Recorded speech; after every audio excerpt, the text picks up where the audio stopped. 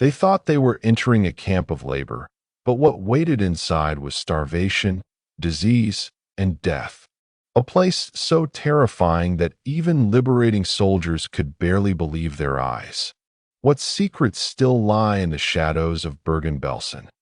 This is not just another story about World War II. This is the story of Bergen-Belsen, a camp hidden deep in the forests of Germany, where over 50,000 lives were lost in ways too horrific to imagine. And Frank died here, thousands starved here, and when British troops entered in April 1945, what they saw changed history forever. In this series, we uncover the origins, the daily horrors, the moments of resistance, and the haunting legacy of Bergen-Belsen. Stay with me, because once you step inside, you'll never forget what you discover. If this helped you rest, reflect, or feel something deeper, you're in the right place. Before you lose yourself in the story, take a moment now, tap subscribe, hit the like, and drop a comment below. Tell me where you're watching from, or what you'd want to hear next. It only takes a second, but it means everything.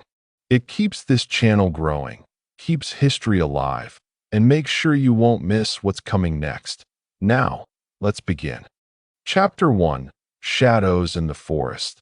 The origins of Bergen-Belsen. In the north of Germany lies a landscape that, for centuries, seemed destined for quietness rather than tragedy. The Lüneburg Heath was a place of windswept expanses, stretches of purple heather, pine forests that rustled softly under breezes, and soil that was sandy and poor for crops. Villages were scattered across the land, their inhabitants bound to traditions of farming, forestry, and herding sheep. This was a region of modest life, not abundance, and its remoteness lent it a quality of stillness.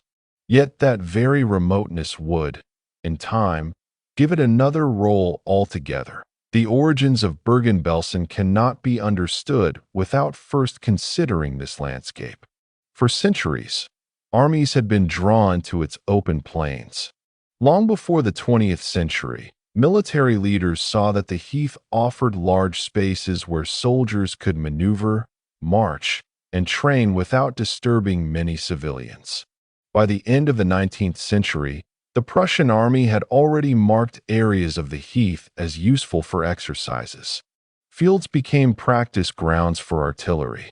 Forest paths echoed with the tramp of boots.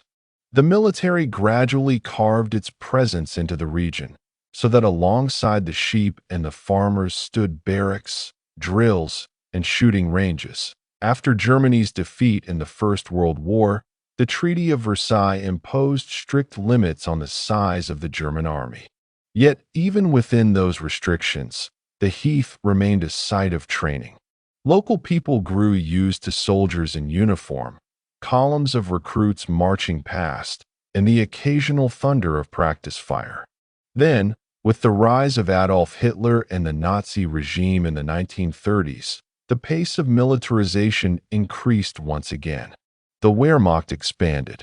Training grounds grew larger. Villages that once seemed untouched now found themselves living next to busy bases filled with young men preparing for war. Bergen and Celle, two nearby towns, became important military centers. The ground had been prepared, unknowingly, for what was to come. When war began in 1939, the Wehrmacht achieved swift victories across Europe. France was defeated in 1940, the Low Countries occupied, and Britain forced to stand alone. The German war machine now had a new problem: prisoners. Captured soldiers needed to be confined somewhere, and with battles producing tens of thousands of captives at once, the demand for space grew quickly. The German army established a system of prisoner-of-war camps, known as Stalags and Auflocks.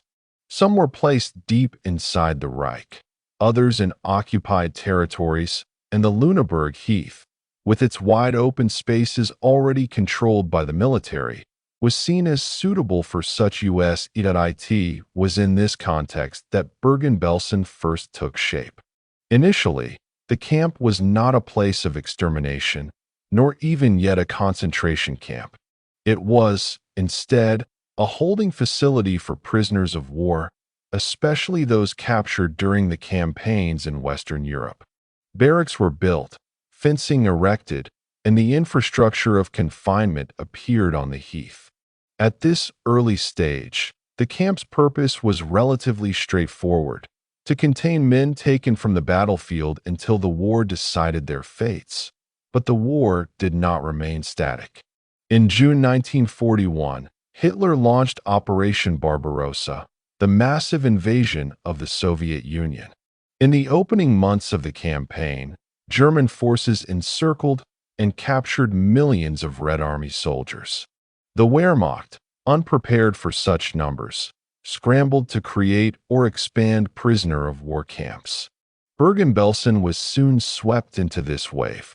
Trains brought in columns of exhausted Soviet prisoners, men who had endured forced marches and harsh transport only to find themselves thrown into an environment completely unequipped for their survival. The conditions for Soviet prisoners were catastrophic. Unlike their Western counterparts, who were often treated with some measure of adherence to the Geneva Conventions, Soviet captives were regarded by the Nazi regime as racially inferior and politically dangerous. They were deliberately given inadequate food, shelter, and medical care. At Bergen-Belsen, huts became overcrowded. Supplies dwindled or were withheld. Diseases like typhus spread rapidly through weakened bodies. The sandy ground, which could not easily be cultivated, offered little hope of supplementing meager rations. Within months, the heath became a graveyard. Thousands perished quietly behind the barbed wire, their suffering hidden from the outside world by distance and secrecy. This stage in Bergen-Belsen's history marks the first step in its transformation. It had not yet become the notorious concentration camp of later years, but the seeds were planted. A place meant for soldiers captured in combat became a place where prisoners were left to die through neglect. The logic of war, efficient use of space, practical military decisions, was beginning to twist into something darker at the same time. In other parts of Europe, the Nazi concentration camp system was expanding. Dachau, established in 1933, had been the prototype, soon followed by camps like Buchenwald, Sachsenhausen, and Mauthausen. With the invasion of Poland in 1939, camps spread further east. By 1942, extermination camps such as Treblinka, Sobibor, and Belzec were operating, designed explicitly for mass murder. Bergen-Belsen was not yet such a place, but it was being drawn closer into this web. Its location, its infrastructure, and its role as a site of imprisonment made it increasingly significant to the SS, who were taking more and more control over camp administration across the Reich. The year 1943 was a turning point. Bergen-Belsen was officially converted from a prisoner of war camp into a concentration camp under the control of the SS. The transition was not only bureaucratic, but also symbolic. What had once been under the military's authority was now absorbed into Himmler's vast system of repression.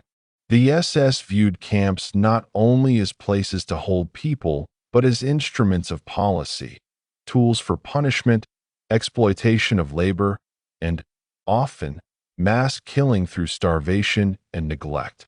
Bergen-Belsen's identity shifted. It was no longer simply a military necessity. It was now part of the machinery of terror. This transformation was not visible in a single moment, but in gradual changes that altered the camp's character. Prisoners were no longer solely soldiers.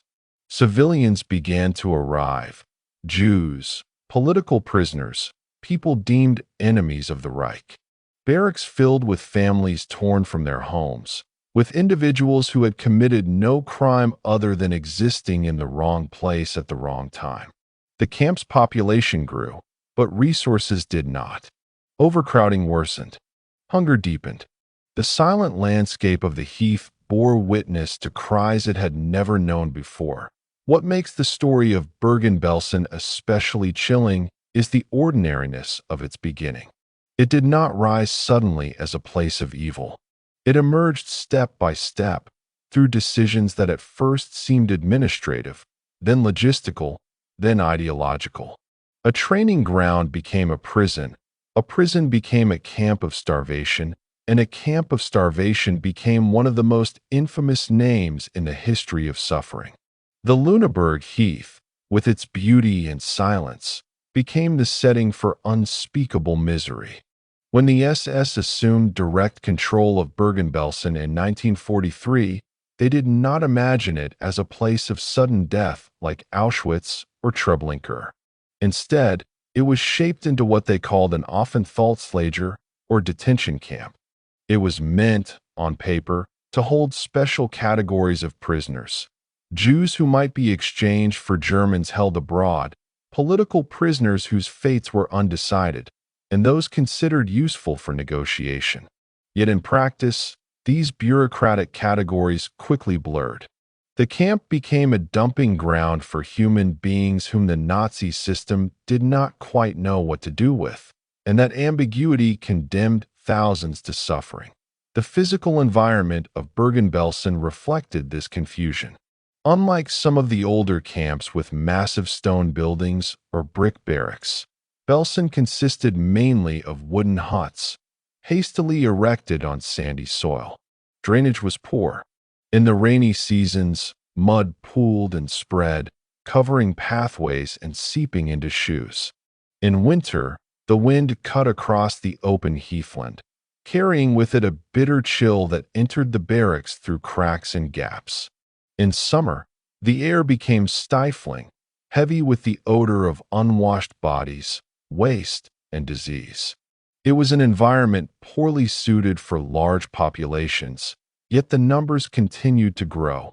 Prisoners sent to Belsen came from across occupied Europe. Jews from the Netherlands, Poland, Hungary, and elsewhere passed through its gates. Some were chosen for potential exchanges, though in reality very few ever left through negotiations. Others were simply deposited there because other camps were overcrowded or because administrators wanted to move populations around. Political prisoners, resistance fighters, and people labeled as asocial found themselves in Belsen alongside families who had committed no crime other than being Jewish. Each transport added to the strain on facilities, and the camp quickly became synonymous with overcrowding. The daily life of the camp in these years was one of monotony punctuated by terror.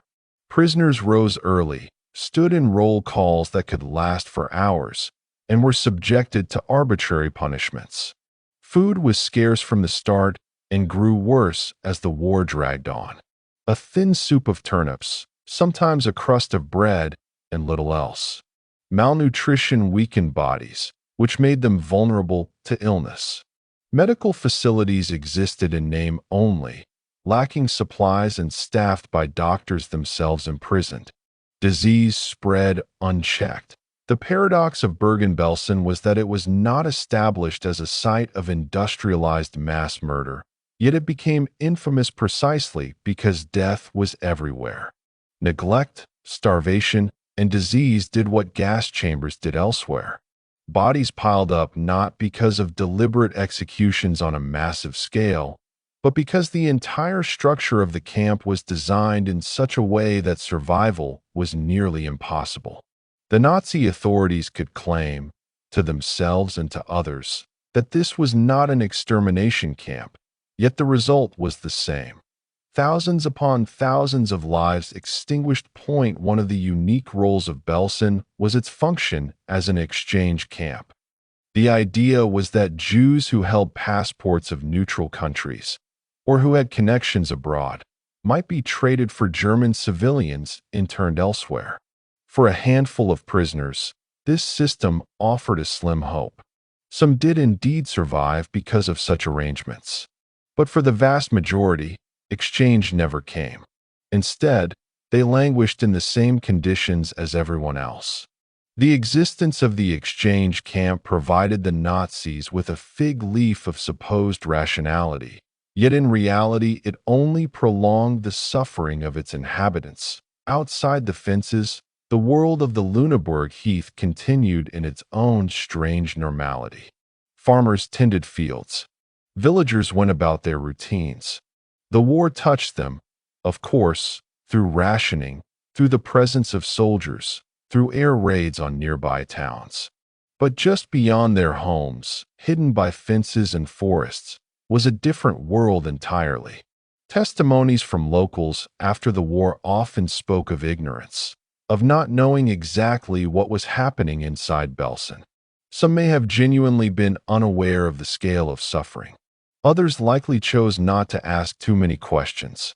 What is certain is that the camp existed in proximity to ordinary life, a chilling reminder of how horror can exist beside normality, separated only by a fence and by silence. By the end of 1943 and into 1944, the numbers in Bergen-Belsen swelled dramatically. The tide of the war was turning against Germany. The Eastern Front consumed men and resources. Air raids devastated German cities. Camps further east were evacuated as the Red Army advanced, and prisoners were transferred westward. Belsen became one of the destinations for these transports. Suddenly, the camp held not only those intended for exchange, but also vast numbers of Jews and other prisoners evacuated from places like Auschwitz. The capacity of the camp collapsed under the strain. Barracks meant for hundreds now held thousands. Sanitation broke down almost completely. Latrines overflowed. Water was scarce and contaminated.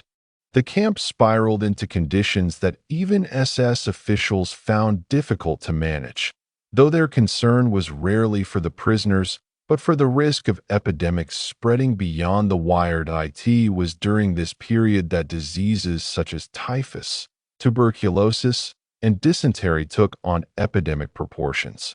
Emaciated bodies lay in bunks or collapsed on the ground. The infirmary huts became death traps rather than places of healing. Prisoners tried to care for one another, sharing scraps of food, whispering encouragement, but the scale of need overwhelmed any such gestures. For many, the days blended into each other in a haze of hunger, weakness, and despair. The camp had entered a stage where death was no longer an event but a constant background presence. What is striking, when one reflects on the origins of Bergen-Belsen, is how unplanned its final form seemed to be. Unlike Auschwitz, carefully designed as both a labor camp and an extermination center, Belsen grew through improvisation, through bureaucratic shuffling, through neglect rather than design. Its horror was not the sharp horror of deliberate killing machines, but the slow horror of abandonment. People were gathered there not because they were specifically targeted for death in that place, but because the machinery of Nazi administration dumped them there. And yet, the end result was the same.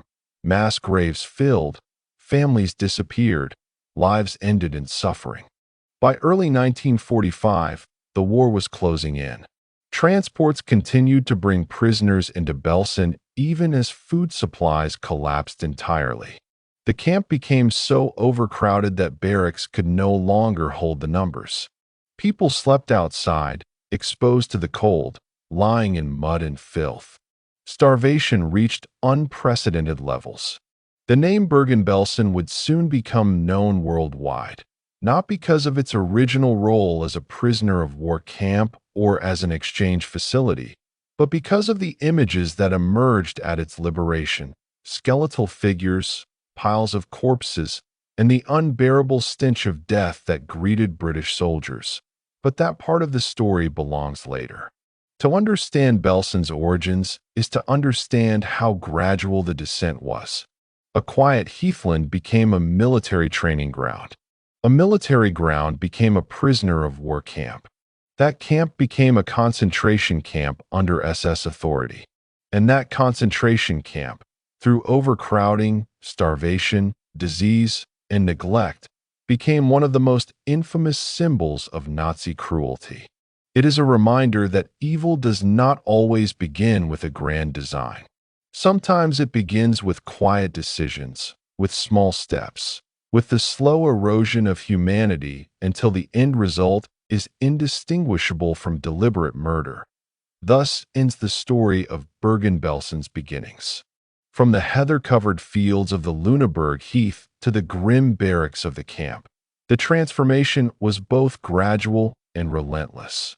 In its origins, we see the outlines of the tragedy to come, and in its evolution we recognize how places of ordinary purpose can be turned, step by step, into places of extraordinary suffering. The shadows that fell over Belsen in these years would only deepen, leading into the horrors of the later chapters of its history. Chapter 2. From Prisoner of War Camp to Concentration Camp. When Bergen-Belsen first appeared on the maps of the German military authorities, it was not intended as a site of mass civilian suffering. Its first role was tied directly to the progress of the war. As the German army surged across Europe in 1940, capturing thousands of soldiers from defeated armies, the Reich was confronted with the need to house this flood of prisoners. Military logic, not ideological planning, led to the construction of a prisoner of war camp near the small town of Bergen, on the edge of the Lüneburg Heath. The camp's earliest days were marked less by cruelty than by indifference, yet even that indifference carried lethal consequences.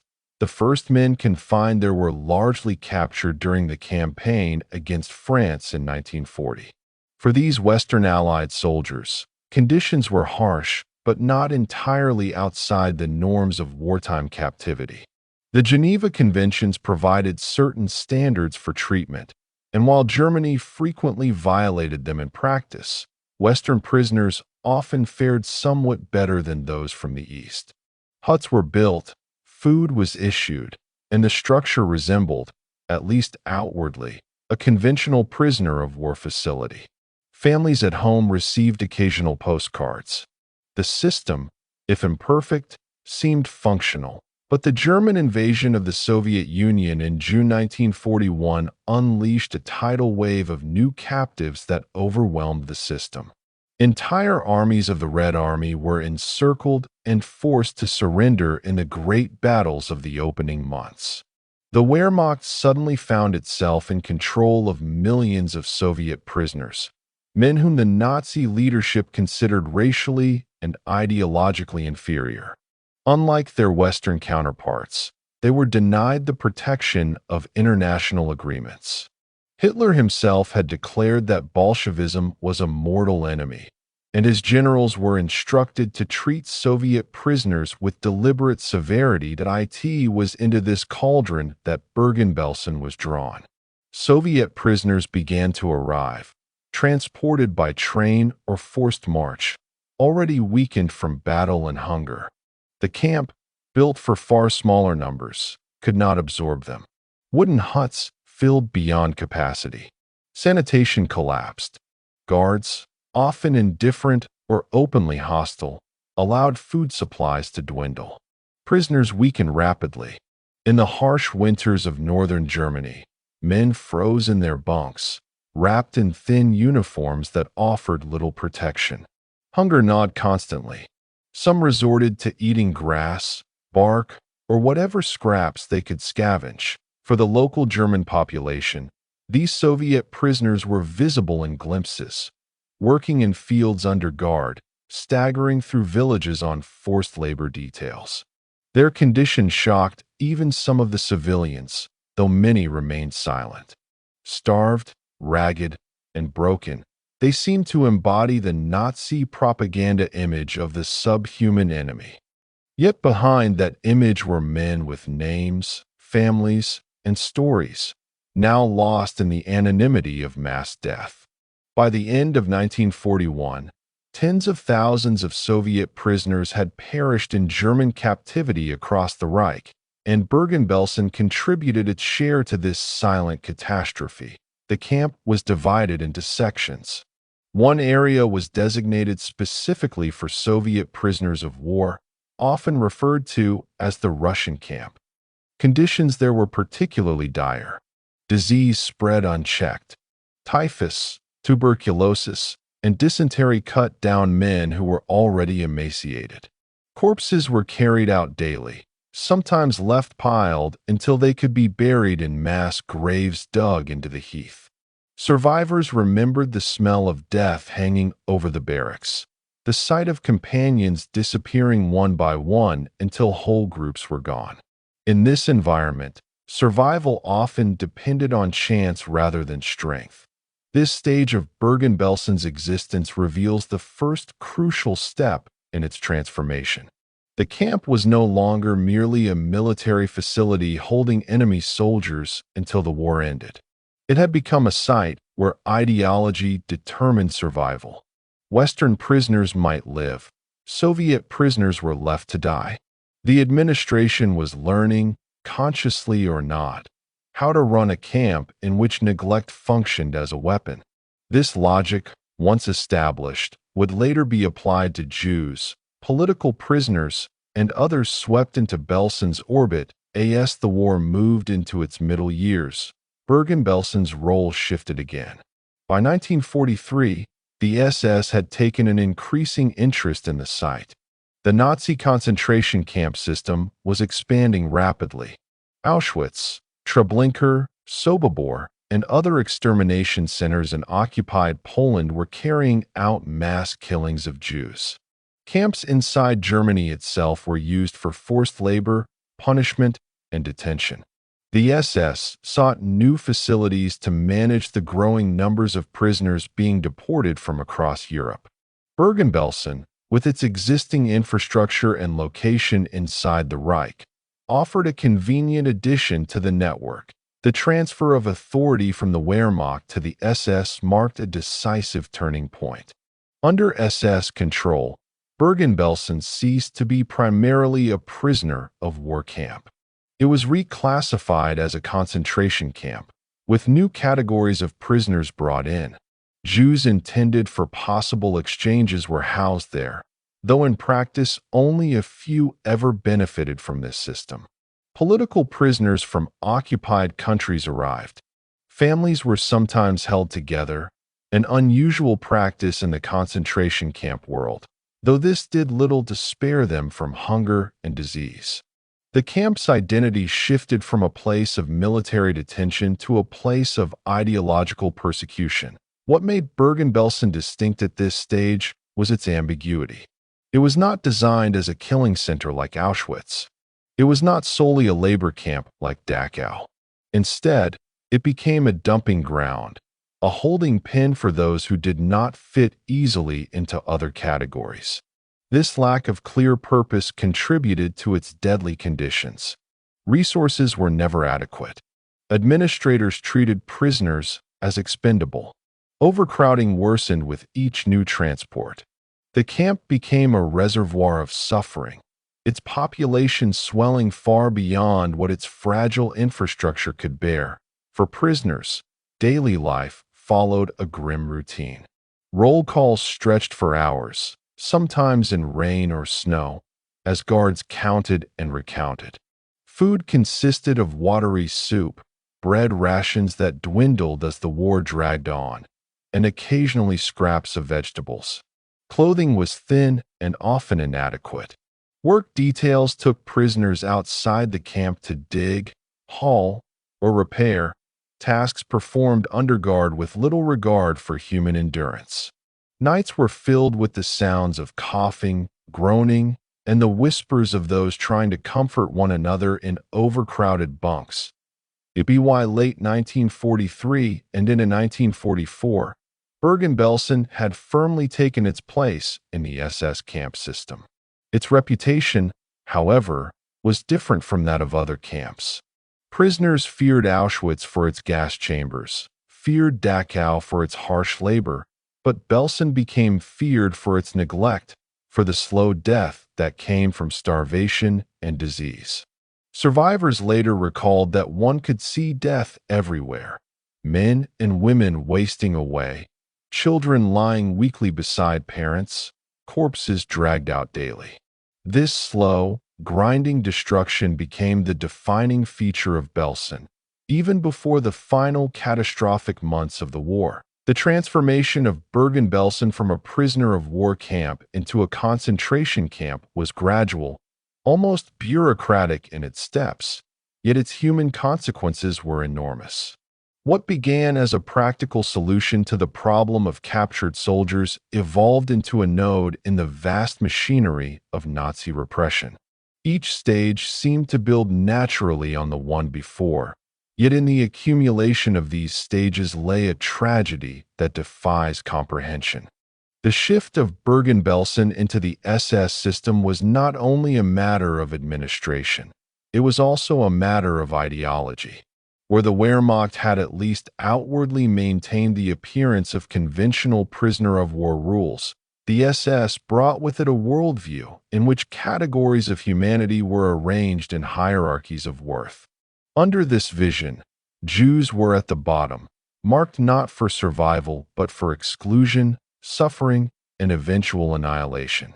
Bergen-Belsen, though it did not contain gas chambers or crematoria in its early phases, became a tool of that policy through neglect and calculated deprivation. The so-called special camp within Bergen-Belsen housed Jews who, in theory, were to be exchanged for German citizens interned abroad. Families from the Netherlands, Greece, and elsewhere were among those confined there. They were allowed to keep some of their belongings, were occasionally permitted to send and receive letters, and lived under conditions slightly less harsh than other prisoners. For a few, this category provided a lifeline. Some exchange agreements were made, and several hundred Jews did leave Bergen-Belsen for Switzerland or Palestine in carefully arranged transfers. Yet the vast majority never saw such deliverance. As the war dragged on, the SS grew less interested in actual exchanges, and the prisoners remained trapped. Alongside the special camp stood other sections, one for political prisoners, another for those transferred from other camps, and still others for new arrivals brought in simply because space had to be found somewhere. The divisions on paper meant little in practice. All prisoners faced the same overarching reality of starvation and disease. The camp lacked proper kitchens, hospitals, or sanitary facilities. Latrines overflowed. Water supplies were inadequate and often contaminated. Food rations diminished as Germany itself faced shortages. Prisoners grew thinner and weaker, their bodies unable to resist the spread of epidemics. The commandants of Bergen-Belsen played a central role in shaping its descent into catastrophe. The first SS commandant, Adolf Haas, maintained the camp in its transitional years, overseeing its reclassification and initial growth. He was replaced in December 1944 by Joseph Kramer, a figure whose name would become synonymous with the horrors of Belsen. Kramer had previously served at Auschwitz, where he had overseen selections for the gas chambers. At Bergen-Belsen, he presided over the camp during its final, most catastrophic months. Under his command, conditions collapsed completely, though it is important to remember that the deterioration had begun long before his arrival point. One of the distinguishing features of Bergen-Belsen was the presence of entire families. In many other camps, men and women were separated, children often murdered immediately upon arrival. At Belsen, families sometimes remained together, though this brought little comfort in practice. Parents watched their children starve. Children watched their parents waste away.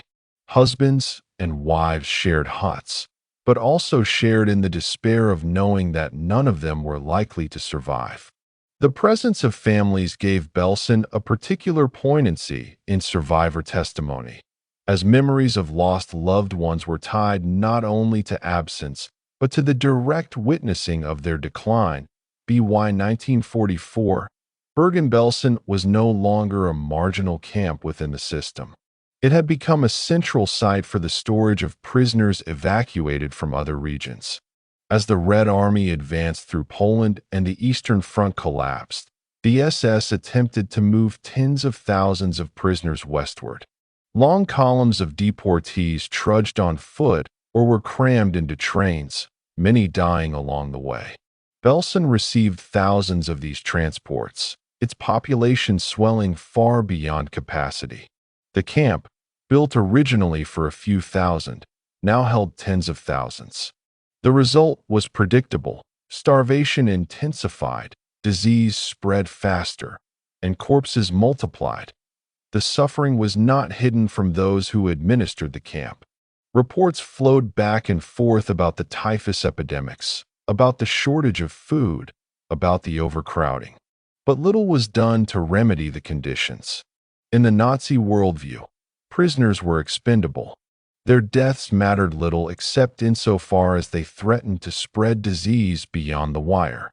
Guards and administrators sometimes feared contagion for themselves, and minimal efforts were made to quarantine certain areas, but no real attempt was made to alleviate the prisoners' misery. Survivors later recalled that Bergen-Belsen became a place where time seemed to dissolve. Days blended into one another, measured not by normal rhythms, but by hunger, by roll calls, by the endless struggle to endure. People died so frequently that death ceased to shock. Newcomers would be horrified by the sight of corpses lying outside huts or by the skeletal figures stumbling through the mud, but within weeks, even they grew numb. To survive in Belsen was to exist in a world where suffering was constant and where hope was in short supply. The German authorities sometimes attempted to use Bergen-Belsen for propaganda.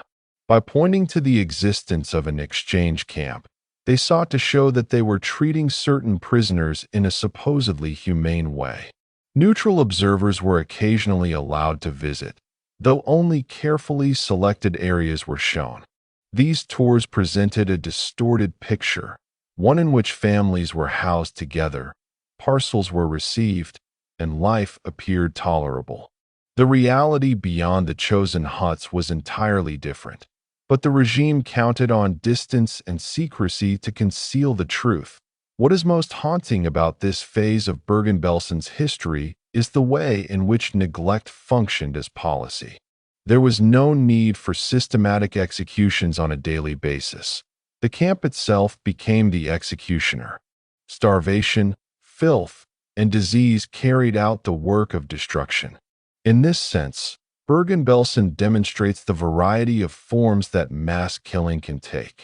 While other camps perfected industrialized murder through gas chambers, Belsen relied on an environment so lethal that survival became the exception rather than the rule. As 1944 turned into 1945, the camp stood at the edge of collapse. The war was being lost. The SS, desperate to maintain control, continued to funnel prisoners into Belsen from all over the crumbling Reich. The population swelled to tens of thousands. Yet food shipments dwindled. Medical supplies disappeared. Even the guards struggled to maintain control, overwhelmed by the sheer number of starving, sick, and dying prisoners. The camp had become, in effect, a holding pen for death, awaiting the inevitable arrival of Allied forces. This moment in the story marks the end of Bergen-Belsen's transformation. What had begun as a prisoner of war camp had now become a concentration camp in the fullest sense, not defined by gas chambers or by labor production, but by the wholesale destruction of human beings through calculated neglect. Its origins as a military necessity had been completely eclipsed by its role as part of the Nazi system of persecution. When the British arrived in April 1945, they would find not a functioning camp, but a catastrophe, the natural outcome of years of indifference and cruelty. In reflecting on this transformation, it is important to recognize how gradual it was. There was no single moment when Bergen-Belsen became the camp remembered today. It shifted in stages, each stage seeming to follow from the last, until the cumulative effect was a place synonymous with death. This gradualism is part of the camp's lesson, that atrocities do not always erupt suddenly, but can grow slowly through bureaucratic decisions, logistical pressures, and ideological assumptions, until they reach a point of irreversible horror. Thus, the story of Bergen-Belsen's change from prisoner of war camp to concentration camp is not only a historical account, but also a warning. It shows how structures built for one purpose can be twisted into another, how neglect can become as deadly as deliberate killing, and how ordinary landscapes can be transformed into symbols of extraordinary suffering. The heathland of northern Germany, once known for its quiet beauty, had now become a site of devastation that would scar human memory forever. Chapter 3: The Machinery of Oppression. Daily life behind the wire. Bergen-Belsen, by the middle of the war, was no longer a simple site of detention. It had become a complex machinery of oppression, in which the daily rhythms of prisoners were governed entirely by the camp's structure, by the whims of guards, and by the inexorable scarcity of food, water, and medicine. To understand the horror of the camp, it is not enough to consider its historical events or the statistics of death. One must also look at the lived experience of those who endured the daily grind of existence behind the wire. The camp's physical layout played a crucial role in this experience. Rows of wooden huts, constructed hastily on sandy soil, stretched across the grounds. Some were designated for families, others for single prisoners, and still others for political detainees or those awaiting transfer. The barracks were overcrowded. Wooden planks creaked under the weight of dozens of people, and the floors were covered in straw that was never changed frequently enough to prevent vermin infestations. Between the huts were narrow paths, often muddy, through which guards patrolled with their dogs and weapons. Watchtowers loomed at intervals, their occupants scanning for escape attempts or signs of disorder, while the barbed wire fences enclosing the camp created a constant sense of enclosure, of entrapment. Daily life in the camp was dominated by routine, but a routine dictated entirely by the oppressors. Roll calls could last for hours, forcing prisoners to stand for long stretches in rain, snow, or mud. The purpose of these roll calls was as much to humiliate and control as to keep an accounting of prisoners. Guards shouted orders relentlessly.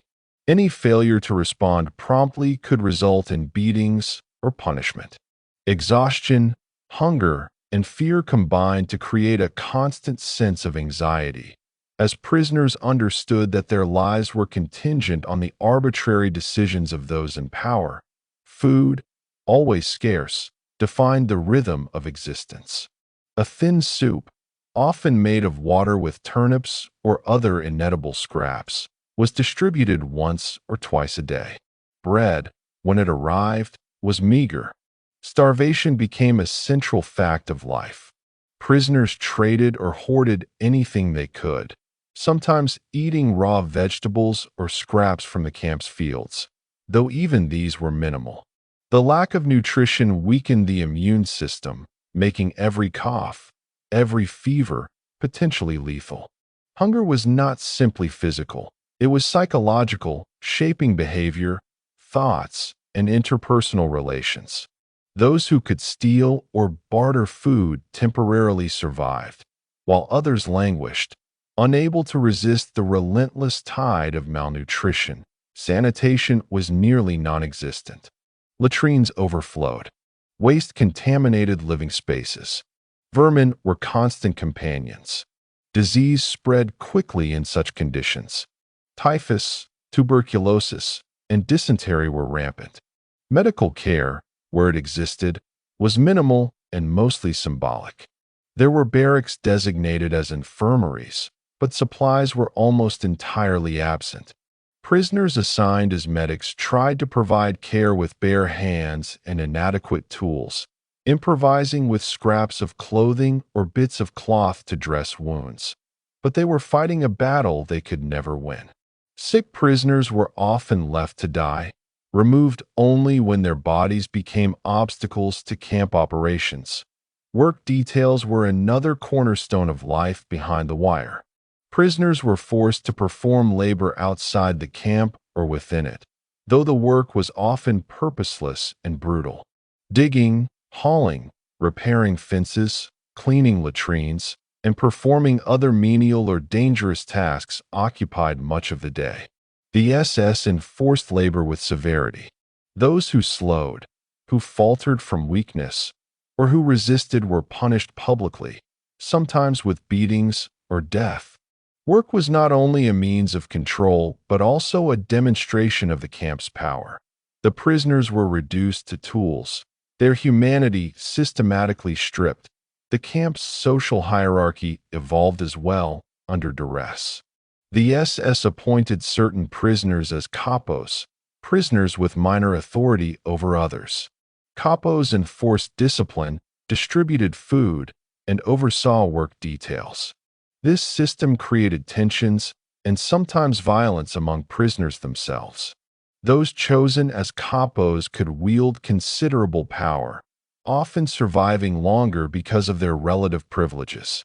Yet they were trapped in a moral and ethical maze, enforced brutality to survive, or resist and risk immediate death. The choices available to them, like those available to all prisoners, were severely constrained. Children in Bergen-Belsen experienced the camp differently, yet no less tragically. Families who had survived deportation often kept children together, but survival in this environment was rare. Malnutrition stunted growth. Typhus claimed countless young lives. Many children watched parents waste away, feeling helpless to intervene. Some tried to comfort one another, sharing the few scraps of food or warmth they could find. Play was almost non-existent, replaced by a struggle to endure. Those who survived did so through a mixture of luck, cunning, and resilience that defies comprehension. Psychological suffering paralleled physical suffering. The constant threat of death, the witnessing of others' decline, and the unpredictability of camp life created intense trauma. Prisoners reported nightmares, hallucinations, and a numbing of emotions. Some became indifferent to the deaths of neighbors or family members simply to preserve their own mental energy. Others clung desperately to small acts of kindness, whether sharing food or comforting the sick, as a means of maintaining a sense of humanity in an environment designed to erase it. Isolation, both physical and emotional, was another weapon. Even within the crowded barracks, prisoners felt profoundly alone. The fence was not merely a physical barrier, but a symbol of separation from the world outside. Communication with the outside was extremely limited. Letters, when allowed, were rare and heavily censored. News from home was sparse or unreliable. The camp created a microcosm of despair where human connections were strained by hunger, fear, and exhaustion. Religion, when practiced, offered some solace. Prisoners whispered prayers in barracks, recited psalms, or observed traditions secretly. For many, these small acts were ways to maintain identity and hope in a setting designed to obliterate both. Yet, even these gestures were precarious. Discovery by guards could lead to punishment, forcing religious practice into hidden spaces, whispered conversations, and fleeting rituals. One cannot underestimate the role of disease as a controlling force within Bergen-Belsen. Typhus, in particular, spread rapidly. Its effects were devastating: fever, delirium, weakness, and ultimately death. The SS did not attempt systematic treatment, and infected prisoners often became vectors, spreading illness further. The combination of malnutrition, overcrowding, and poor sanitation made epidemics inevitable. For the prisoners, survival depended as much on avoiding contagion as on securing food, and even that was often impossible.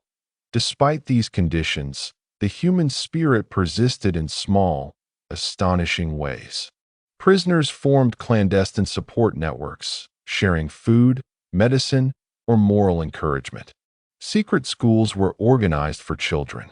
Notes were exchanged, songs were sung quietly, and moments of compassion were cultivated amid unimaginable hardship.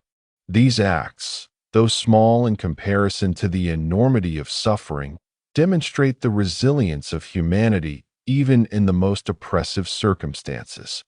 Bergen-Belsen's machinery of oppression was not limited to the physical camp, but extended into the mental, social, and moral realms. Hunger, disease, forced labor, fear, and isolation combined into a single, relentless system designed to strip prisoners of autonomy, dignity, and hope. Daily life was not merely unpleasant. It was structured to reduce human beings to shadows of themselves. Yet within that structure, survivors demonstrate extraordinary endurance, the capacity to sustain some measure of humanity despite overwhelming adversity. By late 1944, the camp's population had swelled dramatically due to incoming transports from other regions, particularly from camps being evacuated as Allied forces advanced. The infrastructure, already fragile, began to collapse completely. Wooden huts could no longer contain the number of prisoners. Sanitation systems failed entirely. Disease spread unchecked. Starvation became extreme. The machinery of oppression had reached its peak efficiency, not through technological innovation, but through sheer neglect, overcrowding, and the brutal calculation that human life in Belsen was expendable as Bergen-Belsen entered its final months of operation. The machinery of oppression became almost entirely self-perpetuating.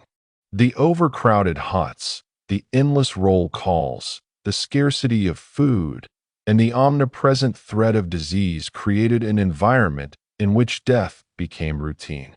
Corpses were removed only sporadically, often lying in the open for hours or days before being buried in mass graves dug by fellow prisoners. The sight of skeletal figures, emaciated beyond recognition, became so common that newcomers quickly learned to avert their eyes, a necessary psychological defense against despair. One of the most harrowing aspects of daily life was the unpredictability of survival. Two prisoners could begin a day in the same condition, yet by nightfall one might be dead and the other alive. Decisions that normally govern human life, what to eat, when to rest, how to avoid exposure, were frequently irrelevant. Disease and starvation acted indiscriminately, and small acts of luck or cunning could make the difference between life and death. This unpredictability imposed a constant mental strain. Prisoners could never plan, never hope with certainty, and never know which of their companions would survive to see another day. The role of capos and prisoner functionaries remained crucial in this environment. Though often despised by their fellow inmates, they were intermediaries between the prisoners and the SS guards. Capos had access to slightly better food and sometimes a degree of protection, allowing them to survive longer than most.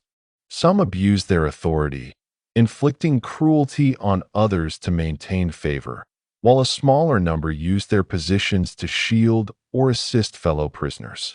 These dynamics created a moral complexity within the camp, as relationships were constantly mediated by power, scarcity, and survival instincts.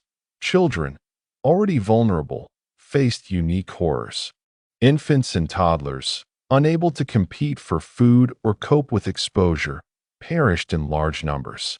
Older children sometimes assisted parents or siblings in small ways, helping to carry water, scrape together scraps of food, or provide comfort. Despite the unimaginable environment, Small acts of courage and care persisted. Secret gatherings, whispered stories, and clandestine teaching offered rare moments of connection and hope, even as the overall environment was designed to crush these very impulses. The psychological toll on prisoners was immense. Prolonged hunger, exposure to constant death, and enforced powerlessness led to widespread trauma. Survivors recalled hallucinations, chronic nightmares, and an inability to maintain normal emotional responses. Some became detached, observing suffering with a mechanical indifference as a coping mechanism. Others clung desperately to small rituals, reciting prayers, singing songs quietly, or sharing tiny acts of food or warmth with a neighbor. These practices, though small, became essential for maintaining any semblance of identity or hope in the camp. Disease, particularly typhus, remained the leading killer. Epidemics spread rapidly through the overcrowded huts, carried by lice and facilitated by the lack of hygiene. The SS took minimal measures, mainly out of concern for the risk to themselves rather than compassion for the prisoners.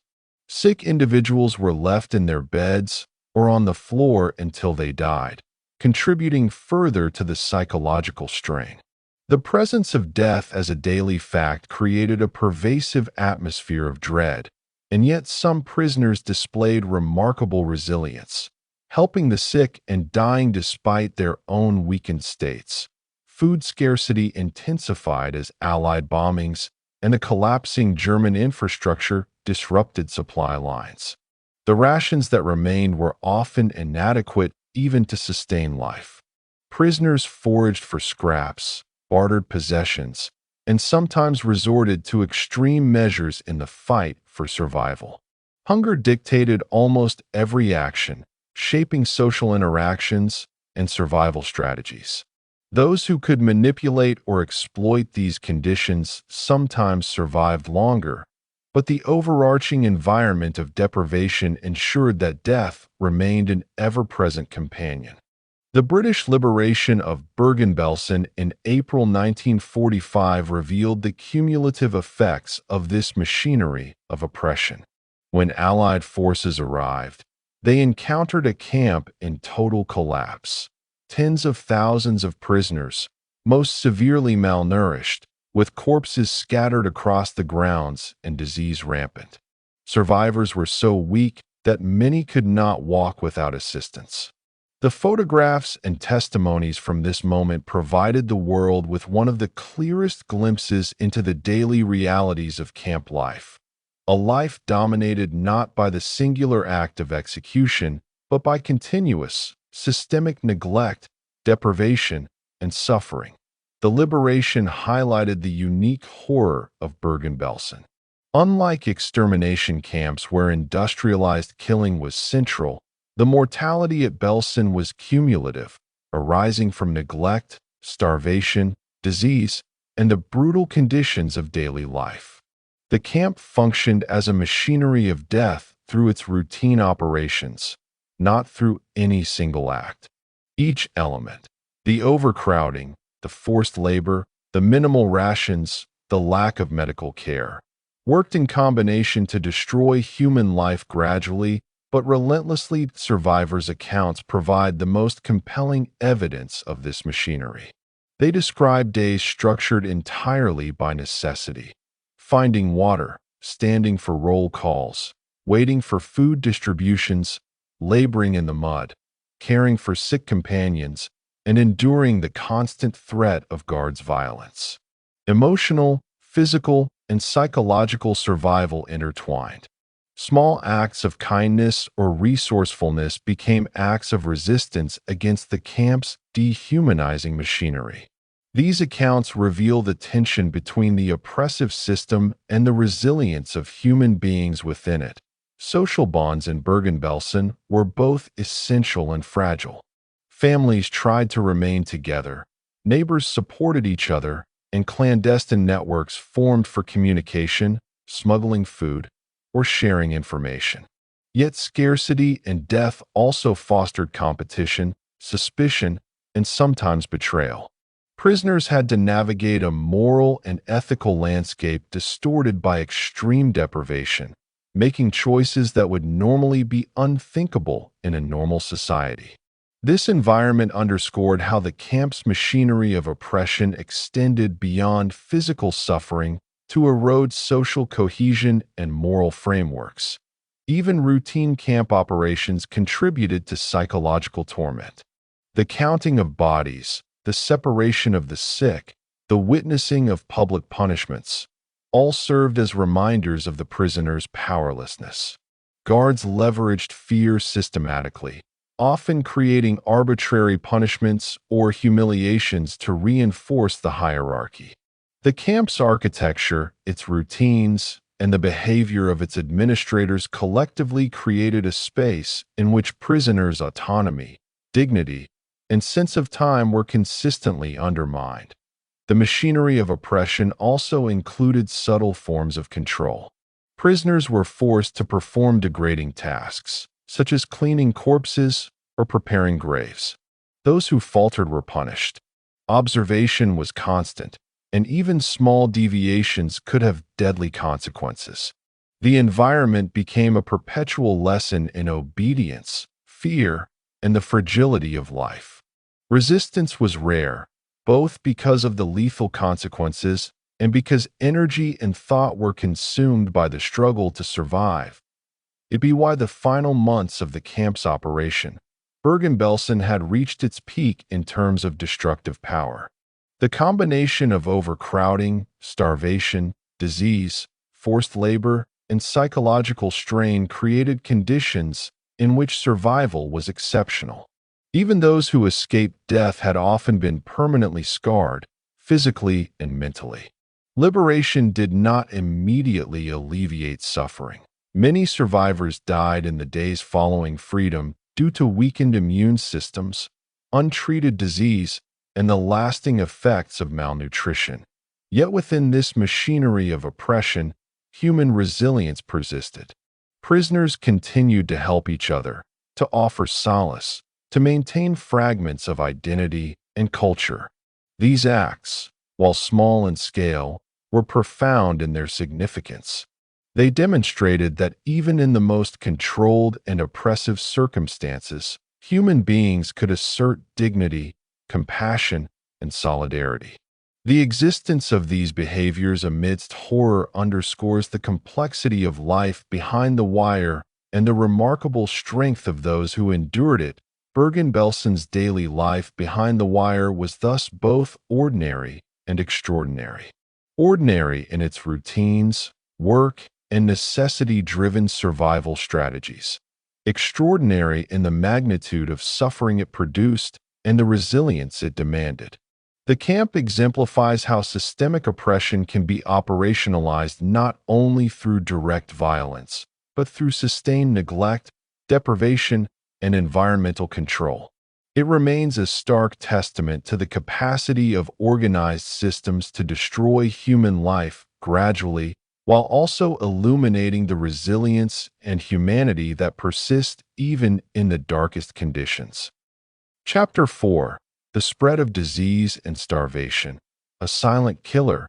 Bergen-Belsen's most lethal agents were not guns or gas chambers, but disease and starvation. In a camp originally built for far fewer prisoners, the combination of overcrowding, malnutrition, and unsanitary conditions became a perfect environment for epidemics. Typhus, dysentery, tuberculosis, and other infectious diseases spread with astonishing speed, claiming lives daily. Starvation compounded these effects, weakening the body to the point that even minor illnesses became fatal. Understanding this dynamic is essential to grasping the unique horror of Bergen-Belsen, where the machinery of oppression worked silently, invisibly, but relentlessly to destroy human life. The winter of 1944 to 1945 marked a period of intensified suffering. With the war turning decisively against Germany, resources became scarce. Food shipments that had previously reached the camp were delayed or cut off entirely. Bread, when it arrived, was reduced to the bare minimum. Soup, often the primary meal for most prisoners, was diluted with water or replaced with inedible scraps. The nutritional content of rations was insufficient to sustain life, and the population of the camp continued to swell with incoming transports from evacuated eastern camps. Hunger became constant, a physical gnawing that eroded the strength of every prisoner. Malnutrition weakened the immune system, leaving prisoners highly susceptible to disease. Typhus, spread by lice, became endemic. Infected individuals suffered fever, chills, delirium, and exhaustion. Many were unable to move, often collapsing in the overcrowded huts. Sanitation facilities were overwhelmed, with latrines overflowing and clean water scarce. Flies, rats, and vermin were ubiquitous, carrying disease and intensifying the spread. Medical care, minimal at best, was overwhelmed by the sheer number of sick prisoners. The infirmary, staffed largely by fellow prisoners with improvised equipment, could do little more than offer comfort. Dysentery, another common killer, ravaged the population. Poor hygiene, contaminated water, and crowded living conditions made the camp fertile ground for this illness. Victims suffered dehydration, fever, and debilitating weakness. Tuberculosis also thrived, particularly among malnourished prisoners already weakened by other conditions. These diseases did not act in isolation. Their effects compounded, creating a lethal cocktail of suffering. Many prisoners succumbed not to one illness, but to the cumulative effect of multiple diseases exacerbated by starvation. The SS, responsible for administering Bergen-Belsen, largely ignored these epidemics. Their concern was limited to preventing the spread of disease beyond the camp, rather than providing any form of humanitarian relief.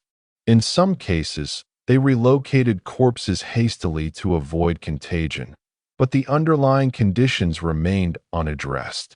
The systemic neglect functioned as a silent executioner, killing prisoners gradually, methodically, and invisibly. Starvation itself was not merely a background condition. It was a primary agent of death. Bread rations, when available, were inadequate. Soup lacked protein or fat. Vegetables, if present, were sparse. Prisoners learned to survive on what they could scavenge, often eating raw roots, grass, or scraps discarded by the guards. The caloric deficit was so severe that bodies wasted away visibly. Weight loss became extreme, muscles atrophied, and even minor exertion became exhausting. Starvation created a feedback loop. Weakened bodies succumbed more easily to disease, and disease further accelerated wasting. Children and the elderly were particularly vulnerable. Malnourished children often died within weeks of arrival. Adults who might have survived other illnesses weakened and died under the combined strain of hunger and infection.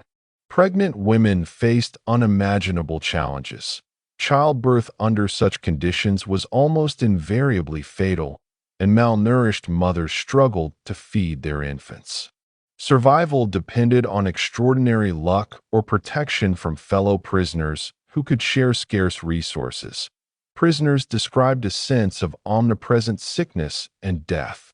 Walking through the camp, one could encounter a collapsed body in the mud, a fevered prisoner shivering uncontrollably, or a child too weak to move. The smell of decay and unwashed bodies permeated the air. The visual and sensory experiences of disease and starvation were inescapable, shaping both the mental and physical states of those confined. The environment itself seemed hostile, conspiring against life at every turn. The camp's overcrowding magnified these problems. Wooden huts designed for a few dozen people housed hundreds. Prisoners slept on straw that was never replaced, in temperatures that ranged from freezing cold in winter to sweltering heat in summer. Airflow was poor, and proximity allowed diseases to move swiftly from one individual to another. Typhus, dysentery, and other epidemics spread almost unchecked, facilitated by the very architecture of the camp. Medical care was improvised, inadequate, and often symbolic. Prisoner doctors and nurses struggled with limited supplies, trying to maintain hygiene, treat wounds, and care for the sick. They reused bandages, attempted makeshift sterilization, and offered comfort where cure was impossible. Despite their efforts, the sheer scale of suffering overwhelmed them. Drugs, surgical tools, and even basic clothing were unavailable. Infections that might have been survivable under normal conditions became death sentences. The daily observation of others' suffering also inflicted psychological damage. Prisoners witnessed friends, family members, and neighbors weaken and die. The constant proximity to death created a pervasive trauma, eroding hope and increasing feelings of helplessness. Even those who managed to avoid immediate illness were haunted by the deterioration of their surroundings and companions. This mental toll was a form of oppression as lethal as hunger or disease. Attempts to mitigate suffering were often futile. Prisoners formed informal support networks, sharing meager food, clothing, or blankets. They helped the sick walk to infirmaries, carried water, or soothed the dying. While these actions offered small relief, they could not counter the overwhelming conditions. Survival often depended on chance, whether a ration's distribution coincided with arrival, whether a hut neighbor shared food, or whether an individual was physically robust enough to endure for another day. Bergen-Belsen's epidemics were exacerbated by the camp's role as a destination for evacuees from other camps. As the Eastern Front collapsed, thousands of prisoners were forced to march westward or transported by train under dire conditions. Many arrived already weakened, bringing infections that spread rapidly through the camp. The influx of new prisoners overwhelmed the already fragile infrastructure, accelerating the spread of disease and increasing mortality. The interaction between starvation and disease created a cycle that was nearly impossible to escape. Malnourished bodies could not resist infection. Infected bodies could not absorb scarce nutrients. Weakness, exhaustion, and constant fear reduced the ability to move, work, or participate in communal survival efforts.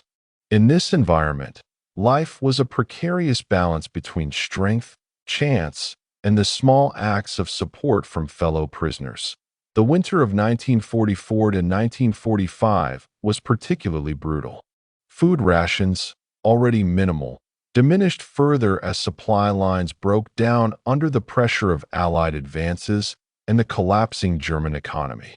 Bread, which had been the primary source of sustenance, arrived irregularly and in drastically reduced amounts. Soup, often the only other source of nutrition, consisted mostly of water with a few vegetable scraps. Protein was virtually absent, and prisoners' bodies weakened to skeletal forms. Starvation became a daily, inescapable companion, claiming lives slowly but relentlessly. Children were especially vulnerable. Malnourished, ill, and often unable to move or cry for attention, they perished in staggering numbers. Parents, weakened themselves, were often powerless to prevent these deaths. Infants and toddlers succumbed quickly, and even older children were debilitated by hunger, disease, and exposure. Pregnant women faced almost certain death for themselves and their unborn children.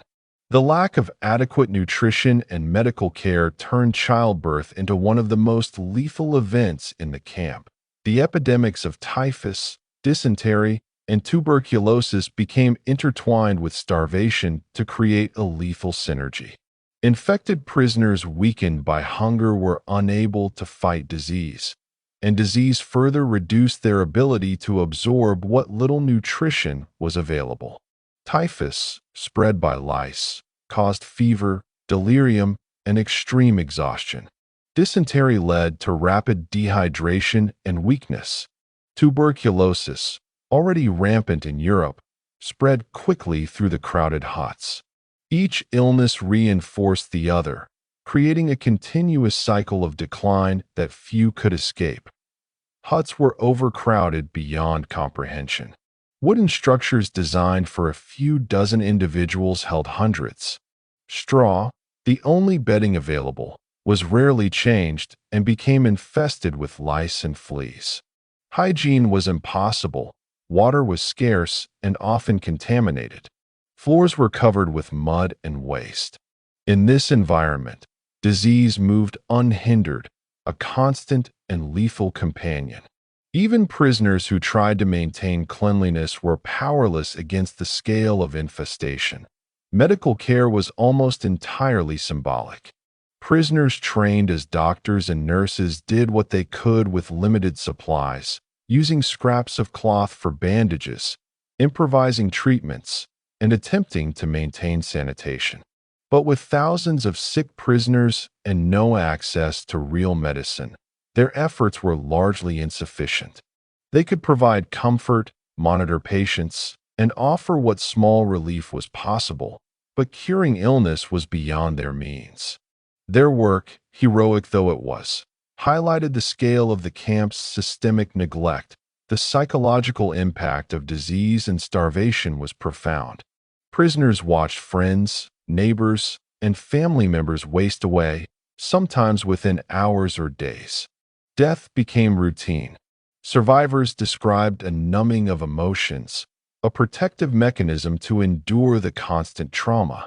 Others clung to tiny rituals, like whispering prayers, sharing food, or comforting the sick, in an effort to retain a sense of humanity amidst relentless suffering. Despite these horrors, some prisoners demonstrated extraordinary resilience. Networks formed to support the most vulnerable. Older children helped care for younger siblings.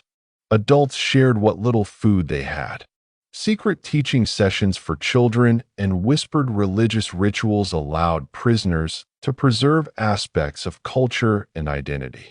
These acts of solidarity and compassion, though small, were critical for psychological survival and for maintaining a sense of human dignity under conditions designed to destroy it.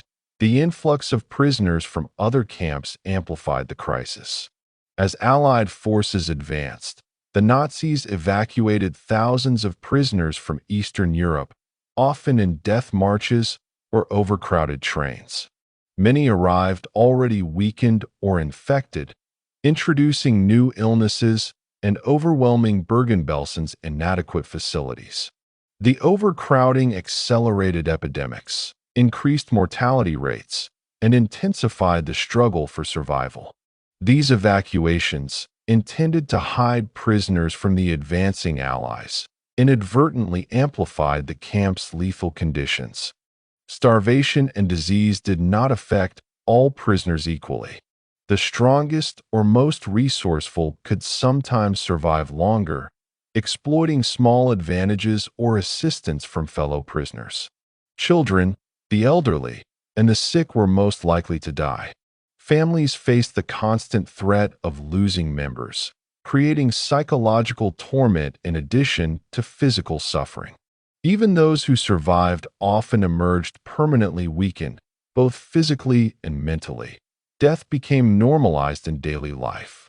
Prisoners walked past corpses, sometimes lying in the huts or paths, without the capacity to process the scale of loss.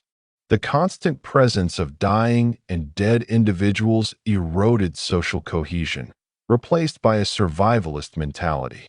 Fear of disease and the scarcity of resources created tension and conflict even among prisoners, further complicating daily life. Liberation in April 1945 revealed the full extent of the catastrophe.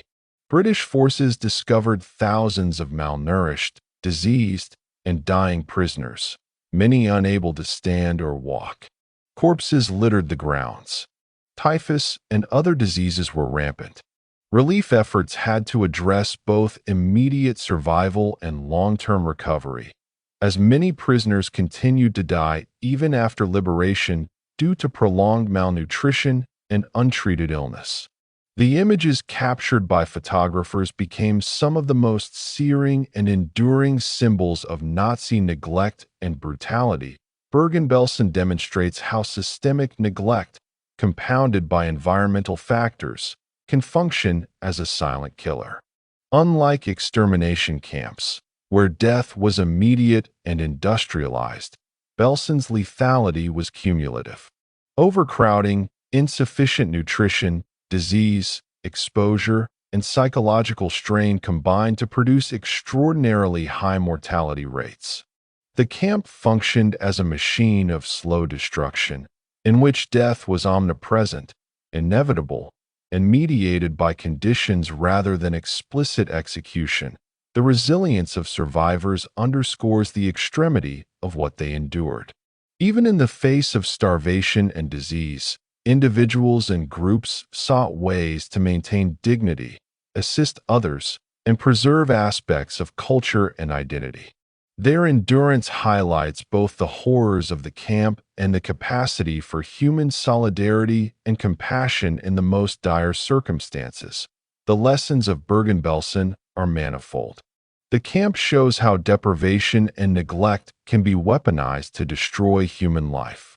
It reveals how environmental, social, and logistical factors interact to amplify suffering. It demonstrates the psychological toll of prolonged exposure to death and disease. And it emphasizes the resilience of those who endured, offering a counterpoint to the overwhelming tragedy. Disease and starvation at Bergen-Belsen were silent but devastating forces, shaping every aspect of daily life. They defined the experience of prisoners, dictated survival strategies, and produced one of the most extreme environments of human suffering in modern history.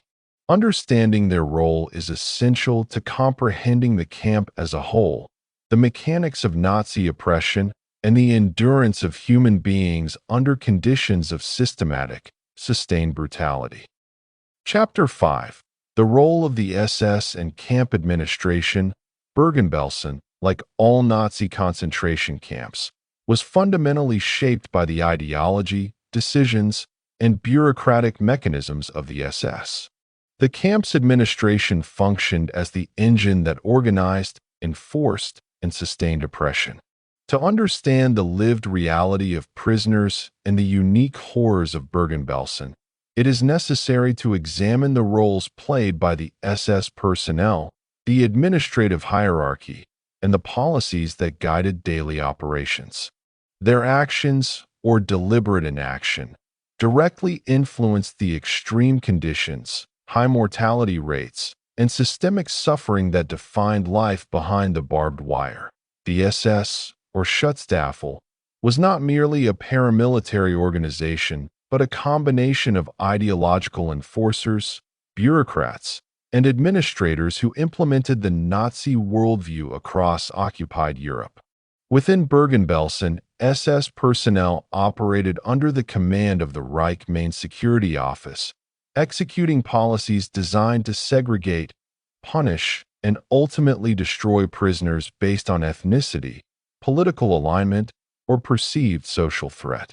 The camp was a microcosm of this system, where ideology intersected with daily logistics, creating a space in which oppression became routine and normalized. Camp commandants held ultimate authority. The first SS commandant of Bergen-Belsen oversaw the transition from a prisoner of war camp to a concentration camp, establishing the organizational structure that would persist through its most catastrophic years. His duties involved overseeing population management, ration allocation, labor assignments, and the enforcement of discipline. Each commandant brought personal characteristics, administrative style, and prior experience from other camps, influencing how cruelty and neglect manifested. Joseph Kramer, the camp's commandant from December 1944, was one of the most infamous figures associated with Bergen-Belsen. Previously serving at Auschwitz, Kramer brought with him experience in the systematic execution and control of prisoners. His tenure coincided with the final phase of the camp's operation, when overcrowding, starvation, and disease reached their zenith. Under his leadership, conditions deteriorated further, and he became synonymous with the camp's horrors. Kramer exemplifies how individual leadership within the SS could intensify systemic oppression. Beneath the commandant were a series of officers responsible for specific functions. Administrative officers managed records, ensured the distribution of food and clothing, and oversaw prisoner registration. These records, although often incomplete or falsified, were crucial for the SS to monitor population size, track transfers, and identify prisoners for work details or execution. Bureaucracy became a tool of oppression. Forms, lists, and schedules dictated life and death in the camp. Even clerical errors could result in prisoners being transferred, isolated, or left without food, illustrating the deadly intersection of bureaucracy and cruelty. Guard units enforced rules and discipline within the camp. They patrolled the perimeter, oversaw roll calls, and supervised labor details. SS guards wielded absolute authority, often resorting to arbitrary violence to maintain control. Dogs were used to intimidate or attack prisoners.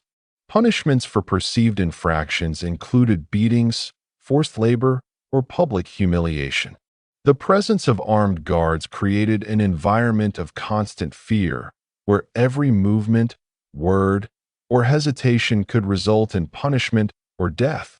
The role of capos, prisoner functionaries appointed by the SS, was equally significant in maintaining the camp's oppressive machinery.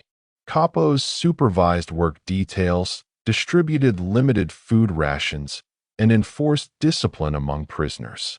Their authority was both protective and coercive. Some capos used their positions to assist others, while many exploited their power for personal gain, inflicting cruelty to maintain favor with the SS. This created moral complexity and tension within the prisoner population, illustrating how the camp's structure manipulated social hierarchies to sustain control. Administrative policies dictated daily life with precision and indifference. Food rations, already inadequate, were calculated in ways that maximized dependence and control. Work assignments were issued according to perceived ability rather than safety or health considerations. Sanitation regulations, when enforced, often prioritized preventing disease from reaching guards rather than caring for prisoners. Even minimal medical care was governed by SS policy, emphasizing efficiency and containment over genuine treatment. The bureaucratic lens through which prisoners' lives were managed transformed everyday suffering into a predictable, controllable instrument of oppression. The SS also used the camp's infrastructure strategically. Bergen-Belsen was divided into separate sections, each serving a distinct administrative purpose. The special camp housed Jews who were theoretically exchangeable for German citizens abroad. Political prisoners and those deported from other camps were housed elsewhere. Families were kept together in designated huts, not out of compassion, but to maintain order and facilitate the tracking of populations. This compartmentalization allowed the SS to manage the camp efficiently while exerting maximum psychological and physical pressure on prisoners. Labor was a central instrument of control and oppression. Prisoners were assigned to forced labor both within the camp and in external projects. These assignments were often pointless in terms of productivity, but served to exhaust prisoners physically, suppress dissent, and demonstrate authority. Work was conducted under supervision, with punishment for slow or inadequate performance. The structure of labor ensured that prisoners' energy, time, and attention were consumed entirely by tasks imposed by the SS, leaving little capacity for resistance or autonomy.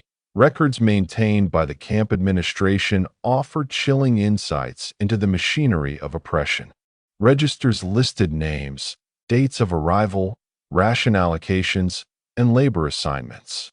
While incomplete or flawed due to chaotic conditions, these documents reveal a system that treated human beings as numbers, assigning value, priority, and survival chances based on bureaucratic criteria.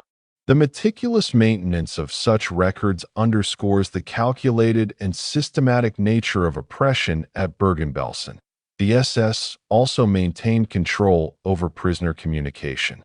Letters were censored or intercepted. Prisoners had limited access to news from the outside, creating isolation and psychological dependence on the camp structure. This manipulation of information reinforced the SS authority and minimized hope or resistance. By controlling both the physical environment and the flow of knowledge, the administration maintained dominance over the mental and emotional states of prisoners as effectively as over their bodies. Even acts that might appear compassionate were often strategic. For example, occasional distributions of slightly better rations or temporary relief were designed to maintain order, placate prisoners, or prevent unrest rather than to improve welfare. The SS understood the psychology of control, using minimal interventions to extract maximum compliance. Human life was managed as a resource to be exploited or discarded according to administrative priorities. In sum, the role of the SS and camp administration at Bergen-Belsen was comprehensive, integrating ideology, bureaucracy, labor management, surveillance, and psychological control. These mechanisms created an environment in which death, suffering, and oppression were not incidental but systematically organized. Prisoners' daily lives, health, and social interactions were mediated entirely through the structures imposed by the SS, making the camp a fully functioning instrument of Nazi policy. The SS authority extended into every dimension of camp life, from allocation of resources to enforcement of discipline. Punishments were a central instrument of control.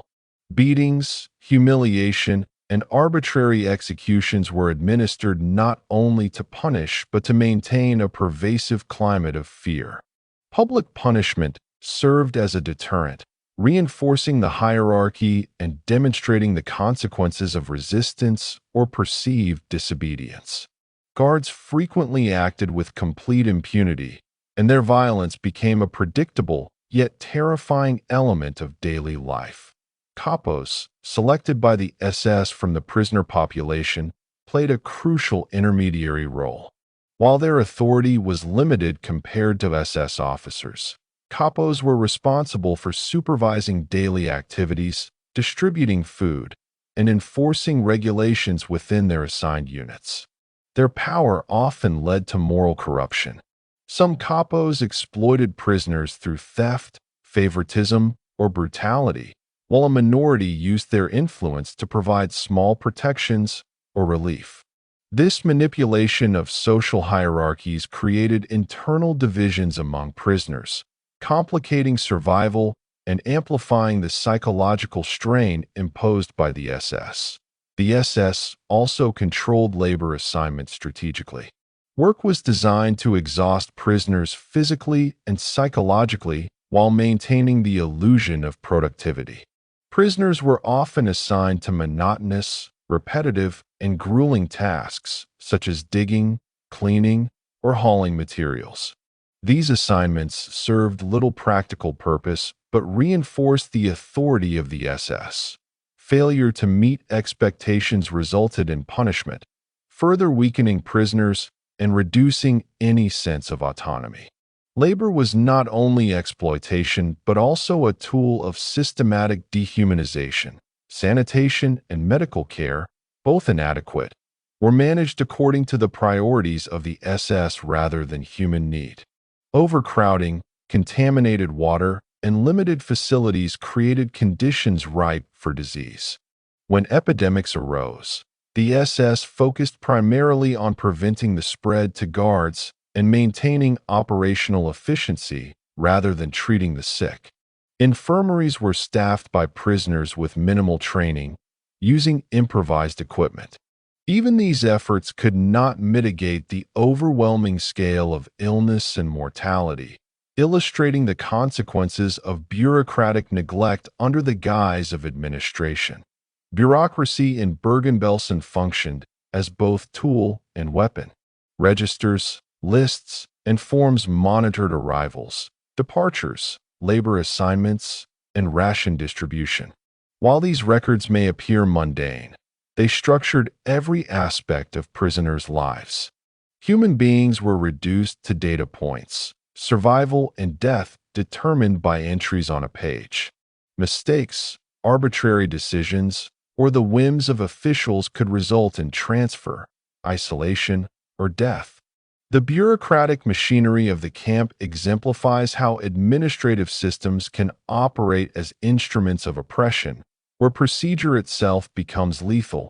The SS also controlled communication, further consolidating power. Prisoners had restricted access to news, letters, and information from the outside world. Any attempt to convey messages or maintain contact with family was strictly monitored or punished. Isolation reinforced dependence on the camp structure, undermining morale and hope. By regulating not only the physical but also the informational environment, the SS maintained a comprehensive system of domination that extended into psychological realms. Occasionally, minor concessions or gestures were made to prisoners. Slightly improved rations, temporary reprieves from labor, or permission for small religious or cultural activities were granted, but these were calculated strategies to preserve order rather than acts of genuine compassion. The SS understood the psychology of control. Even minimal relief could prevent unrest, foster compliance, and sustain the illusion of authority balanced with leniency. Human life was instrumentalized, valued only insofar as it served administrative goals. The organizational hierarchy was meticulously structured. Commandants oversaw the overall operation, supported by officers in charge of logistics, labor, sanitation, and discipline. Guard units enforced order, while capos maintained prisoner-level management. Clerical staff managed records, while select prisoners performed essential administrative functions. This layered system allowed the SS to govern vast populations efficiently while insulating higher-ranking officers from direct exposure to daily atrocities. Each layer reinforced the other, creating a self-sustaining apparatus of oppression. This system extended to interactions among prisoners. The allocation of resources, the assignment of labor, and the enforcement of rules generated complex social dynamics. Some prisoners collaborated with the SS for survival, others resisted at personal risk, and most navigated a morally ambiguous environment in which every action had consequences. The administration of the camp thus shaped not only physical conditions, but also the social and ethical landscape, manipulating human behavior to maintain control. Documentation of the SS policies and practices reveals the calculated nature of oppression at Bergen-Belsen. Official orders, transport lists, and ration schedules demonstrate that neglect and deprivation were deliberate.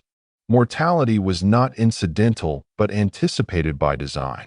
Even seemingly chaotic aspects of camp life, the overcrowding, the spread of disease, the scarcity of food, were facilitated and allowed to continue by administrative oversight, illustrating the lethal efficacy of bureaucratic governance. The camp's operations also reflected broader Nazi priorities. Bergen-Belsen was not an extermination camp in the same sense as Auschwitz, but the administrative decisions of the SS created comparable levels of suffering and death. The integration of ideology, logistics, and violence allowed the SS to maintain a high degree of lethality without centralized execution systems. Starvation, disease, overwork, and neglect became instruments of state policy, operationalized through the camp's administrative structures. Survivors' testimonies highlight the profound influence of SS administration on daily life. They recount how rations were distributed, labor enforced, and punishments carried out. They describe the constant fear generated by the presence of guards and capos. They explain how bureaucracy regulated access to resources, information, and survival strategies. These accounts underscore that oppression at Bergen-Belsen was not merely physical but systemic, a product of planning, hierarchy, and bureaucratic control. The machinery of SS governance also ensured that accountability was diffuse. Individual guards or officers were often responsible only for small aspects of operation, allowing cruelty to be dispersed and anonymity to shield higher-ranking officials from responsibility. This structure made resistance difficult and survival precarious, as prisoners could not target or challenge a single source of authority. Instead, oppression was embedded in the very framework of camp administration. In conclusion, the SS and camp administration at Bergen-Belsen operated as an integrated system of oppression. Leadership, hierarchy, bureaucratic control, labor management, and psychological regulation all combined to create conditions of extreme suffering. Death, disease, and deprivation were not incidental, but systematically maintained. The machinery of administration ensured that human life was subordinated to ideology and efficiency, shaping every aspect of prisoners' existence. The camp remains a stark illustration of how bureaucratic systems can be mobilized to enforce cruelty, dehumanize populations, and implement mass oppression. Chapter 6: The Arrival of Prisoners and the Camp's Expansion. Bergen-Belsen, initially conceived as a small prisoner-of-war camp, transformed dramatically over the course of the war. Its expansion was driven by the arrival of increasing numbers of prisoners, the evacuation of overcrowded camps further east, and the evolving strategies of the Nazi regime. Understanding how prisoners arrived, how the camp expanded structurally and administratively, and how the influx impacted daily life is essential to comprehending the scale of suffering and the dynamics of survival within the camp. The first prisoners of Bergen-Belsen were primarily Soviet and Polish POWs. The camp's early role was relatively limited compared to the extermination and concentration camps in the East. However, as the war progressed, the Nazi administration redirected populations from other camps to Bergen-Belsen. This influx included Jews, political prisoners, Roma, and other groups targeted by Nazi ideology. Each new transport brought thousands of individuals, often already weakened by forced marches, malnutrition, or illness, increasing both the population and the strain on the camp's resources. Transport conditions were brutal. Prisoners often arrived in cattle cars or overcrowded trucks, with little food, water, or ventilation. Many were already suffering from disease or exhaustion. These journeys, sometimes lasting days, further reduced the ability of prisoners to survive in the already harsh environment of Bergen-Belsen. The administration of the camp viewed arrivals as numbers to be processed rather than individuals in need of care, reflecting the systemic dehumanization embedded in Nazi bureaucracy. Upon arrival, prisoners underwent registration and categorization. Names, ages, nationalities, and previous camp experiences were recorded, although often inaccurately. Identification numbers were assigned, sometimes tattooed, and prisoners were issued minimal clothing and basic provisions. This process, though procedural, carried profound psychological implications. It stripped individuals of identity, reducing them to a number and emphasizing their subjugation within the camp's hierarchical structure. The influx of prisoners necessitated the physical expansion of the camp. New huts were constructed rapidly, often overcrowded from the outset. Sanitation facilities were inadequate for the growing population, and access to clean water remained limited. Each expansion was reactive, designed to accommodate numbers rather than to improve living conditions. As a result, overcrowding and poor hygiene became persistent features, creating conditions ripe for disease and exacerbating starvation. The camp's expansion was also administrative. Additional SS personnel, capos, and clerical staff were assigned to manage the larger population. Labor assignments became more complex, requiring detailed records and oversight. Resources were stretched thin, and rations decreased relative to population size. The camp structure became increasingly impersonal, emphasizing efficiency and control over human needs. Every new arrival added to the challenge of maintaining this bureaucratic system while simultaneously enforcing extreme deprivation. The social and psychological impact of new arrivals on existing prisoners was profound. Long-term inmates, already weakened by disease and hunger, faced competition for limited resources. Newly arrived prisoners often brought disease, which spread rapidly through overcrowded huts. At the same time, newcomers sometimes carried hope, connections, or knowledge that could assist in survival. The camp became a dynamic ecosystem, in which the interaction between new and established prisoners influenced daily life, strategies for survival, and social hierarchies. Children and families arriving at the camp were especially vulnerable. Infants and toddlers, unable to compete for scarce resources, often died quickly.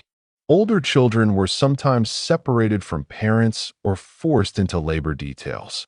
Families tried to maintain cohesion, but overcrowding and administrative policies often disrupted these bonds. For prisoners already weakened by hunger, the arrival of additional vulnerable individuals added both emotional strain and practical difficulties in survival. The arrival process was designed to enforce compliance. Roll calls, registration, and orientation to camp rules were rigidly conducted, with punishments for delays, mistakes, or perceived disobedience. Prisoners quickly learned that survival required adaptation to these routines. Even minor errors could result in brutal consequences. This system of immediate enforcement reinforced the authority of the SS and integrated new prisoners into the oppressive structure of the camp, ensuring that the machinery of control extended seamlessly to each cohort of arrivals. Prisoners were often assigned labor immediately upon arrival, regardless of physical condition. Those unable to perform were sometimes transferred to infirmaries, left to die, or placed in separate holding areas. Labor was both a method of control and a mechanism to assert authority over newcomers. It was also designed to exhaust and weaken prisoners, reinforcing the lethal environment of the camp. Each labor assignment, no matter how menial or seemingly pointless, was a component of the broader machinery of oppression.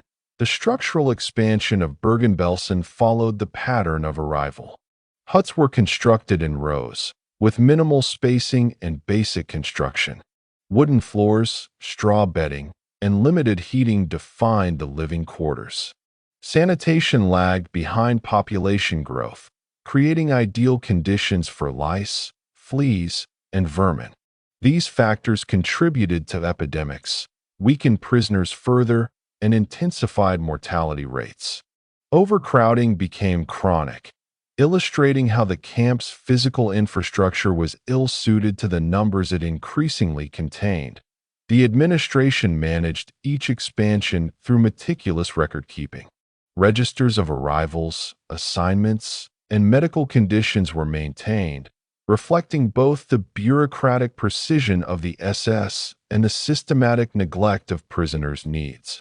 These documents reveal the deliberate calculation of survival probabilities, the prioritization of labor over life, and the integration of new prisoners into a system designed to perpetuate suffering. Even as huts were built and labor assigned, the underlying conditions ensured that disease, starvation, and death would remain constant realities. The expansion of the camp also included the introduction of specialized facilities, such as infirmaries, quarantine areas, and work zones. While nominally intended to provide care or organize labor, these spaces often failed to meet basic human needs. Infirmaries were overcrowded, supplies were minimal, and medical care was largely symbolic. Quarantine areas served to isolate the sick but did little to prevent further contagion. The design and implementation of these facilities reflect a pragmatic concern for maintaining administrative control rather than genuine concern for prisoner welfare. As the camp expanded, social hierarchies among prisoners evolved. Long-term inmates sometimes assumed roles in assisting or supervising newcomers, creating informal leadership structures. New arrivals had to navigate these hierarchies while also adapting to the authority of the SS and capos. Relationships were influenced by access to food, knowledge of routines, and physical resilience. Social cohesion was fragile, as scarcity and fear amplified tension and mistrust. Nevertheless, acts of solidarity persisted, demonstrating human adaptability and the persistence of community even under extreme duress. The cumulative effect of arrivals and expansion intensified suffering. Overcrowding, resource scarcity, disease transmission, and psychological strain all increased as the camp grew. Yet, despite these extreme conditions, prisoners developed strategies to survive, including sharing resources, forming support networks, and navigating bureaucratic procedures. These adaptive behaviors were crucial for endurance, illustrating the complex interplay between the camp's oppressive structures and human resilience. The physical and social expansion of Bergen-Belsen intensified throughout 1944 and into 1945. As the Eastern Front collapsed, the Nazis evacuated prisoners from camps in Poland, Hungary, and other territories, redirecting them to Belsen. These transportations, often conducted under harsh winter conditions, brought thousands of prisoners already weakened by hunger, disease, or exhaustion. Arrivals were overwhelming in both numbers and vulnerability, stretching the camp's capacity and compounding the hardships for existing prisoners. Upon arrival, prisoners were processed under rigid routines designed to enforce authority and strip individuals of identity. Numbers were assigned, clothing distributed, and basic instructions given, often without concern for individual health or capability. This procedural approach masked the lethal consequences of overcrowding, inadequate nutrition, and exposure to infectious disease. Each new prisoner increased the camp population, magnifying the likelihood of epidemics and resource scarcity. The structural expansion of the camp was reactive, built to accommodate incoming prisoners rather than to provide adequate living conditions. Wooden huts were quickly erected, often in rows with little spacing, creating overcrowded living quarters. Straw bedding, minimal heating, and poor ventilation were the norms. Sanitation lagged far behind population growth, making the spread of lice, fleas, and disease inevitable. Prisoners were forced to live in close quarters with the sick, dying, and deceased, creating an environment in which contamination and illness were unavoidable. The administration's response to these conditions was limited and pragmatic rather than humanitarian. SS officers and clerical staff focused on processing arrivals efficiently, assigning labor, and maintaining records. Medical care was minimal, largely confined to monitoring rather than treatment, and priority was given to maintaining order rather than preserving life. Infirmaries became overcrowded and unsanitary, offering little relief from the relentless spread of typhus, dysentery, and tuberculosis. The bureaucracy of the camp thus reinforced mortality, integrating neglect into the system itself. Labor assignments for new arrivals were immediate and often impossible to complete given their weakened condition. Prisoners were tasked with clearing debris, constructing new huts, transporting supplies, or performing menial work designed more to exhaust than to produce. Those unable to perform were isolated, sometimes sent to infirmaries where survival was uncertain, or left in holding areas exposed to the elements. Labor served as both a control mechanism and a weapon, ensuring that new prisoners were rapidly absorbed into the harsh routines that defined Bergen-Belsen. Psychological impacts were severe. New arrivals faced not only physical deprivation but also isolation, uncertainty, and the trauma of witnessing death and disease. The administration's rigid routines and the arbitrary exercise of authority by guards reinforced fear. Prisoners quickly learned that obedience, adaptability, and sometimes cunning were essential for survival. Social hierarchies among prisoners emerged, influenced by experience, resourcefulness, and access to scarce goods. These hierarchies were fluid, shifting as newcomers integrated and as the dynamics of survival evolved. Families faced unique challenges. Children and the elderly were particularly vulnerable to the compounded effects of malnutrition, disease, and psychological strain. Pregnant women struggled to survive in conditions that rendered childbirth nearly impossible. Parents attempted to protect and support their children, but the scarcity of food and the relentless administrative demands of the SS often made this impossible. Survival depended on ingenuity, cooperation, and sometimes sheer luck. The influx of prisoners also affected resource distribution. Rations, already minimal, were stretched thinner with each new arrival. Food scarcity intensified competition among prisoners, heightening tension and increasing vulnerability. Yet within this adversity, acts of solidarity persisted. Prisoners shared small portions of food, assisted one another with work or hygiene, and offered comfort to the sick and dying. These actions, though small in scale, were essential for psychological endurance and for preserving a sense of humanity amidst overwhelming suffering. Disease spread rapidly among new arrivals, magnified by overcrowding and inadequate sanitation.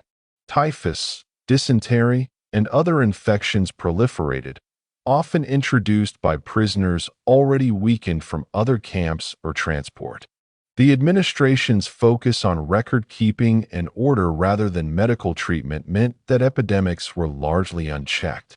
Mortality rates soared, particularly among children, the elderly, and those already debilitated by starvation.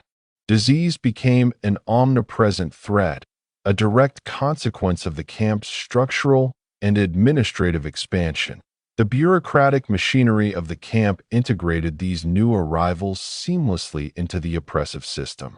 Registers, identification numbers, labor assignments, and ration allocations ensured that every prisoner, regardless of origin or condition, was processed according to the same dehumanizing criteria.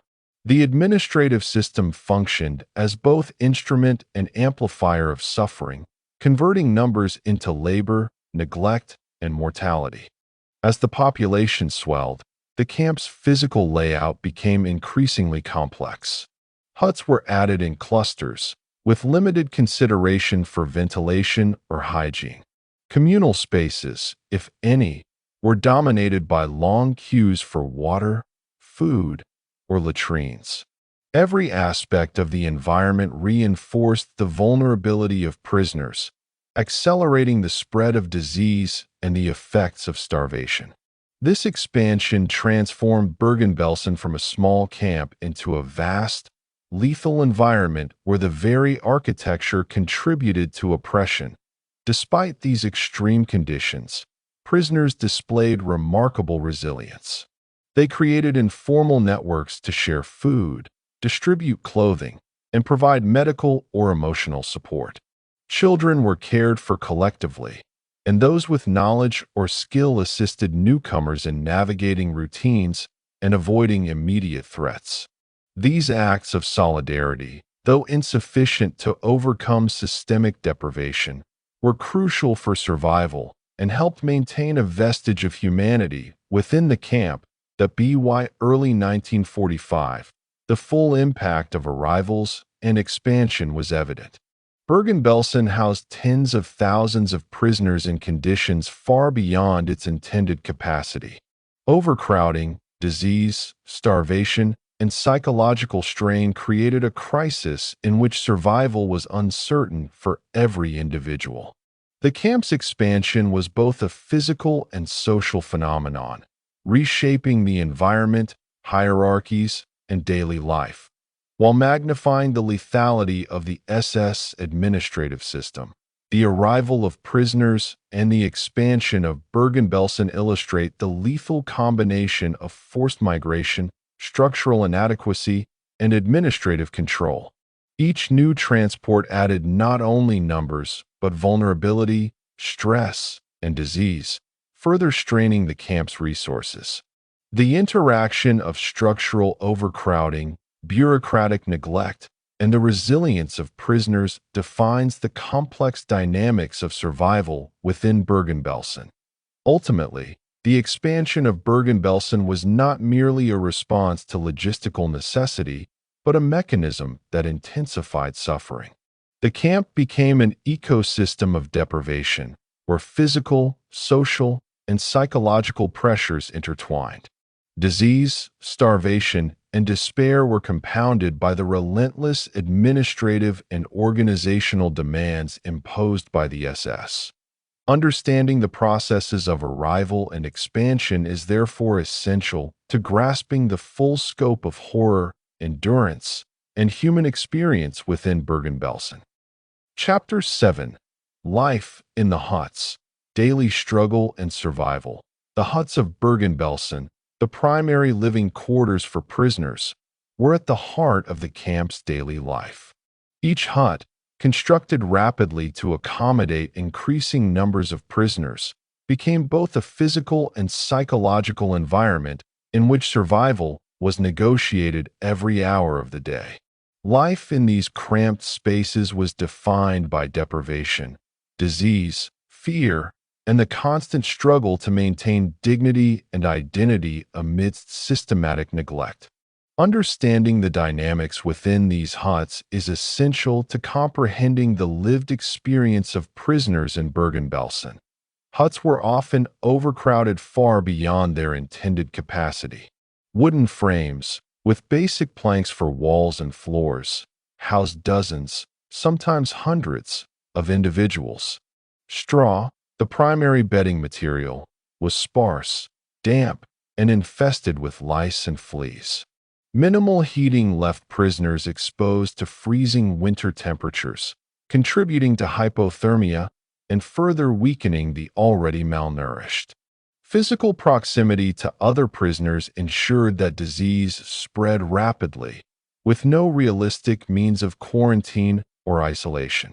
Each individual's body became a vector in a network of contagion, and survival often depended on avoiding exposure to illness whenever possible.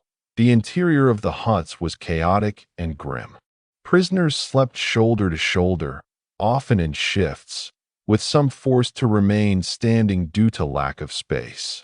Personal belongings were minimal, sometimes limited to a single piece of clothing or a cherished object. Privacy was non-existent. Every movement, sound, and gesture was scrutinized, either by fellow prisoners or by the ever-present threat of SS oversight. These conditions imposed severe psychological strain, as prisoners endured constant stress while attempting to perform basic daily functions such as sleeping, eating, or caring for children. Hygiene was nearly impossible. Latrines, when available, were insufficient for the population. Water was scarce, often contaminated, and washing facilities were rudimentary at best. The accumulation of waste in living areas became both a source of disease and a profound symbol of the neglect imposed by the camp administration. Prisoners attempted to maintain cleanliness where possible, using scraps of cloth or rudimentary tools, but the scale of overcrowding made such efforts largely symbolic. Even the most diligent attempts at hygiene were limited by structural constraints and the sheer number of inhabitants. Food scarcity defined daily life in the huts. Rations were minimal, often consisting of watery soup, a small piece of bread, or scraps of vegetables. Hunger was constant, gnawing, and all-consuming, affecting physical health, mental acuity, and social behavior. Prisoners developed strategies to maximize their intake, including sharing with weaker individuals, bartering, or secretly scavenging. Children and the elderly were particularly vulnerable, often unable to compete for scarce resources and relying on the generosity or ingenuity of fellow prisoners for survival. Illness was omnipresent. Typhus, dysentery, tuberculosis, and scabies were rampant, spreading quickly in the crowded and unsanitary conditions. Sick prisoners were often left untreated, their suffering exacerbated by neglect and lack of medical resources. The infirmary, intended to serve the sick, was overcrowded and under-resourced, making recovery difficult or impossible. In many cases, disease alone determined survival, with prisoners weakened by malnutrition succumbing to infections that would have been treatable in other circumstances. Daily routines were harsh and regimented. Roll calls occurred frequently, often in freezing temperatures, requiring prisoners to stand for hours. Labor assignments were enforced with strict discipline, and failure to perform could result in beatings, withholding of food, or other punishments. Even small tasks, such as cleaning or assisting others, carried risks and demanded energy that prisoners often did not possess. The organization of daily life, while appearing structured, was designed to reinforce the authority of the SS and maintain a system of control over prisoners' bodies and time. Social dynamics within the huts were complex. Despite extreme scarcity, prisoners formed networks of mutual support. Small acts of kindness, such as sharing food, helping with childcare, or comforting the sick, provided critical emotional sustenance. Children often formed informal communities, playing quietly when possible or supporting one another in small tasks. Adults navigated relationships cautiously, balancing trust, cooperation, and self-preservation. These interactions reflected the human capacity for resilience and adaptation, even under conditions of extreme deprivation and threat. Children in the huts were particularly affected by the harsh environment. Malnutrition, exposure, and disease led to rapid physical and psychological deterioration. Play and learning were disrupted, replaced by survival strategies. Families attempted to care for their young, but the scarcity of resources and constant danger often made these efforts insufficient. Older children sometimes assumed caregiving roles for siblings or other children, demonstrating adaptability and responsibility under extraordinary circumstances. The psychological impact of life in the huts was profound. Constant fear of death, disease, and punishment created chronic stress. Prisoners witnessed frequent deaths, often from illness or malnutrition, and were forced to navigate grief while continuing to survive. Emotional coping mechanisms included detachment, reliance on routines, humor, prayer, or small acts of solidarity. These strategies were essential for maintaining mental stability, illustrating the interplay between psychological resilience and physical survival. Interactions with the SS and capos were integrated into daily routines within the huts. The presence of authority figures, whether enforcing rules, distributing food, or monitoring behavior, reinforced a hierarchy in which prisoners had little autonomy. The arbitrary application of power intensified stress, as individuals could be punished for minor infractions or perceived disobedience. This environment demanded constant vigilance, influencing how prisoners organized their lives, negotiated space, and interacted with one another. Disease management within the huts was largely improvised. Prisoners attempted to care for the sick using limited materials, such as rags for bandages or makeshift disinfectants. Nurses among the prisoner population provided invaluable support, despite minimal training and inadequate supplies. These efforts, though insufficient to prevent death on a large scale, offered comfort and demonstrated solidarity. They highlighted the extraordinary resilience of individuals committed to assisting others under impossible circumstances. Despite scarcity and oppression, prisoners found ways to preserve cultural and spiritual life.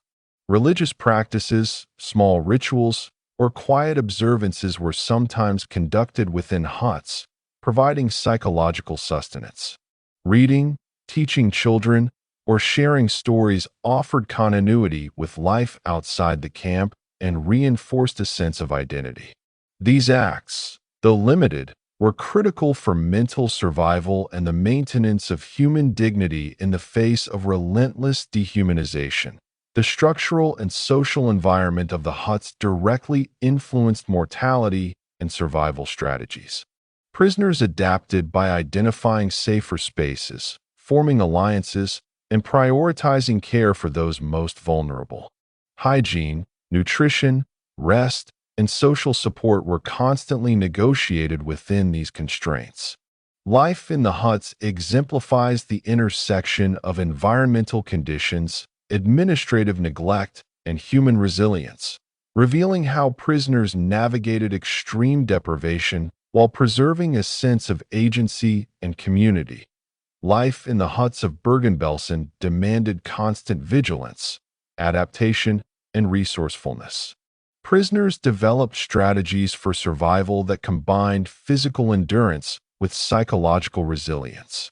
The ability to find and conserve food, navigate labor assignments, avoid disease, and maintain social connections was essential.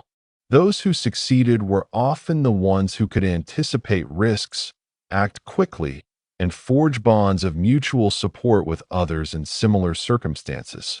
Food scarcity remained the central challenge. Daily rations were grossly insufficient, forcing prisoners to supplement meager portions by scavenging scraps, trading possessions, or relying on the generosity of fellow inmates. Some prisoners developed systems to secretly store small amounts of bread or soup, while others relied on discreet sharing networks within their huts. Even minor successes in acquiring extra nourishment could mean the difference between life and death. The constant preoccupation with food shaped daily routines, social interactions, and power dynamics within the huts. The fight against disease was ongoing. Typhus, dysentery, tuberculosis, and other infectious illnesses spread rapidly in overcrowded, unsanitary conditions. Prisoners learned to identify early signs of illness in themselves and others, attempting to isolate the sick or provide care when possible.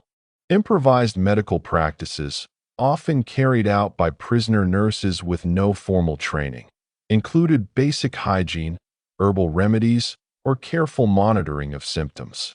While these interventions rarely prevented death on a large scale, they provided comfort and exemplified the determination to preserve life where possible. Children's survival depended heavily on adult intervention and community support. Infants and young children were particularly vulnerable to malnutrition and disease. Older children sometimes assumed caregiving responsibilities, feeding and protecting younger siblings or other children in the hut. Prisoners devised strategies to hide small portions of food for children, share clothing, and provide warmth. In many cases, children's survival was contingent on the collective effort of those around them, highlighting the communal nature of endurance under extreme adversity.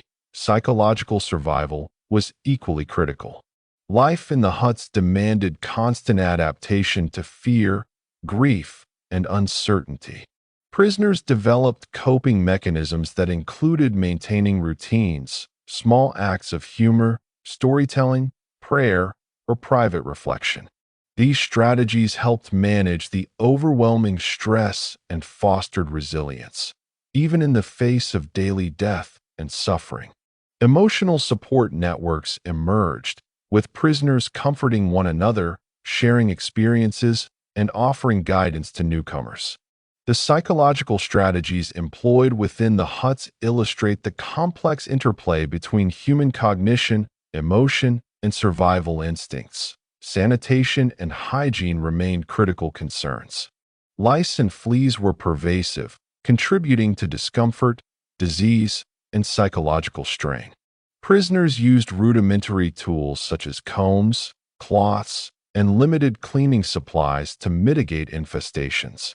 Regular attempts at washing and disinfection were constrained by scarce water, limited soap, and overcrowding. Even small victories in hygiene could provide temporary relief and improve the odds of survival, though they never fully eliminated the risks inherent in the environment. Sleep was scarce and often interrupted. Overcrowding meant that many prisoners had to sleep standing or in shifts, with limited bedding and exposure to cold. Sleep deprivation compounded weakness, impaired immune response, and affected cognitive functioning. Prisoners developed strategies to rest in small increments, coordinate sleeping arrangements, and protect vulnerable individuals from disturbance. The struggle to obtain even minimal rest reflects the pervasive stress and deprivation that shaped every aspect of daily life in the huts. Social organization within the huts was dynamic. Informal leaders often emerged, guiding new arrivals, mediating conflicts, and helping distribute resources. These leaders were not appointed by the SS, but gained authority through experience, knowledge, or strength. Cooperation and solidarity were essential for survival, although scarcity sometimes fueled conflict, jealousy, or exploitation. Navigating these social dynamics was as critical as managing physical survival, as alliances and relationships could determine access to food, protection, or information. Religious and cultural practices provided psychological relief. Prisoners observed rituals quietly, celebrated religious holidays when possible, and shared stories of their heritage. These practices offered a sense of identity and continuity, countering the dehumanizing effects of camp life. In some huts, clandestine classes or reading circles were organized, helping children and adults maintain mental stimulation and emotional engagement. These small acts of cultural preservation were vital for maintaining hope and a sense of self, even in extreme conditions. The interaction with SS guards and capos remained an omnipresent threat. Arbitrary punishments, surveillance, and occasional acts of cruelty reinforced power dynamics within the huts. Prisoners learned to anticipate enforcement behaviors, avoid drawing attention, and negotiate minimal compliance. These strategies required constant vigilance and adaptability, shaping both physical actions and psychological approaches to survival. Understanding the patterns of authority became a crucial survival skill. Adaptation to extreme cold, hunger, and disease required ingenuity. Prisoners used scraps of clothing, straw bedding, and makeshift insulation to preserve warmth. They devised ways to maximize minimal rations, combining portions, trading, or conserving food. Even simple acts, like creating small partitions for privacy or establishing routines for communal support, became critical survival strategies. These adaptations demonstrate human resilience and creativity under prolonged, systematic deprivation. The huts also served as spaces of mourning and remembrance. Death was constant, and prisoners had to contend with the loss of friends, family, and neighbors daily. Informal funerary practices were often conducted quietly, with prisoners creating small rituals or markers for the deceased. These acts, though limited by circumstance, were expressions of humanity, reflecting the emotional and moral dimensions of survival. The cumulative effect of these conditions created an environment in which every aspect of life was a struggle. Physical needs, social interactions, psychological coping, and interaction with authority all intertwined. Survival required constant negotiation of space, resources, and relationships. Each day presented new threats, but also opportunities for small victories, acts of solidarity, and expressions of resilience. Ultimately, life in the huts at Bergen-Belsen reveals the intersection of environmental deprivation, administrative neglect, and human adaptability. The combination of overcrowding, disease, hunger, and fear created a space of extreme vulnerability. Yet prisoners continuously sought ways to preserve dignity, support one another, and maintain hope. Understanding the daily realities of hut life provides insight into both the brutality of the camp and the extraordinary endurance of those who survived. Chapter 8: Disease, Starvation, and Mortality in Bergen-Belsen. Bergen-Belsen's notoriety is closely tied to the extreme levels of disease, starvation, and mortality that plagued the camp. Unlike extermination camps designed for systematic killing, Bergen-Belsen's lethality emerged from neglect, overcrowding, and the convergence of multiple crises. Understanding the factors that contributed to this deadly environment is essential to comprehending the human cost of the camp and the mechanisms of suffering imposed upon prisoners. Disease was omnipresent in Bergen-Belsen, and its spread was accelerated by overcrowding, poor sanitation, and malnutrition.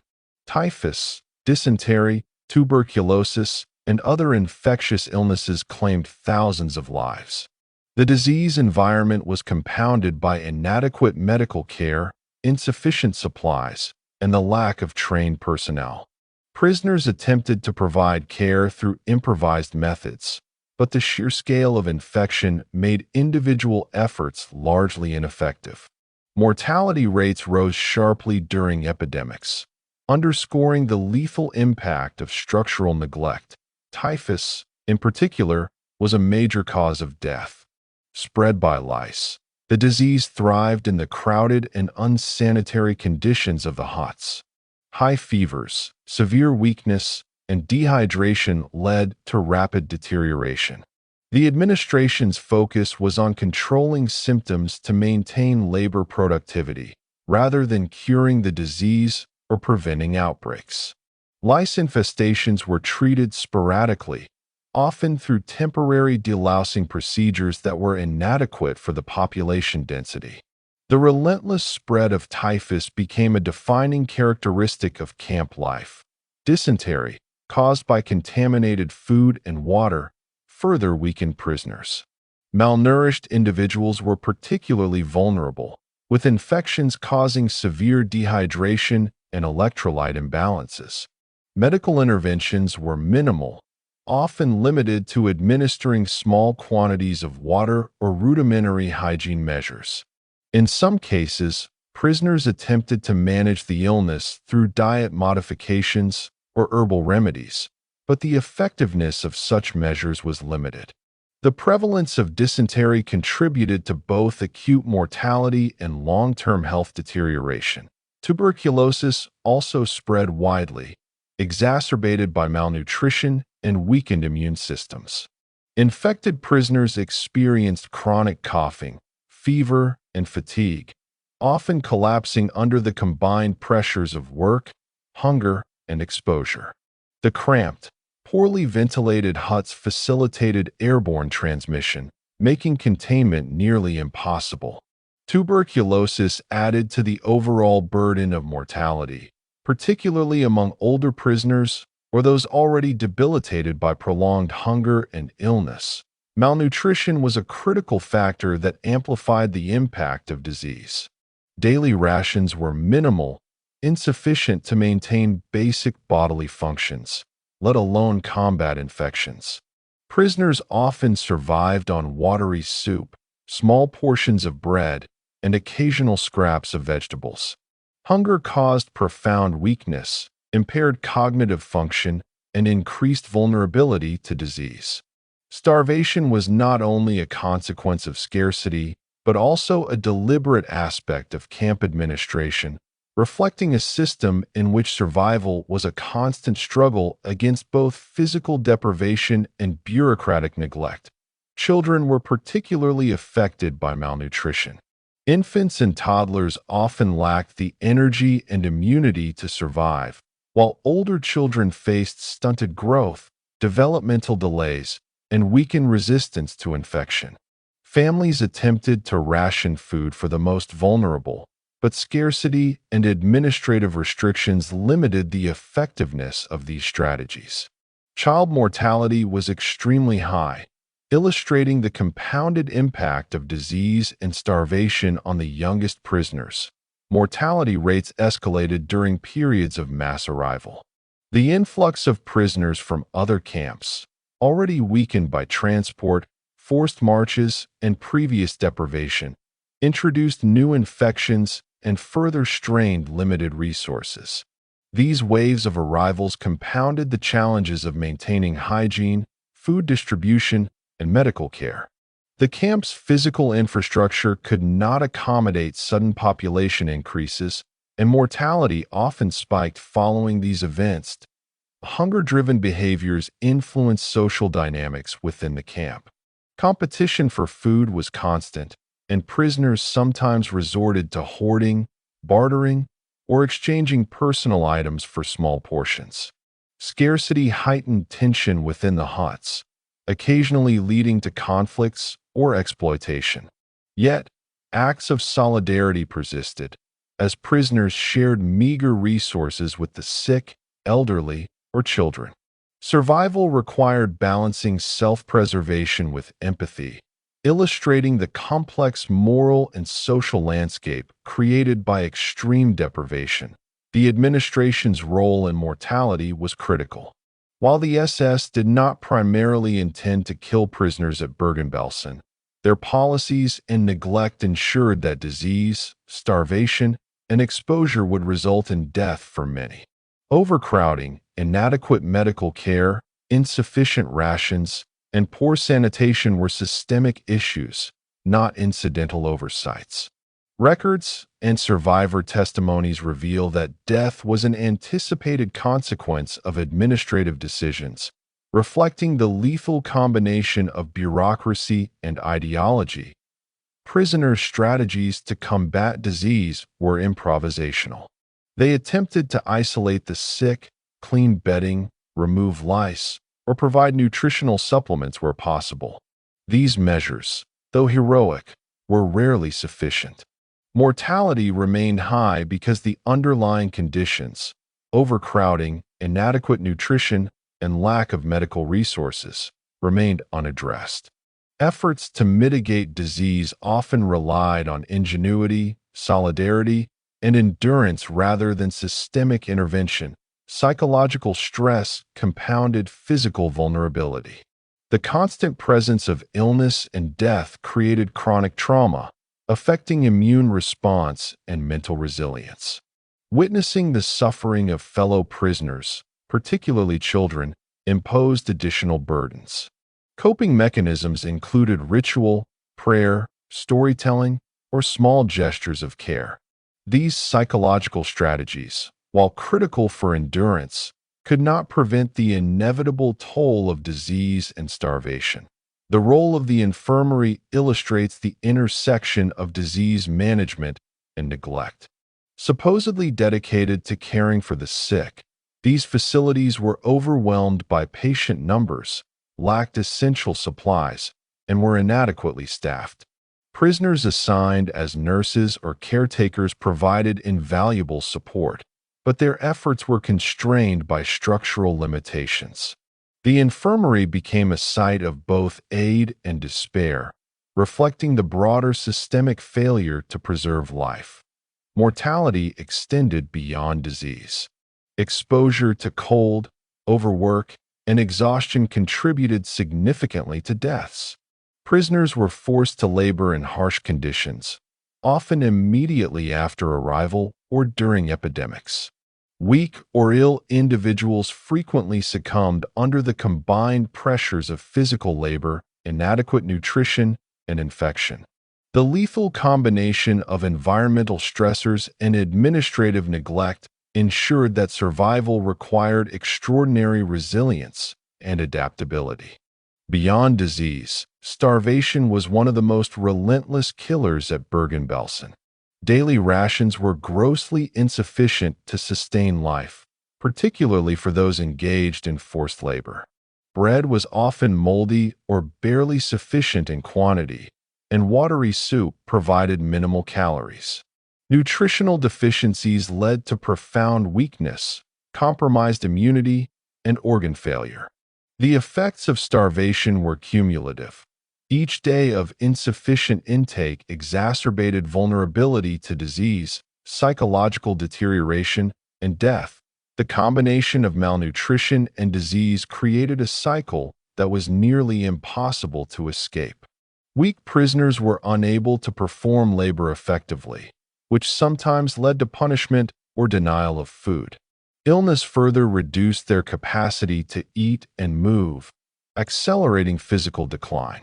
In this way, administrative policies, structural neglect, and natural vulnerability intertwined to create a lethal environment.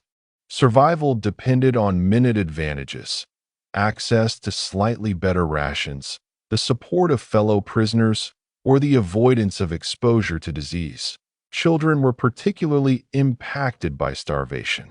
Infants and toddlers lacked the energy reserves to endure deprivation, while older children suffered stunted growth, delayed development, and increased susceptibility to infection. Parents and caregivers attempted to prioritize food for the youngest and weakest, often at personal cost. Older children sometimes assumed the role of caregivers for siblings or peers, providing assistance despite their own vulnerability. The survival of children depended heavily on social networks and the protective efforts of other prisoners. The spread of epidemics was inevitable in such conditions. Typhus outbreaks claimed thousands of lives, particularly during winter months when cold and exhaustion further weakened prisoners. Dysentery and tuberculosis spread rapidly, exacerbated by contaminated water, overcrowding, and insufficient sanitation. These illnesses did not act in isolation. Prisoners often suffered from multiple infections simultaneously, accelerating mortality. The lethality of Bergen-Belsen was therefore not the result of a single factor, but the cumulative effect of starvation, disease, and neglect. That prisoners' responses to mortality were deeply human. Despite the overwhelming environment, they provided care for the sick and dying, offered comfort, and conducted small acts of remembrance. Bodies were often buried hastily or left in huts when mortality rates exceeded the capacity of the camp's infrastructure. These circumstances imposed profound psychological burdens, as prisoners faced constant reminders of death and the fragility of life. Mourning, ritual, and emotional support became crucial survival strategies, helping prisoners maintain a sense of humanity amidst pervasive suffering. The camp's administration contributed indirectly to mortality by failing to provide adequate medical care, nutrition, or sanitation. SS personnel monitored health primarily to ensure labor productivity rather than preserve life. Medical resources were scarce, and prisoners relied on each other for basic treatment. Even where intervention was possible, the lack of equipment, medicine, and hygienic conditions meant that most diseases remained untreated. Mortality was therefore a predictable outcome of systemic neglect. Prisoners developed survival strategies to mitigate the lethal combination of starvation and disease. These included forming alliances for food sharing, trading small possessions for additional rations, and caring for weaker individuals collectively. Personal hygiene practices, such as delousing, washing, or isolating the sick, were adapted to the constraints of the environment. Even minor improvements in these areas could make the difference between survival and death. These strategies reflect both ingenuity and the social cohesion that persisted despite extreme adversity. The psychological toll of constant mortality was immense. Witnessing death on a daily basis created chronic trauma, grief, and despair. Prisoners adapted by compartmentalizing emotions, relying on routines, or creating small rituals to honor the deceased. Humor, storytelling, and prayer provided relief, while acts of solidarity reinforced community bonds. These strategies were essential for mental endurance, allowing prisoners to continue functioning despite the omnipresence of death. Children's experiences illustrate the extreme vulnerability created by starvation and disease. Many children became orphans upon arrival or shortly after entering the camp. Those who survived relied on the support of other children or adults to navigate the hostile environment. Play, learning, and cultural engagement were disrupted, replaced by the constant struggle for food, warmth, and protection. Survival required not only physical resilience, but also social intelligence and adaptability, highlighting the complex interplay of biological, psychological, and social factors in life and death within Bergen-Belsen. The camp's structure and administration exacerbated mortality. Overcrowding in huts facilitated disease transmission, while insufficient nutrition weakened prisoners' ability to resist infections. Sanitation infrastructure was overwhelmed, and water quality was poor, further contributing to illness. Labor demands, forced marches, and exposure to harsh weather compounded the effects of deprivation. Mortality was thus the result of a systemic environment that combined structural inadequacy, bureaucratic neglect, and relentless physical stress. Even in the face of such pervasive mortality, acts of compassion persisted. Prisoners shared food, assisted the sick, and provided comfort to one another. These acts were not merely altruistic. They were essential survival strategies that reinforced social cohesion and psychological resilience.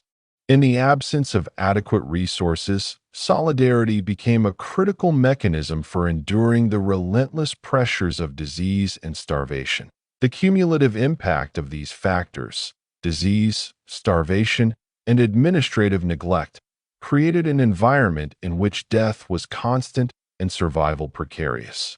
Life expectancy in Bergen-Belsen declined sharply during periods of epidemic or mass arrival.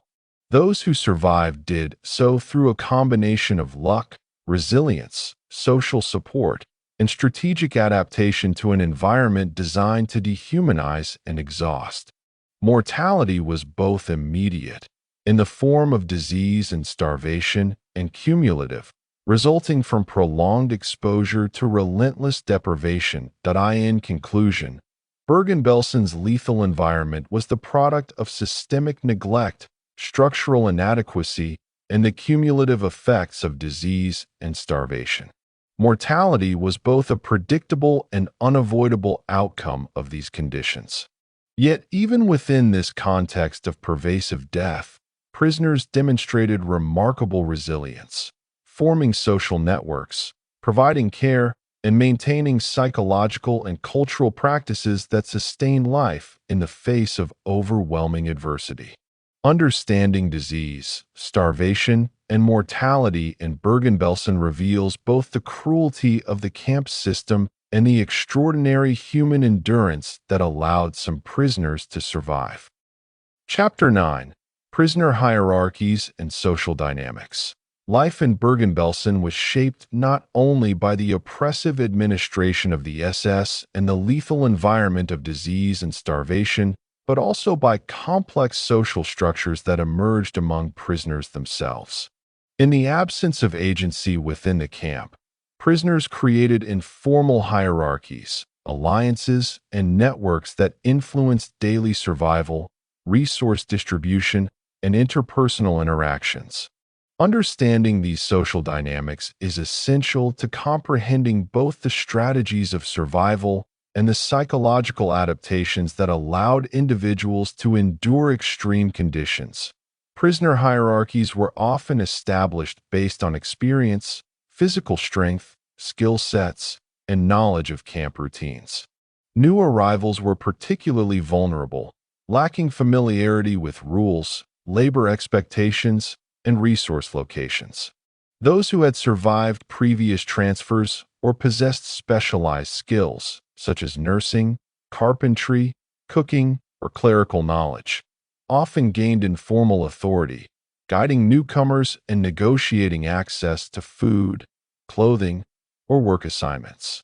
These hierarchies were fluid, adapting to the changing composition of the prisoner population, shifts in health status, and fluctuations in available resources. The role of the capos, prisoners appointed by the SS to oversee fellow inmates, was a central feature of these hierarchies. Capos held a tenuous position of authority.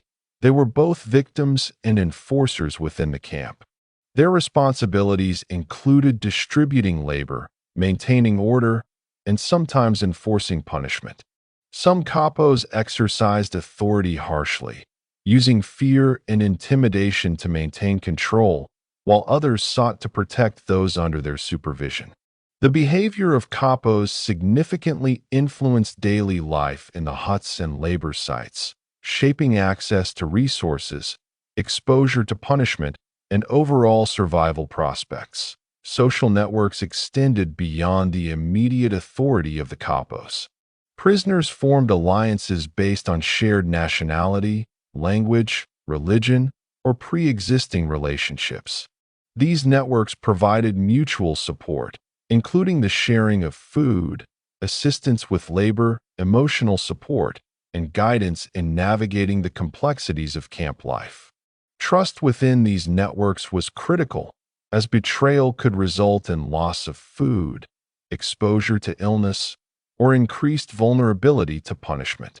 The formation of these informal social structures was a form of adaptive strategy that enhanced both individual and collective chances of survival. Gender dynamics played a distinct role in social hierarchies. Women often assumed caregiving roles, caring for children, the sick, and elderly prisoners, while men frequently engaged in labor-intensive tasks. Female prisoners sometimes leveraged social skills, emotional intelligence, or knowledge of camp routines to protect themselves and others. Children and adolescents also participated in social hierarchies, with older youth taking on protective or caregiving responsibilities for younger individuals. These roles were not fixed.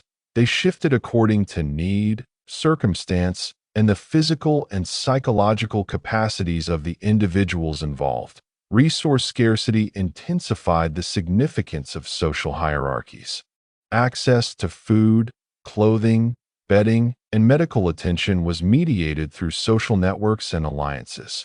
Prisoners who were well-connected or positioned advantageously within the informal hierarchy often survived longer, while isolated individuals faced heightened vulnerability. Acts of sharing and solidarity, although constrained by scarcity, were vital mechanisms that reinforced social cohesion and improved collective resilience. Conversely, competition for scarce resources sometimes led to conflict, exploitation, or marginalization of weaker prisoners. The psychological dimensions of social hierarchies were profound. Power imbalances within prisoner communities affected behavior, decision-making, and mental health. Those in positions of influence experienced both responsibility and risk, as they had to balance self-preservation with protection of others. Fear of punishment, disease, and starvation interacted with social status, creating stressors that shaped interpersonal interactions. The negotiation of hierarchy required constant vigilance, strategic thinking, and emotional regulation. Hierarchy and solidarity were interdependent. Prisoners relied on mutual support to endure harsh conditions, but the uneven distribution of resources and authority created tension.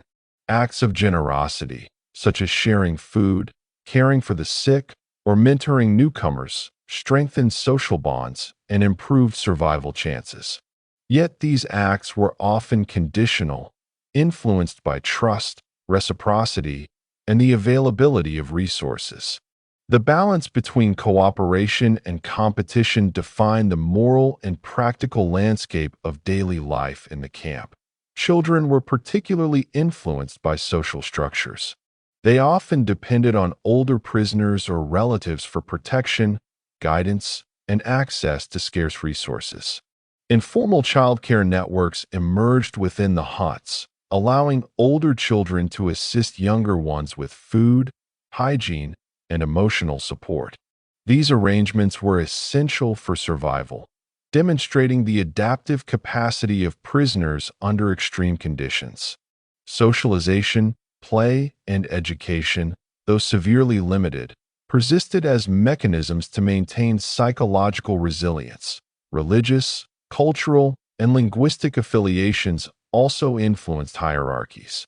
Prisoners often sought safety and support among those who shared language, religious beliefs, or cultural background. These affiliations facilitated communication, mutual assistance, and the preservation of identity. In some cases, religious leaders or cultural elders assumed positions of authority within the hut, offering guidance, comfort, or mediation in disputes. These roles reinforced social cohesion and provided critical psychological support. The distribution of labor further reinforced social hierarchies. Skilled or experienced prisoners were assigned tasks that offered slightly better conditions or reduced exposure to punishment, while weaker or less experienced individuals were assigned the most physically demanding or hazardous work. Knowledge of camp routines, such as the timing of food distributions, work details, and inspections, provided strategic advantages. Survival often depended on the ability to anticipate, negotiate, or navigate these labor assignments effectively. Prisoner hierarchies were constantly in flux. Illness, death, new arrivals, and administrative changes reshaped social dynamics. Leadership roles could be lost as individuals weakened or died, while newcomers could gain influence by demonstrating knowledge, skill, or social intelligence. Adaptability, resourcefulness, and social acumen were therefore critical traits for enduring the constantly shifting environment of Bergen-Belsen. Even in extreme adversity, acts of compassion and solidarity persisted. Prisoners shared meager resources, protected the weak, and assisted the sick, demonstrating resilience and moral courage. These acts were essential not only for survival, but also for preserving a sense of humanity in the face of relentless oppression. Social hierarchies, while complex and sometimes exploitative, also provided a framework through which prisoners could support one another and navigate the daily challenges of camp life. The interplay of hierarchy, solidarity, and survival strategies illustrates the human capacity to adapt under extreme conditions. Social structures emerged as adaptive responses to scarcity, disease, labor demands, and administrative oppression. Understanding these dynamics provides insight into both the mechanisms of endurance and the moral and psychological landscapes of prisoners in Bergen-Belsen. In addition to survival strategies and resource management, social hierarchies at Bergen-Belsen were influenced by psychological coping mechanisms.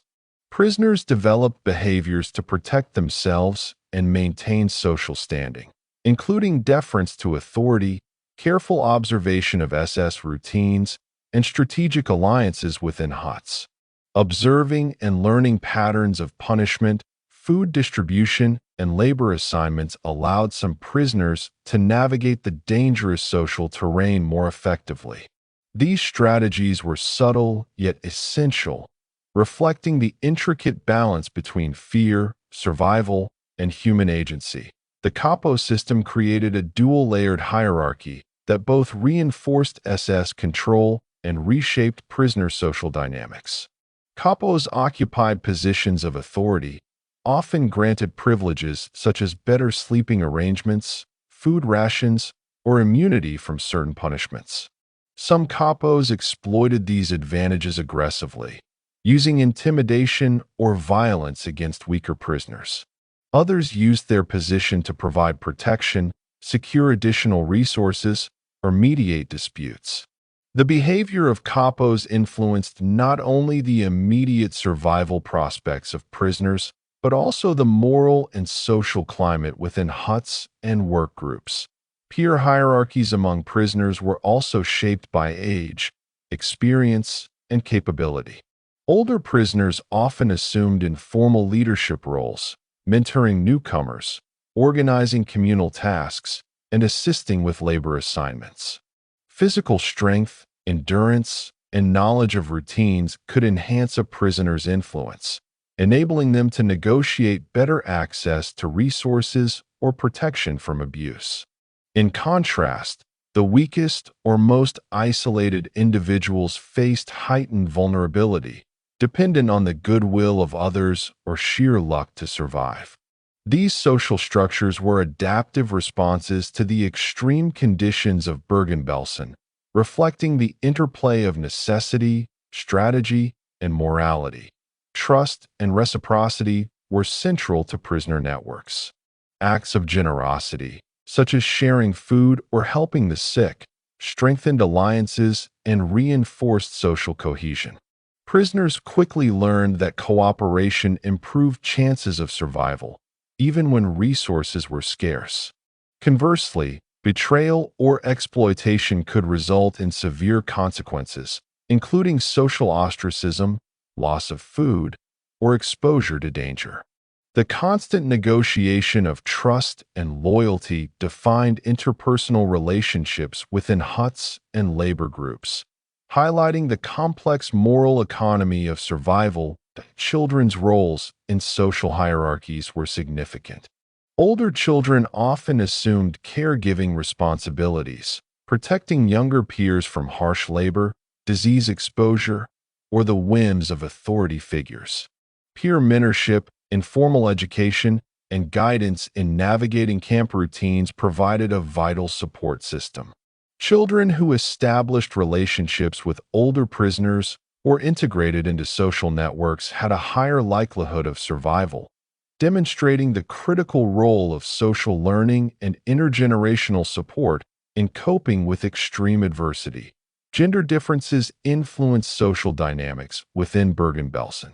Women frequently formed supportive networks, sharing resources, childcare, and emotional comfort. These networks enhanced survival by ensuring that the most vulnerable, particularly children and the sick, received some degree of protection. Men often relied on physical strength, labor skills, or knowledge of routines to secure resources and safety. Despite the extreme conditions, gendered strategies coexisted and sometimes overlapped, reflecting the adaptability of prisoners in leveraging available social and cultural norms to survive. Religious and cultural affiliations provided additional layers of hierarchy and solidarity. Shared language, faith, or cultural background fostered mutual assistance, guided moral decisions, and reinforced identity.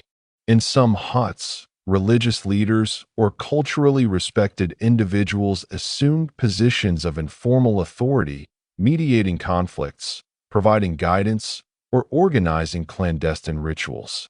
These affiliations not only supported psychological resilience, but also enhanced the survival of prisoners by creating structured networks of trust, cooperation, and moral support.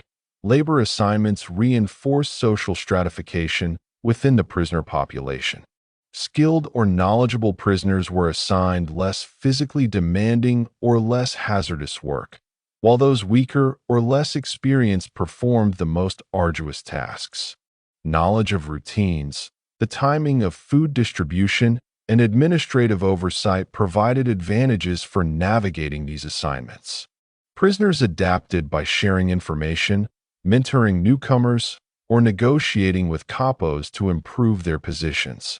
Labor, therefore, became both a site of survival and a mechanism through which social hierarchies were maintained and contested. The constant flux of life at Bergen-Belsen meant that hierarchies were never static.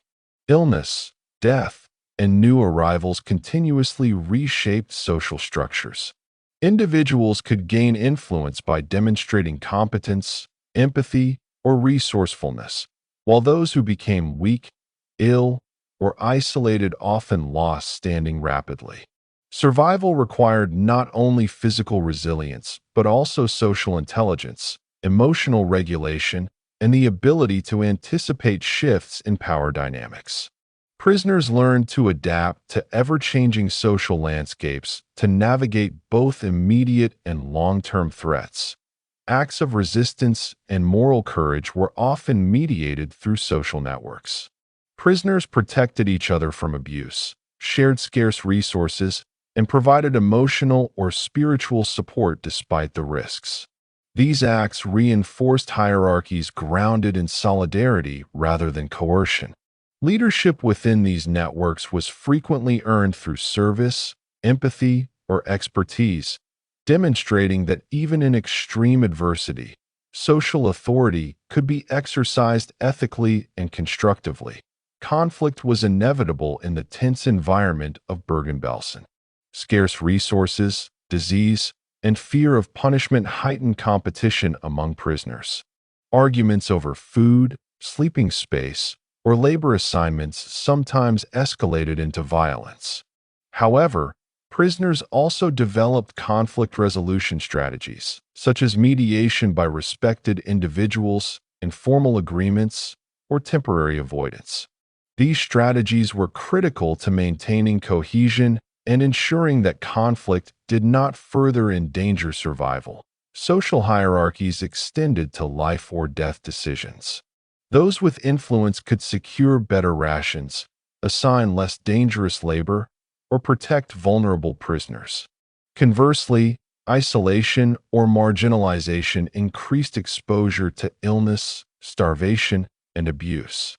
Survival often depended on the ability to navigate these hierarchies effectively, using both strategic alliances and moral discernment. The stakes of social interaction were therefore extraordinarily high, reinforcing the importance of trust, reciprocity, and adaptability. Even in the most extreme circumstances, prisoners preserved moral and cultural practices that reinforced social cohesion. Acts of care, mentorship, and protection, as well as clandestine educational or religious activities, strengthened community bonds. These practices were essential for survival, offering both psychological resilience and practical advantages in accessing resources, mitigating risks, and navigating the complex social environment of the camp. Ultimately, prisoner hierarchies and social dynamics at Bergen-Belsen reflect the interplay of survival, morality, and human adaptability. Hierarchies emerged not only from coercion or fear, but also from knowledge, skill, empathy, and solidarity. Social structures provided both opportunities and constraints, influencing access to resources, protection from harm, and psychological endurance. Understanding these dynamics offers insight into the human strategies of survival under extreme deprivation and oppression, illuminating both the cruelty of the camp system and the resilience of those imprisoned within it. Chapter 10. resistance, solidarity, and coping mechanisms. Despite the extreme deprivation, fear, and mortality that characterized Bergen-Belsen, prisoners exhibited remarkable resilience through acts of resistance, solidarity, and coping mechanisms. These behaviors were not always overt or confrontational. Often, they were subtle, adaptive strategies designed to preserve life, maintain dignity, and support others in the face of systemic oppression. Understanding these acts sheds light on the psychological and social endurance of prisoners and the complex human responses to conditions of prolonged suffering. Resistance at Bergen-Belsen took many forms.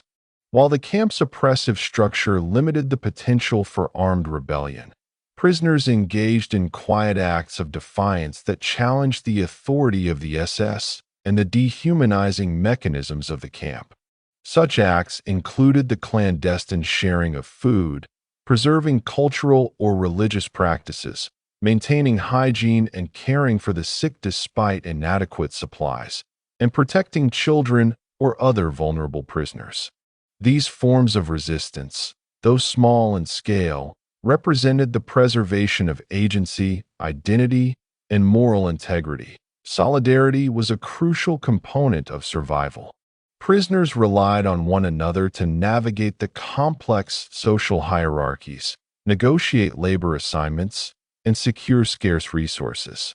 Trust networks often developed along lines of nationality, language, religion, or pre-existing social connections.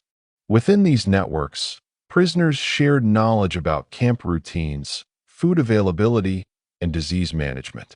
Solidarity not only improved survival chances, but also reinforced psychological resilience, providing emotional support in an environment dominated by fear and uncertainty. Acts of solidarity were particularly evident in care for the sick and weak. Prisoners, often at great personal risk, assisted those who were unable to secure food, endure labor, or maintain hygiene. Makeshift infirmaries were maintained by prisoners using limited materials, and care extended to emotional support, ensuring that individuals did not succumb to despair even as their physical health deteriorated. These acts were both practical and symbolic, reflecting a commitment to human dignity and mutual responsibility amidst extreme conditions. Coping mechanisms encompassed both psychological and behavioral strategies. Prisoners employed mental techniques such as compartmentalization, humor, prayer, and storytelling to manage stress, grief, and fear. Daily routines, even in the most limited sense, offered structure and predictability, providing a sense of control in a chaotic environment. These practices enabled prisoners to navigate the constant threats of disease, starvation, and abuse, preserving both physical and mental endurance. Resourcefulness was central to resistance and coping. Prisoners adapted to scarcity by improvising with available materials. Clothing was repaired with scraps, food was rationed carefully, and beds were insulated with straw and makeshift coverings.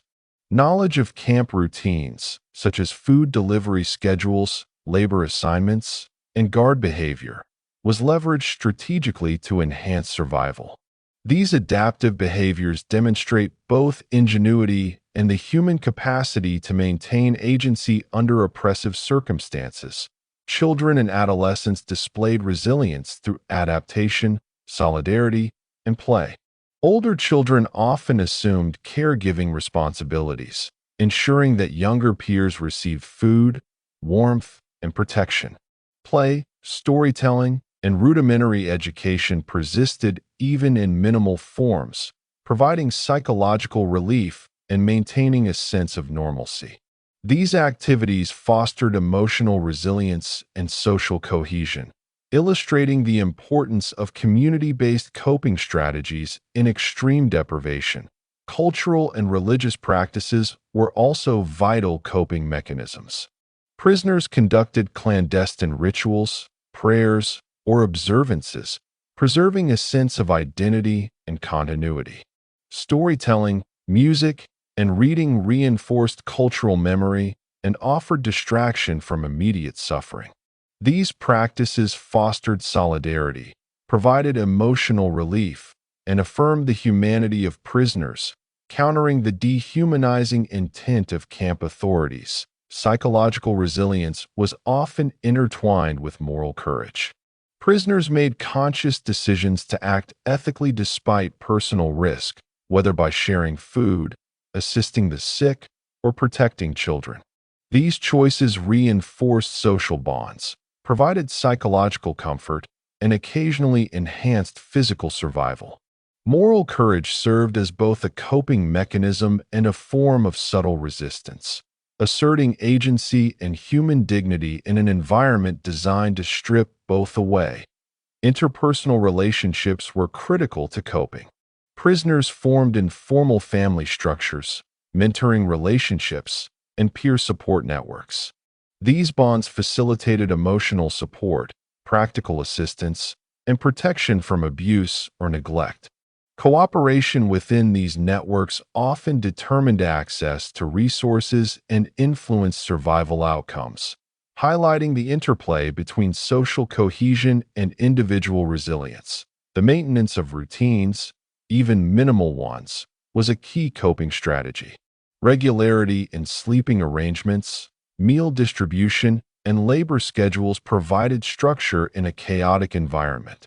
Prisoners used routines to create predictability, reduce anxiety, and establish a sense of control.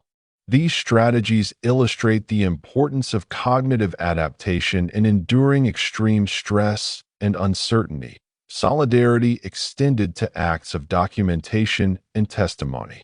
Prisoners sometimes recorded events, maintained diaries, or communicated information about conditions to others.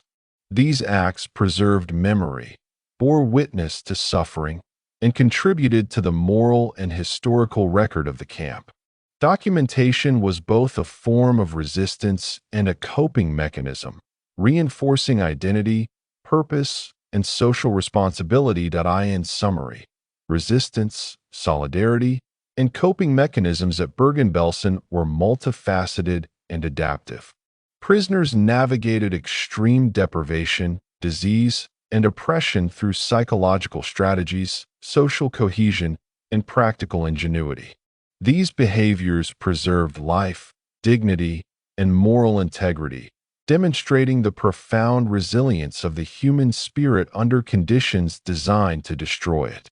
Beyond psychological strategies and social solidarity, resistance at Bergen-Belsen often involved the preservation of knowledge, skill, and personal identity. Prisoners used their expertise in medicine, cooking, carpentry, or other trades to support fellow inmates, organize labor, and improve survival prospects.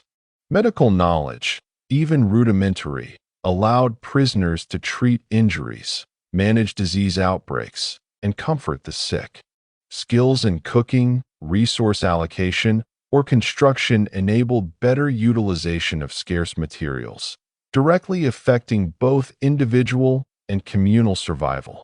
These practical applications of knowledge constituted a subtle but powerful form of resistance, asserting competence and human agency in a dehumanizing environment. The protection and care of children represented one of the most morally significant forms of resistance. Infants, toddlers, and adolescents were extremely vulnerable to disease, starvation, and abuse. Prisoners, particularly women and older youth, assumed responsibility for children's physical and emotional well-being. They safeguarded food, improvised bedding, provided warmth, and created safe spaces within huts. Acts such as clandestine teaching, storytelling, and play not only offered psychological relief, but also preserved a sense of identity and normalcy. Caring for children was both a practical survival strategy and a symbolic assertion of humanity against the camp's relentless dehumanization. Communication and information sharing were vital components of resistance and coping. Prisoners exchanged knowledge about work routines, food distribution, disease management, and guard behavior.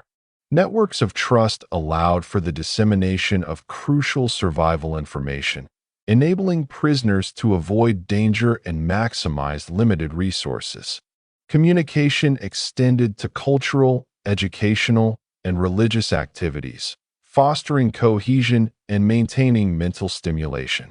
Information became a form of power, enabling strategic decision-making in a context where physical and social vulnerability were pervasive.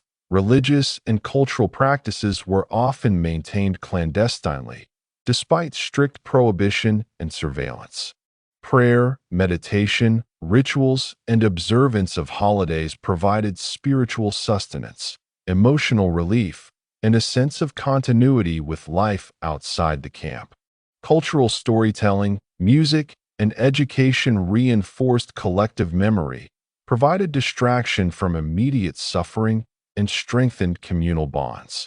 These practices, while seemingly small, were acts of resistance, asserting identity, dignity, and humanity within an oppressive system that sought to erase both.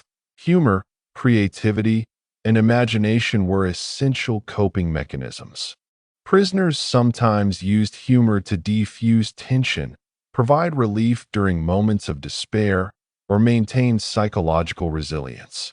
Creative acts, such as drawing, storytelling, or symbolic rituals, offered a sense of agency, even in environments that severely constrained choice.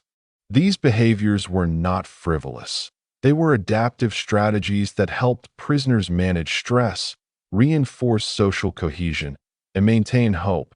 The maintenance of social networks was critical for both coping and subtle resistance.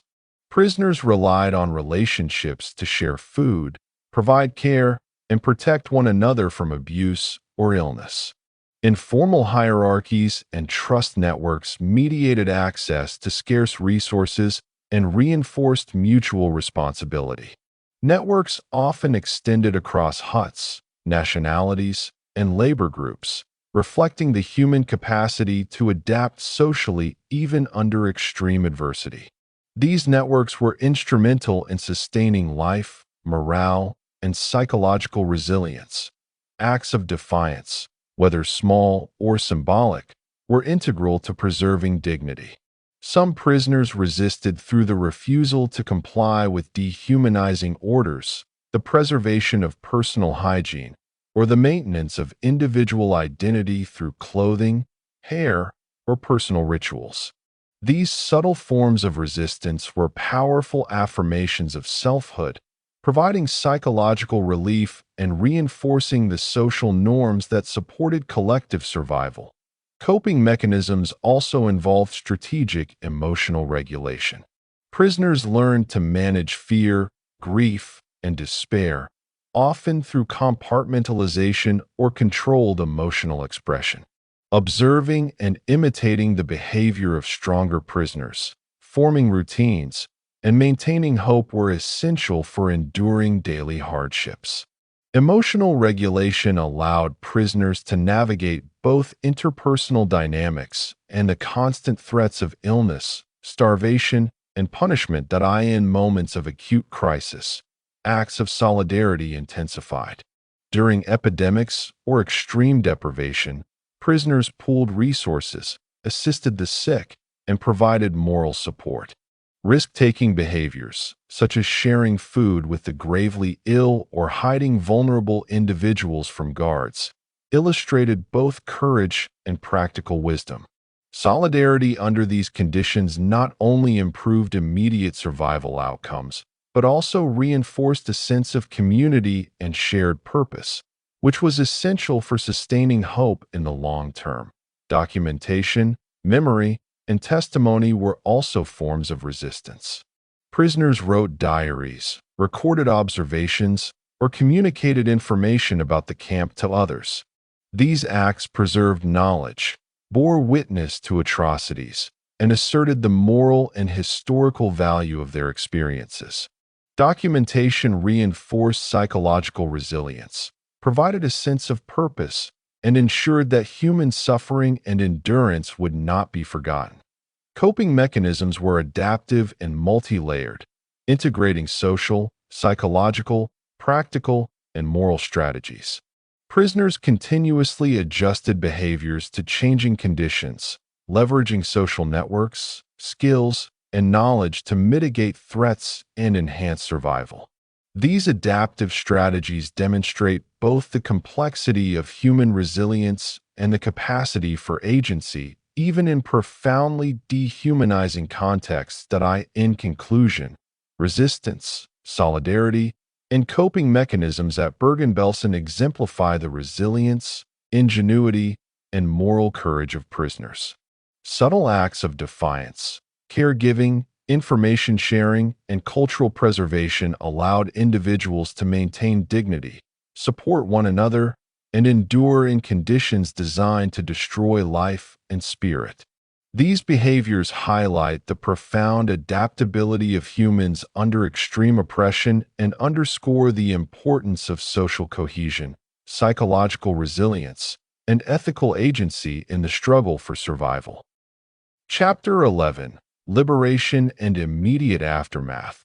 The liberation of Bergen-Belsen by British forces in April 1945 marked both the end of systematic oppression for its prisoners and the beginning of an overwhelming humanitarian crisis.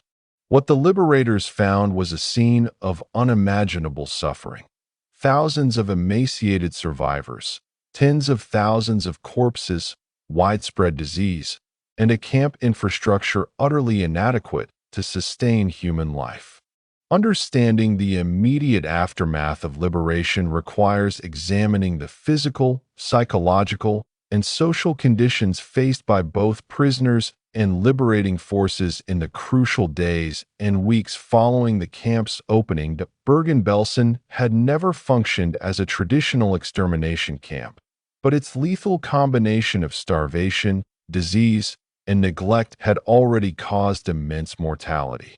By the time British forces arrived, the camp held tens of thousands of survivors, many of whom were critically ill.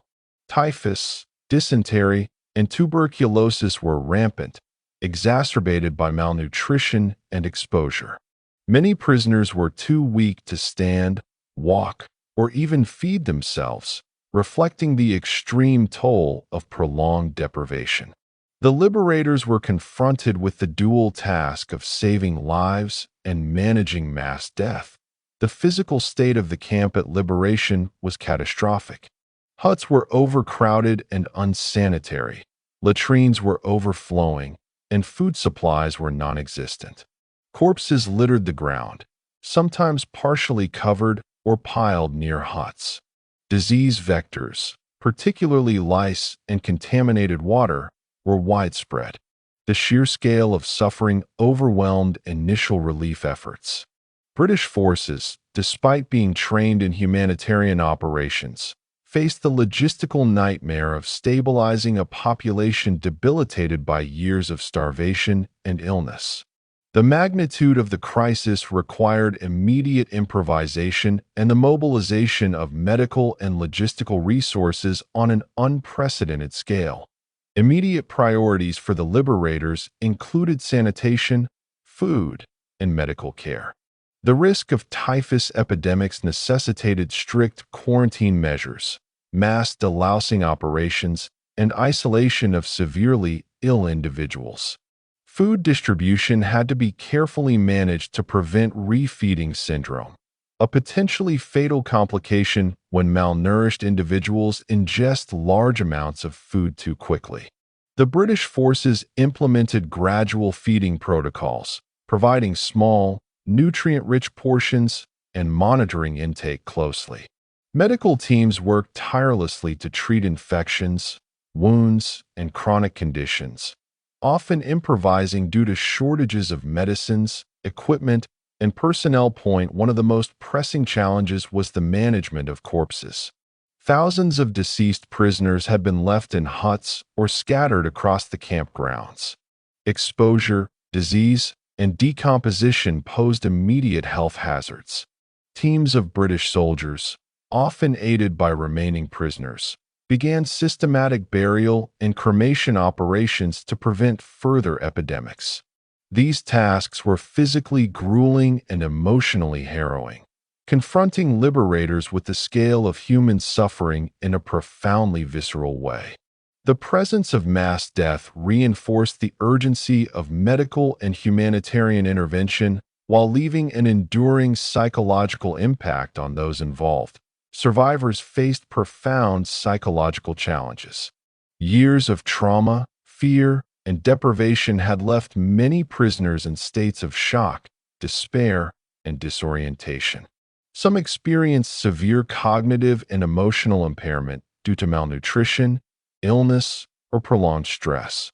The liberators encountered individuals unable to respond to commands, recognize family members, or comprehend their new freedom. Psychological support was rudimentary but essential, emphasizing reassurance, structured routines, and the gradual restoration of autonomy. In many cases, social networks among survivors facilitated recovery, as prisoners supported one another through shared experience and mutual care. Children were among the most affected by both physical and psychological trauma. Many were orphaned, malnourished, and weakened by disease. Immediate relief focused on feeding, medical care, and the provision of shelter. Specialized teams worked to reunite children with surviving family members where possible, though the widespread loss of relatives made this task difficult. Children's psychological recovery depended heavily on the formation of surrogate family networks, play, education, and the reassurance of safety and stability. Their resilience, however, was remarkable, with many adapting to new circumstances with a combination of vulnerability and courage. The liberation also brought complex social dynamics. Prisoners who had survived through informal hierarchies, resource management, and social networks continued to rely on these structures even as British forces assumed control. Networks that had facilitated survival during imprisonment became essential in organizing communal efforts, assisting medical teams, and coordinating aid distribution. Solidarity persisted, demonstrating the enduring strength of human cooperation in the face of systemic adversity. Medical intervention was critical but challenged by the scale of need. Typhus posed a severe threat, requiring isolation wards, delousing, and rigorous sanitation procedures. Malnourished prisoners needed careful monitoring to avoid complications. Wounds, infections, and chronic illnesses demanded immediate attention, often exceeding available resources. British medical personnel worked under extreme pressure, frequently improvising with limited supplies, while simultaneously training local and surviving prisoner aides to assist in care provision. The magnitude of the crisis tested the limits of both medical expertise and logistical capacity. As British forces established order within Bergen-Belsen, the challenge of restoring basic human dignity became a central focus. Prisoners who had endured years of deprivation required not only sustenance and medical care, but also psychological reassurance and personal agency. The provision of clean clothing, blankets, and personal hygiene facilities was essential in restoring a sense of identity and humanity. Even seemingly small interventions, such as cutting hair or distributing fresh clothing, had profound symbolic and practical importance, reinforcing individual self-worth and improving health outcomes by reducing lice infestations and skin infections. Food distribution required careful planning and monitoring. Immediate, unrestricted feeding could lead to refeeding syndrome, causing potentially fatal electrolyte imbalances in severely malnourished individuals. British personnel implemented gradual feeding protocols, providing small, frequent portions of nutrient-dense foods. High-protein diets, supplemented with vitamins and fluids, were essential for stabilizing the survivors. Prisoners often experienced both physical and emotional reactions to food, ranging from intense hunger to caution and fear, reflecting the psychological trauma of prolonged starvation. Medical care extended beyond immediate treatment of infectious diseases. Chronic conditions such as tuberculosis, untreated injuries, and complications from prolonged malnutrition required ongoing attention. British teams faced logistical and ethical challenges in triaging care, prioritizing those with the greatest chance of survival while also addressing mass suffering. The integration of surviving prisoners into caregiving roles was essential, both to expand medical capacity and to restore a sense of agency and contribution among those who had endured the camp's hardships. The management of children and adolescents required specialized attention. Orphaned children, separated from family members, were placed under the care of dedicated teams. Efforts included nutritional rehabilitation, basic medical treatment, and the establishment of routines to provide structure and emotional stability. Educational and recreational activities, though limited, were introduced to restore cognitive and psychological development. The resilience of children was evident, yet the psychological scars of trauma and loss required long-term attention, highlighting the enduring impact of the camp experience on the youngest survivors. Reunification with surviving family members was an ongoing process. Many survivors had lost parents, siblings, or spouses, while others had relatives in nearby camps, displaced persons facilities, or liberated territories. British authorities, along with humanitarian organizations, facilitated communication and arranged transport for reunions where possible. This process was emotionally complex, combining joy and relief with grief and adjustment challenges. Survivors were forced to navigate a new reality in which the familiar structures of family, community, and society had been irrevocably altered. Social dynamics among liberated prisoners were complex. Informal hierarchies that had developed under camp conditions persisted, influencing access to resources, leadership in recovery efforts, and the provision of assistance. Prisoners who had assumed caregiving or organizational roles during imprisonment often continued in leadership roles, assisting medical teams, coordinating food distribution, and facilitating communal order. Solidarity remained critical, as the collective efforts of survivors enhanced both efficiency and psychological resilience in managing the immediate aftermath. Psychological recovery was a protracted and multifaceted challenge. Survivors exhibited a range of reactions, including shock, grief, anger, and profound exhaustion. Some displayed withdrawal or apathy, while others actively engaged in communal recovery efforts. Coping strategies developed during imprisonment, such as humor, storytelling, and mutual support, continued to be essential in navigating the post-liberation environment. Psychological support, though limited in the immediate aftermath, focused on stabilization, reassurance, and the gradual restoration of routine and autonomy. The presence of British forces introduced both relief and additional challenges. Liberators had to balance urgent humanitarian needs with the logistical demands of managing disease, corpses, and the camp infrastructure. The scale of suffering, combined with the emotional weight of witnessing atrocities, placed enormous strain on personnel.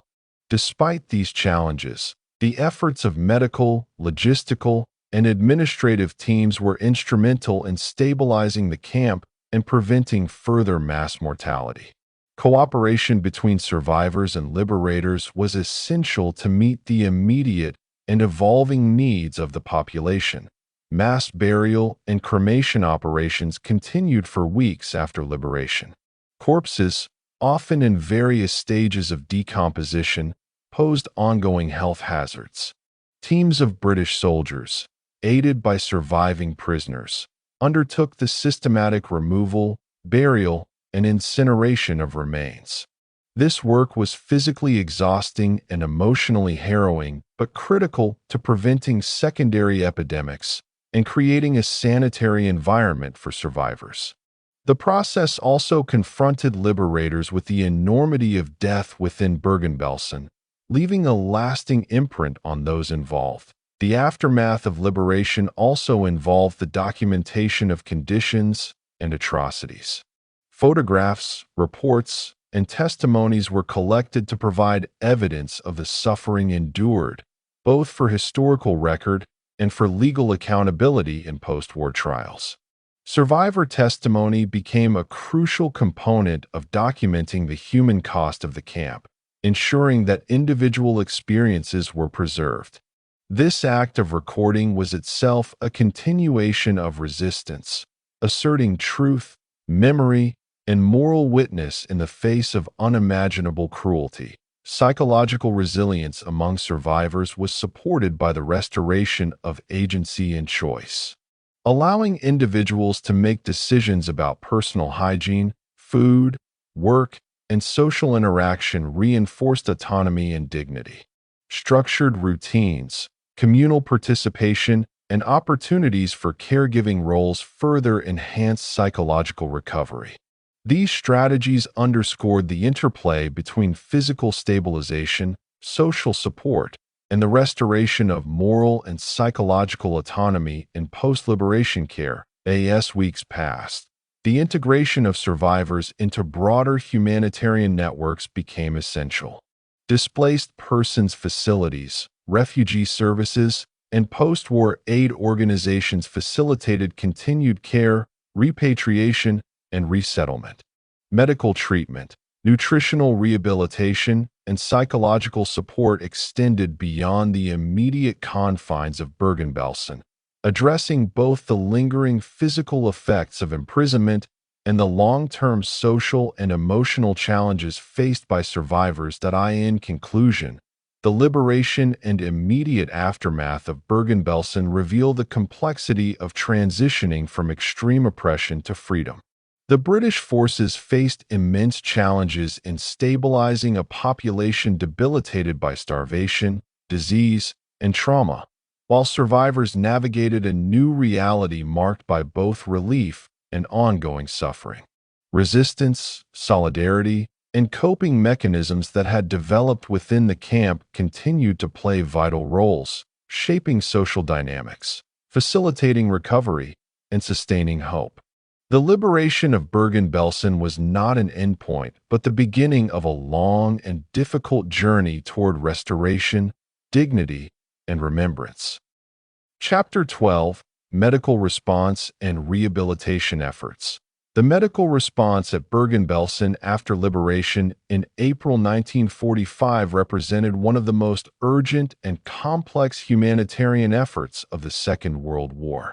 British forces were confronted with a population debilitated by severe malnutrition, rampant infectious disease, chronic illness, and psychological trauma. The immediate objectives were to stabilize the survivors, prevent further epidemics, and establish a framework for long-term rehabilitation. These efforts required not only medical expertise, but also coordination, improvisation, and a nuanced understanding of the physiological and psychological consequences of prolonged deprivation. By the time the British Army arrived, Bergen-Belsen held an estimated 60,000 prisoners, many of whom were critically ill. Typhus, dysentery, tuberculosis, and other infectious diseases were widespread, exacerbated by unsanitary conditions, overcrowding, and malnutrition. Corpses littered the camp, contributing to contamination and facilitating the spread of pathogens.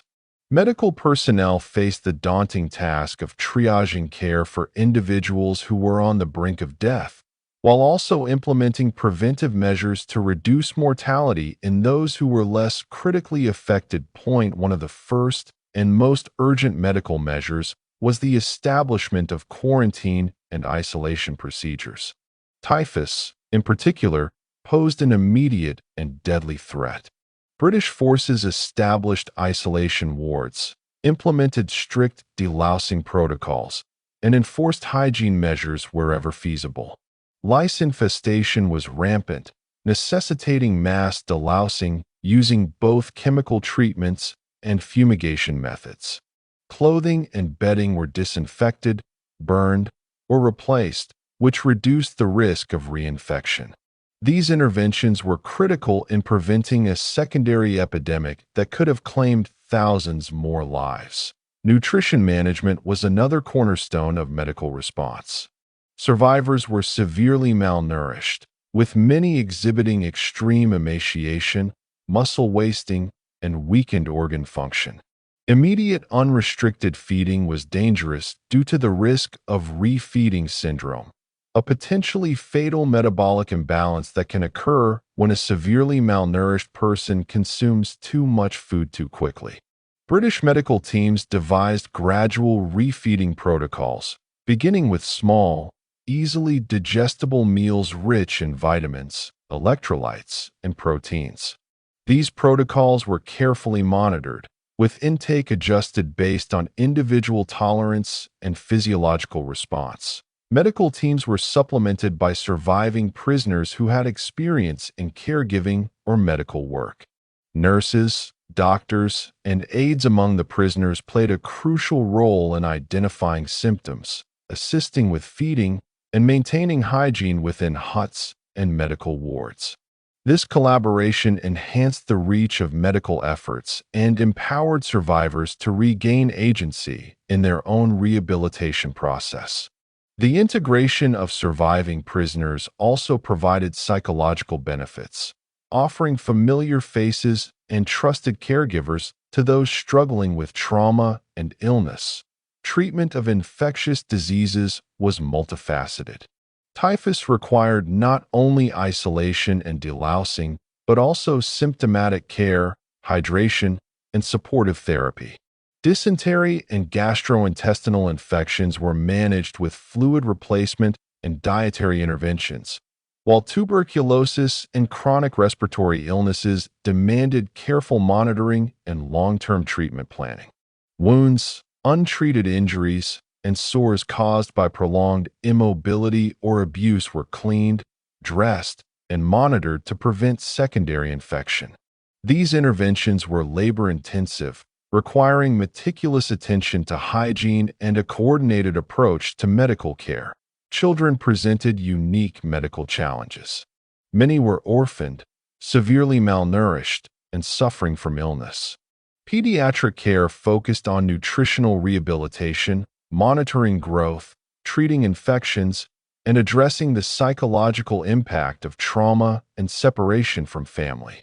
Care teams also attempted to establish routines, education, and play to support cognitive and emotional recovery.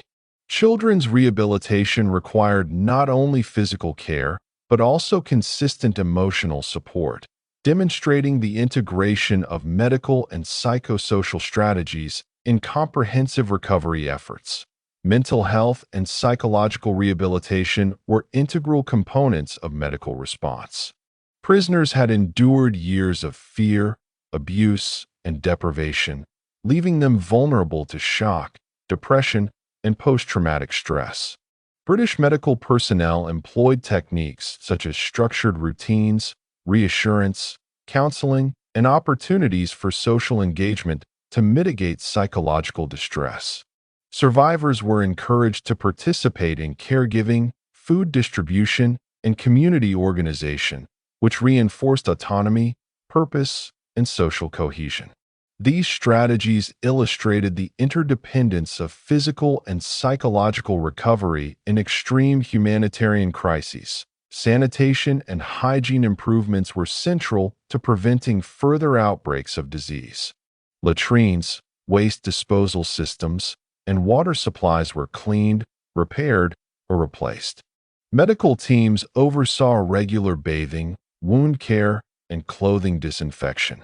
Hygiene education was provided to both survivors and assisting prisoners, emphasizing the importance of these measures in preventing secondary infections. The scale of these operations was enormous, requiring careful coordination, labor allocation, and continuous oversight to maintain effectiveness. Coordination with humanitarian organizations was critical for sustaining medical response. The British Army worked with the Red Cross, Jewish relief organizations, and other international agencies to supply food, medicine, and personnel.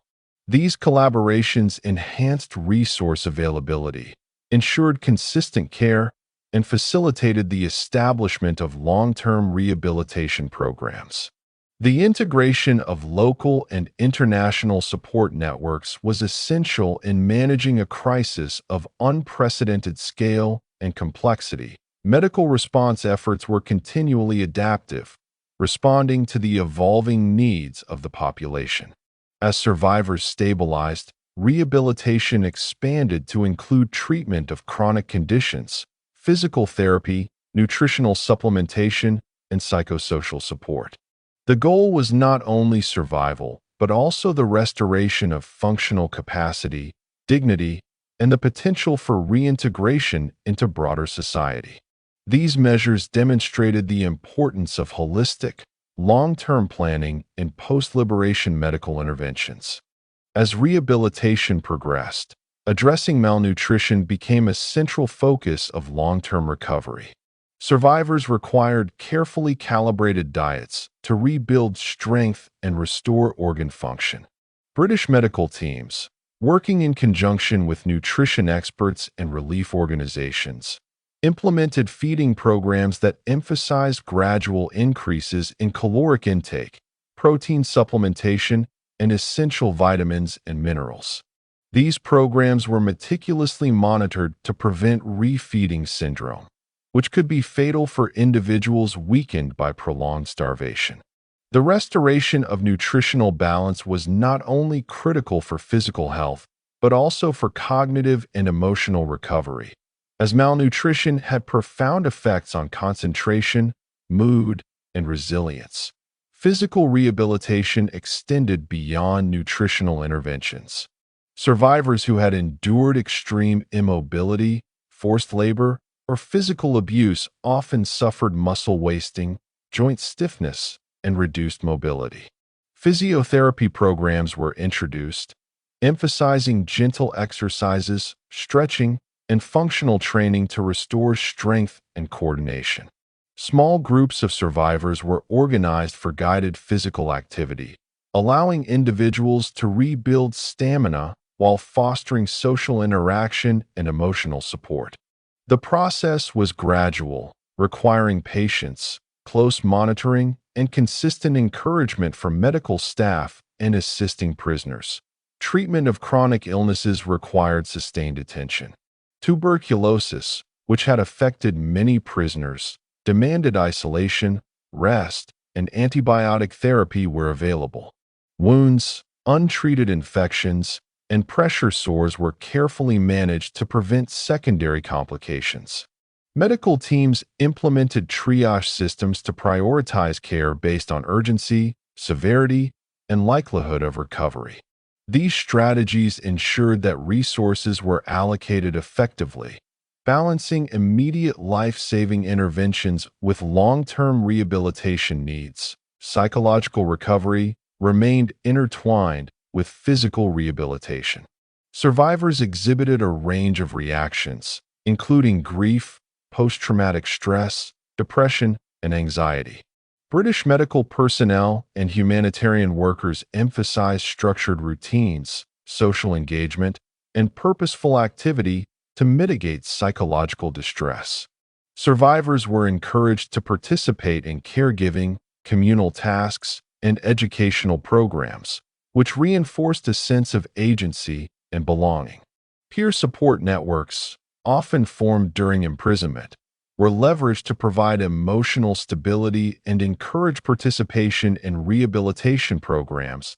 Children's rehabilitation was particularly complex, combining medical, nutritional, and psychosocial strategies. Orphaned or separated children were placed in care facilities that emphasized safe shelter, adequate nutrition, medical attention, and structured routines. Play, storytelling, and rudimentary education were introduced to support cognitive and emotional development.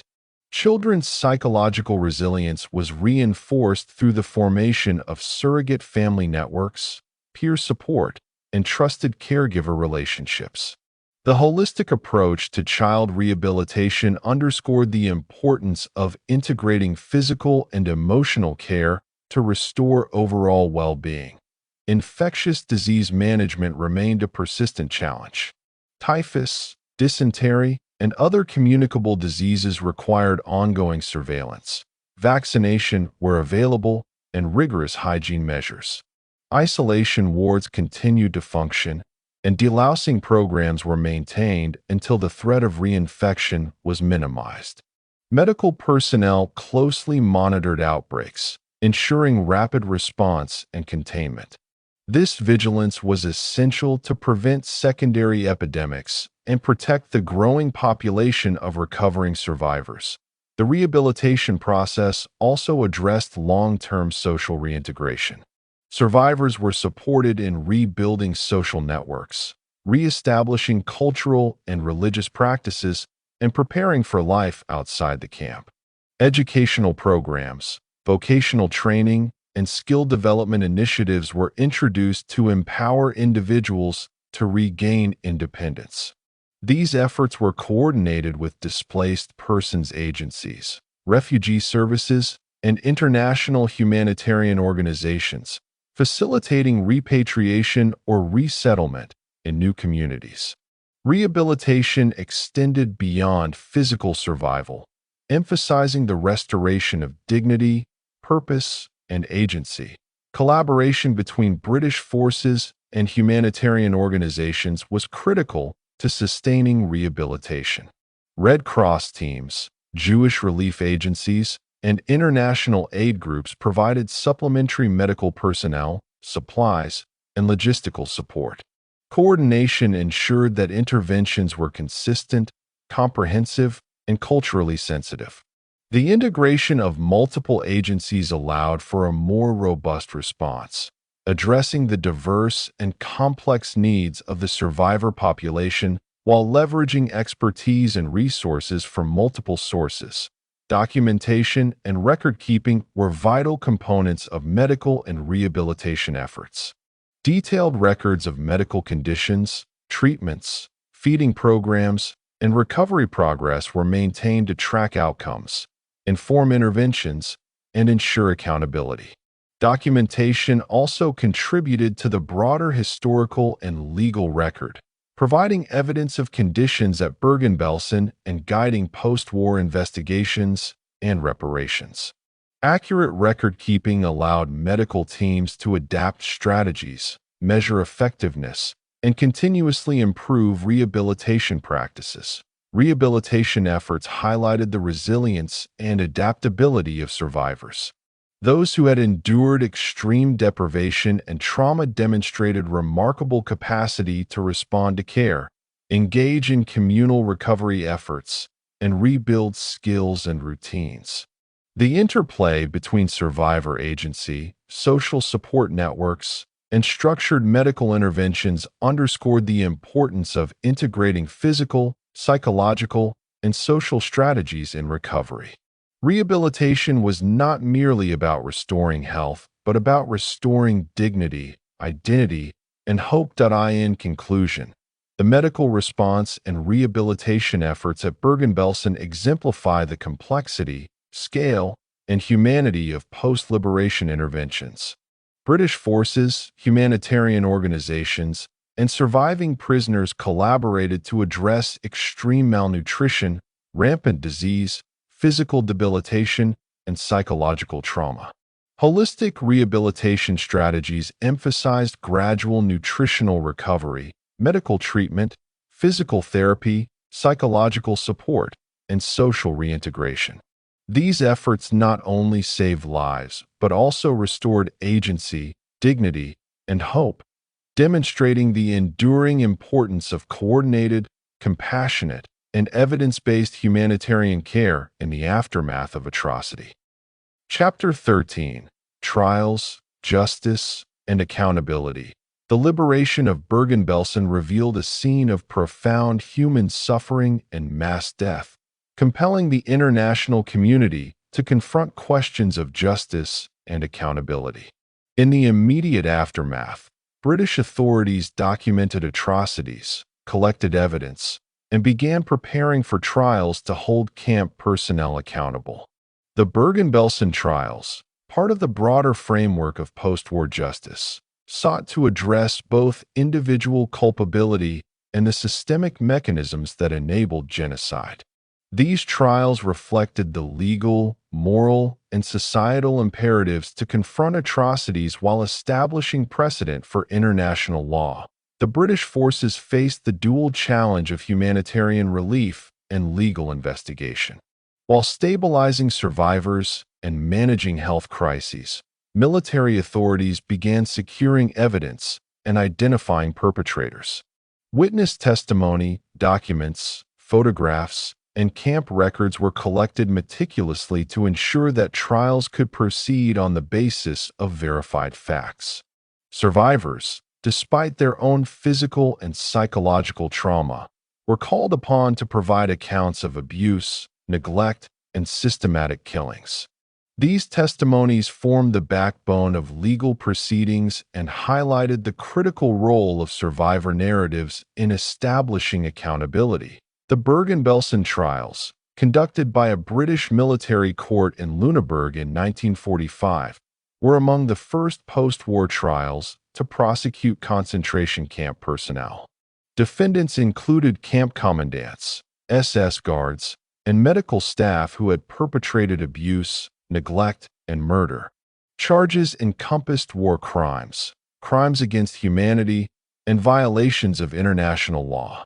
Proceedings emphasized both individual responsibility and the broader systemic context in which atrocities were committed, reflecting the complexity of assigning legal accountability for acts committed under hierarchical and coercive systems. Survivor testimony was central to the trials. Witnesses described the daily realities of camp life, including starvation, forced labor, disease, and arbitrary punishment. Detailed accounts of specific acts of cruelty, beatings, shootings, medical experiments, and neglect were presented to the court. These testimonies were not only legally significant, but also morally powerful, documenting the lived experiences of prisoners and providing a human face to abstract charges. Survivors demonstrated extraordinary courage in recounting trauma while simultaneously continuing their process of rehabilitation and recovery. Medical personnel were scrutinized for their role in perpetuating suffering. Doctors and nurses employed in the camp were charged with neglect, maltreatment, and in some cases, direct participation in killings. Their involvement ranged from failing to provide necessary care to actively selecting prisoners for death or experimentation. Legal proceedings examined the extent to which medical authority had been misused to facilitate systematic dehumanization and mass mortality, underscoring the ethical and professional violations inherent in the camp's operation. Camp commandants and SS officers faced charges of direct and indirect responsibility for atrocities. Their roles encompassed administration, labor assignment, allocation of resources, and enforcement of punitive measures. Legal scrutiny considered both the intent and the consequences of actions, assessing whether obedience to orders absolved individuals of moral and legal responsibility. The trials affirmed the principle that following orders was not a sufficient defense when actions resulted in mass suffering and systematic violations of human rights. Legal challenges in the trials included establishing individual culpability within a system characterized by hierarchical command structures. Defense arguments often invoked obedience, coercion, or lack of direct involvement in killings. Prosecutors countered by demonstrating the foreseeability of consequences, participation in systemic oppression, and the moral and legal duty to prevent harm. These deliberations contributed to the development of jurisprudence regarding command responsibility and the limits of lawful obedience in the context of state-sanctioned atrocities. Evidence collected included documents, photographs, camp records, and material artifacts. These items corroborated survivor testimony, illustrating patterns of abuse, neglect, and systematic extermination. Photographic evidence, in particular, provided visual documentation of the camp's conditions, the state of survivors, and the scale of death. The integration of documentary evidence with eyewitness accounts strengthened the prosecution's case and established a robust factual basis for judgment. The trials also served a broader purpose of moral and historical documentation. Beyond determining individual guilt, proceedings preserved a detailed record of the crimes committed at Bergen-Belsen. Court transcripts, expert testimony, and survivor narratives were archived, providing resources for historians, educators, and legal scholars. These records ensured that the atrocities could not be denied, minimized, or forgotten, contributing to collective memory and the ethical imperative of remembrance. Sentencing in the Bergen-Belsen trials reflected the gravity of crimes committed.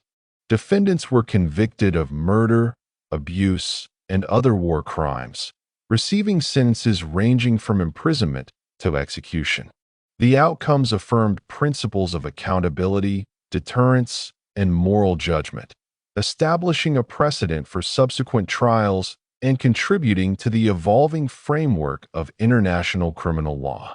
The trials underscored the importance of individual responsibility within systems of oppression, demonstrating that legal mechanisms could serve both justice and historical documentation.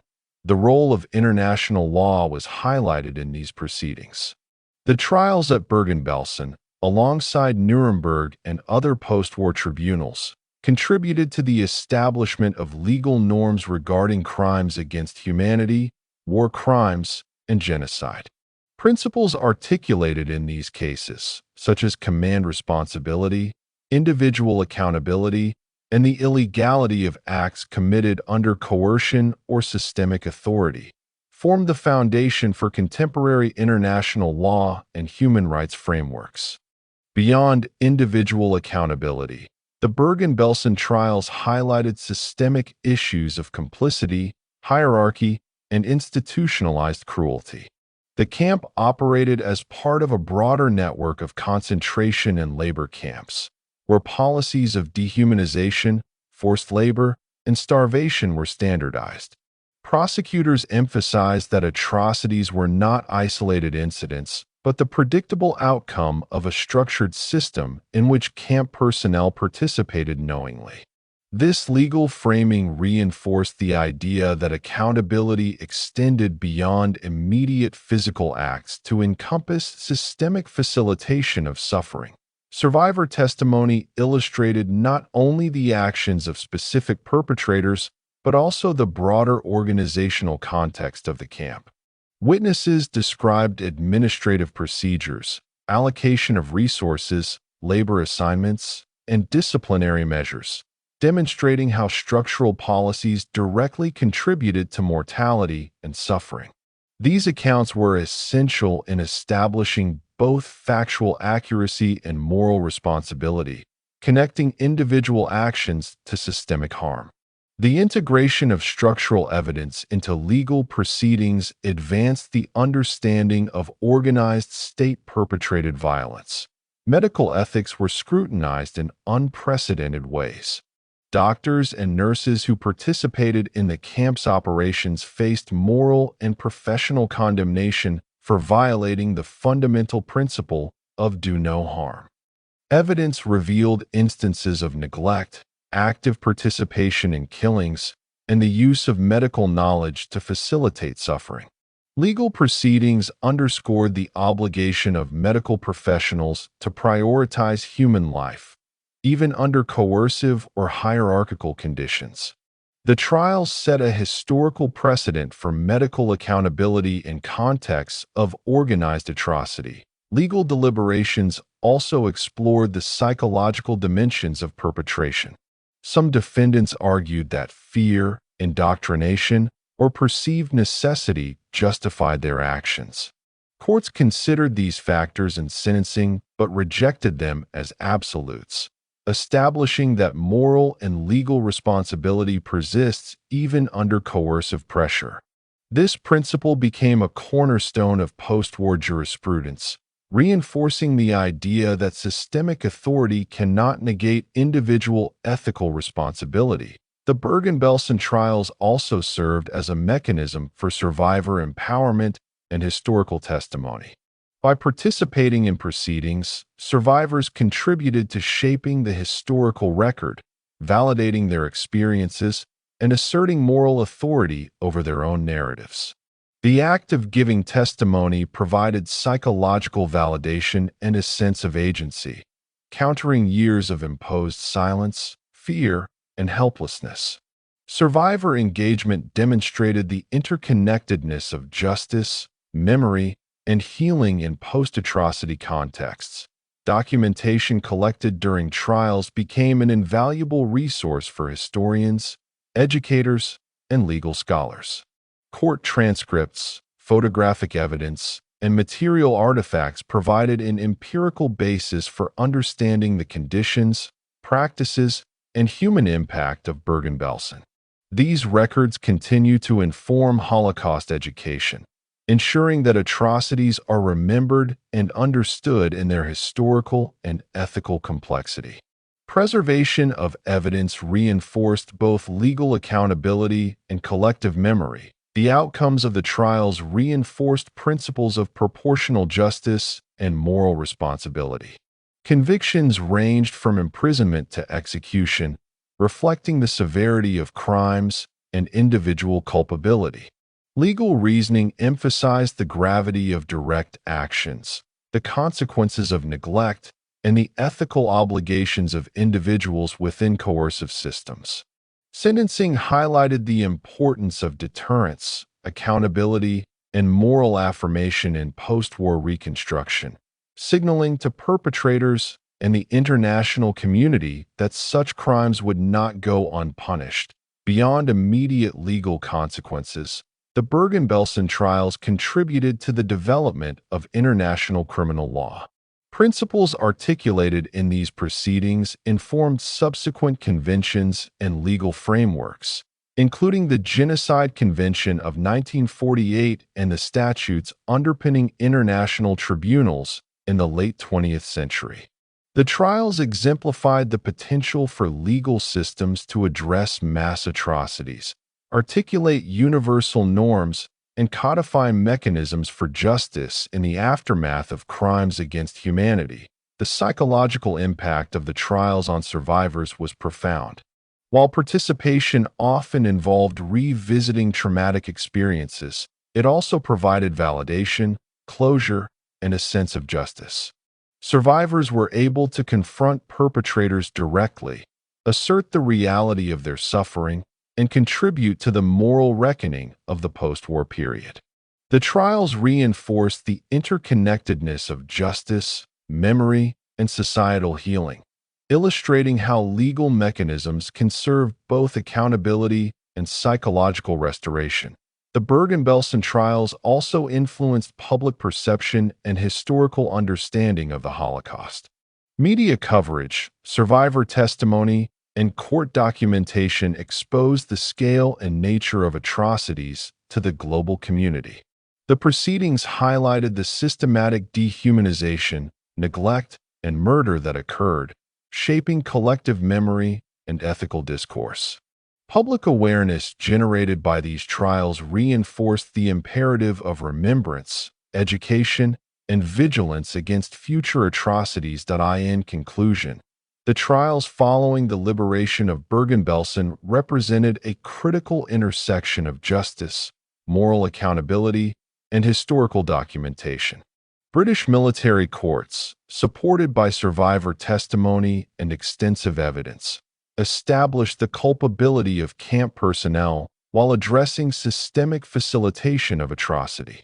Legal, ethical, and psychological dimensions of the proceedings underscored individual responsibility, the misuse of professional authority, and the enduring consequences of hierarchical oppression.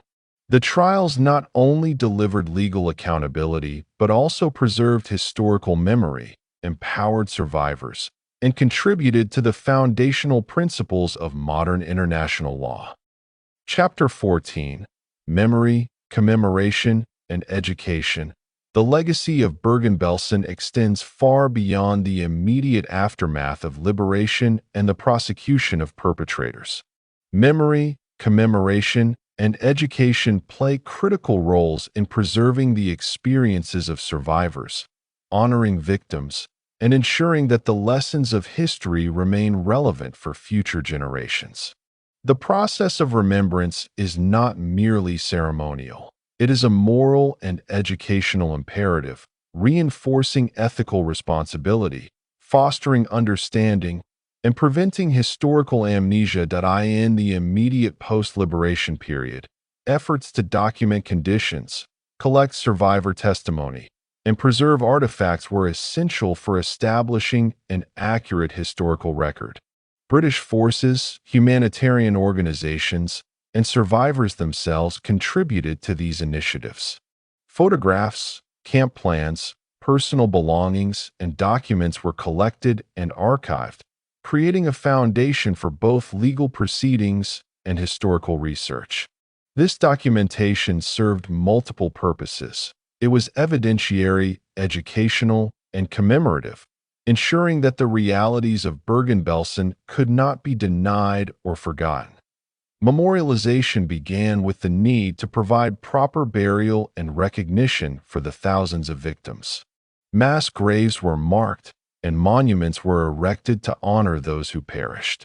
These memorials served as tangible expressions of collective grief and moral acknowledgement, signaling respect for lives lost under unimaginable circumstances.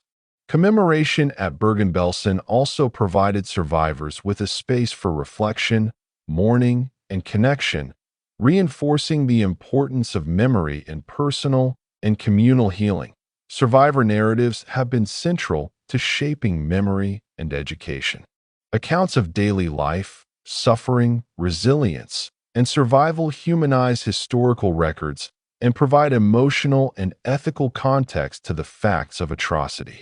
Memoirs, interviews, and oral histories ensure that individual experiences are preserved alongside statistical and documentary evidence. These narratives highlight the diversity of experiences within the camp, illustrating both the universality of human suffering and the particularity of personal endurance. Education about Bergen-Belsen has evolved over decades, integrating historical scholarship, survivor testimony, and pedagogical frameworks.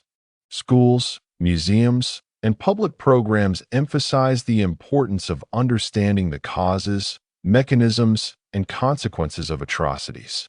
Educational initiatives focus not only on factual recounting, but also on moral reasoning, critical thinking, and empathy. Through these programs, students and the public are encouraged to engage with complex ethical questions, understand the dynamics of prejudice and dehumanization, and consider their own responsibilities in contemporary society. Memorial sites at Bergen-Belsen serve dual purposes of commemoration and education. Visitors encounter reconstructed camp features, preserved artifacts, and interpretive displays that convey the conditions and experiences of prisoners. Guided tours, educational programs, and exhibitions provide context, linking historical events to broader social, political, and ethical frameworks. The physical space of the camp becomes a locus for reflection, learning, and moral engagement, emphasizing the tangible realities of history while fostering critical understanding. Commemorative practices extend to international observances, such as Holocaust Remembrance Day, which reinforce the global significance of Bergen-Belsen's history. Ceremonies, moments of silence, and public acknowledgments serve both symbolic and educational functions, emphasizing the shared responsibility to remember and prevent future atrocities. These practices create opportunities for dialogue, reflection, and moral engagement, linking local memory to broader ethical and historical considerations. Artistic and cultural expressions have contributed significantly to memory and education. Literature, film, visual arts, and theater explore the experiences of survivors, the ethical dilemmas of liberation, and the long-term consequences of trauma. Creative works provide multidimensional access to history, engaging emotions, imagination, and intellect. Through narrative, symbolism, and interpretation, the arts deepen understanding of Bergen-Belsen and foster empathetic engagement with historical experience. The ethical dimensions of memory and commemoration are central to educational approaches. Teaching about Bergen-Belsen requires balancing historical accuracy, sensitivity to trauma, and the promotion of moral reflection. Educators emphasize critical thinking, contextual analysis, and ethical reasoning, encouraging students to examine both historical events and their implications for contemporary social responsibility. These approaches cultivate awareness of human rights, the consequences of prejudice, and the moral imperatives of action and prevention. Memorialization also addresses the importance of intergenerational transmission of knowledge. As survivor populations age, the responsibility of preserving testimony and maintaining educational programs grows. Museums, archives, and digital platforms serve as repositories for survivor narratives, historical documentation, and interpretive resources. These efforts ensure that future generations maintain a connection to Bergen-Belsen's history, preserving both factual knowledge and ethical engagement across temporal boundaries. In conclusion, the memory, commemoration, and education surrounding Bergen-Belsen reflect a comprehensive approach to preserving historical truth, honoring victims, and fostering moral and intellectual responsibility. Through documentation, memorials, survivor narratives, educational programs, and cultural expression, society maintains an ongoing engagement with the past, ensuring that the lessons of atrocity inform present and future ethical decision-making. The processes of remembrance serve not only as acknowledgement of suffering, but also as tools for reflection, learning, and the prevention of future injustices. Long-term educational efforts surrounding Bergen-Belsen have increasingly incorporated interdisciplinary approaches, combining history, sociology, psychology, ethics, and human rights studies. Curricula often explore not only the factual sequence of events, but also the social, political, and cultural conditions that enabled the camp's operation. Lessons highlight the consequences of prejudice, authoritarianism, and societal indifference, emphasizing the moral obligations of individuals and communities to resist oppression. By integrating multiple perspectives, educators foster nuanced understanding, critical thinking, and ethical reflection, encouraging learners to draw connections between historical atrocities and contemporary challenges. The preservation of survivor testimony is central to these initiatives. Oral histories, memoirs, interviews, and digital archives provide direct insight into the lived experience of prisoners, including daily routines, coping strategies, relationships, and encounters with death and liberation. This testimony complements documentary evidence and statistical records, grounding historical understanding in personal experience. Survivor narratives humanize history, illustrating the diversity of responses to trauma and the resilience of individuals under extreme conditions.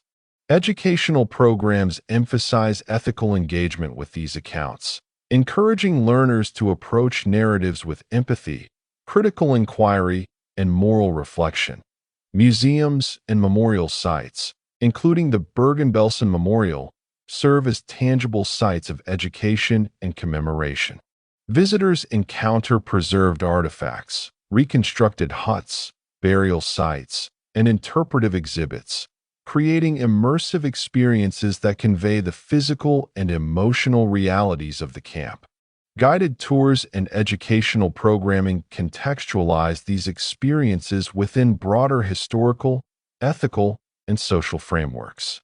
Visitors are encouraged to reflect on the conditions that enabled atrocity, the experiences of victims and survivors, and the ongoing moral and social responsibilities that emerge from this history. Commemorative practices at Bergen-Belsen and beyond also highlight the intersection of memory and community. Ceremonial events, public lectures, and interfaith observances reinforce collective recognition of suffering while fostering dialogue about responsibility, justice, and human rights. These practices cultivate a sense of shared historical consciousness, emphasizing that remembrance is not passive but involves active engagement with ethical, social, and political dimensions of history. Community participation strengthens the moral and social impact of memory, linking individual reflection with collective responsibility. Digital technologies have transformed the accessibility and scope of education and commemoration. Online archives, virtual tours, and interactive exhibits allow global audiences to engage with Bergen-Belsen's history, regardless of geographic location. These tools expand educational reach, enabling educators, students, and the public to access survivor testimony, historical documentation, and interpretive resources in innovative ways.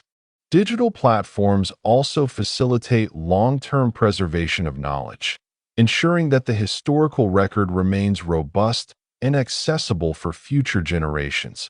Artistic engagement continues to play a vital role in memory and education. Literature, visual arts, film, and theater provide multidimensional perspectives on Bergen-Belsen, conveying emotional, ethical, and aesthetic dimensions of experience that complement historical scholarship.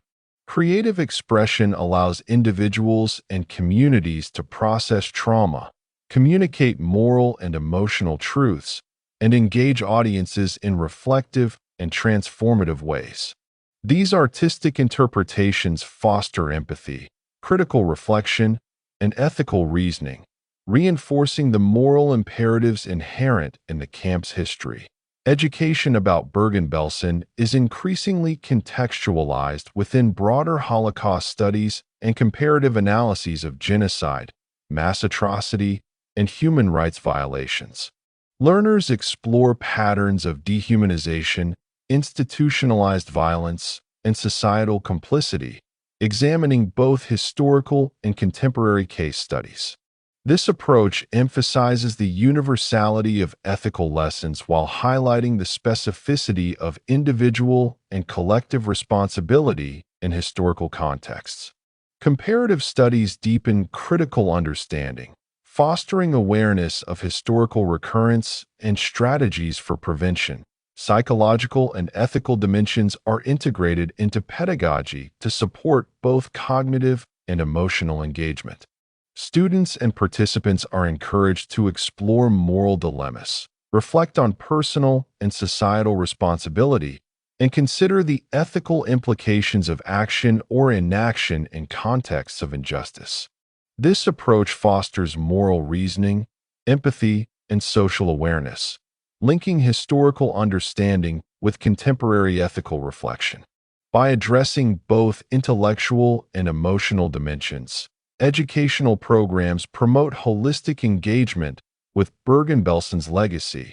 Intergenerational transmission of knowledge is a central concern in ongoing educational efforts. As survivor populations age, institutions, families, and educators increasingly rely on archives, testimonies, and digital resources to preserve and communicate experiences. Programs train educators in ethical engagement, historical accuracy, and trauma-informed pedagogy, ensuring that lessons are conveyed responsibly and effectively. This intergenerational commitment safeguards historical memory, reinforces moral lessons, and ensures that the consequences of human cruelty remain tangible and instructive. In conclusion, the memory, commemoration, and education surrounding Bergen-Belsen represent an integrated approach to historical preservation, moral reflection, and societal responsibility. Through survivor testimony, memorials, museums, artistic expression, and educational programming, society engages with the complex legacies of atrocity. These efforts emphasize historical accuracy, ethical reasoning, and emotional understanding, fostering awareness of both past injustices and contemporary responsibilities. By preserving memory and promoting education, the legacy of Bergen-Belsen continues to inform moral consciousness, inspire reflection, and guide collective action against injustice in the present and future. Chapter 15: Lessons for Humanity and the Ongoing Legacy. The history of Bergen-Belsen serves as both a harrowing account of human cruelty and a profound source of moral and ethical lessons. The atrocities committed within the camp underscore the capacity for systemic dehumanization, the consequences of prejudice, and the importance of vigilance against authoritarianism. At the same time, the survival and resilience of prisoners, as well as the subsequent efforts at justice, commemoration, and education, provide enduring lessons in courage, solidarity, and the responsibilities of human societies to prevent and confront injustice. One of the most immediate lessons of Bergen-Belsen is the necessity of human empathy and moral courage.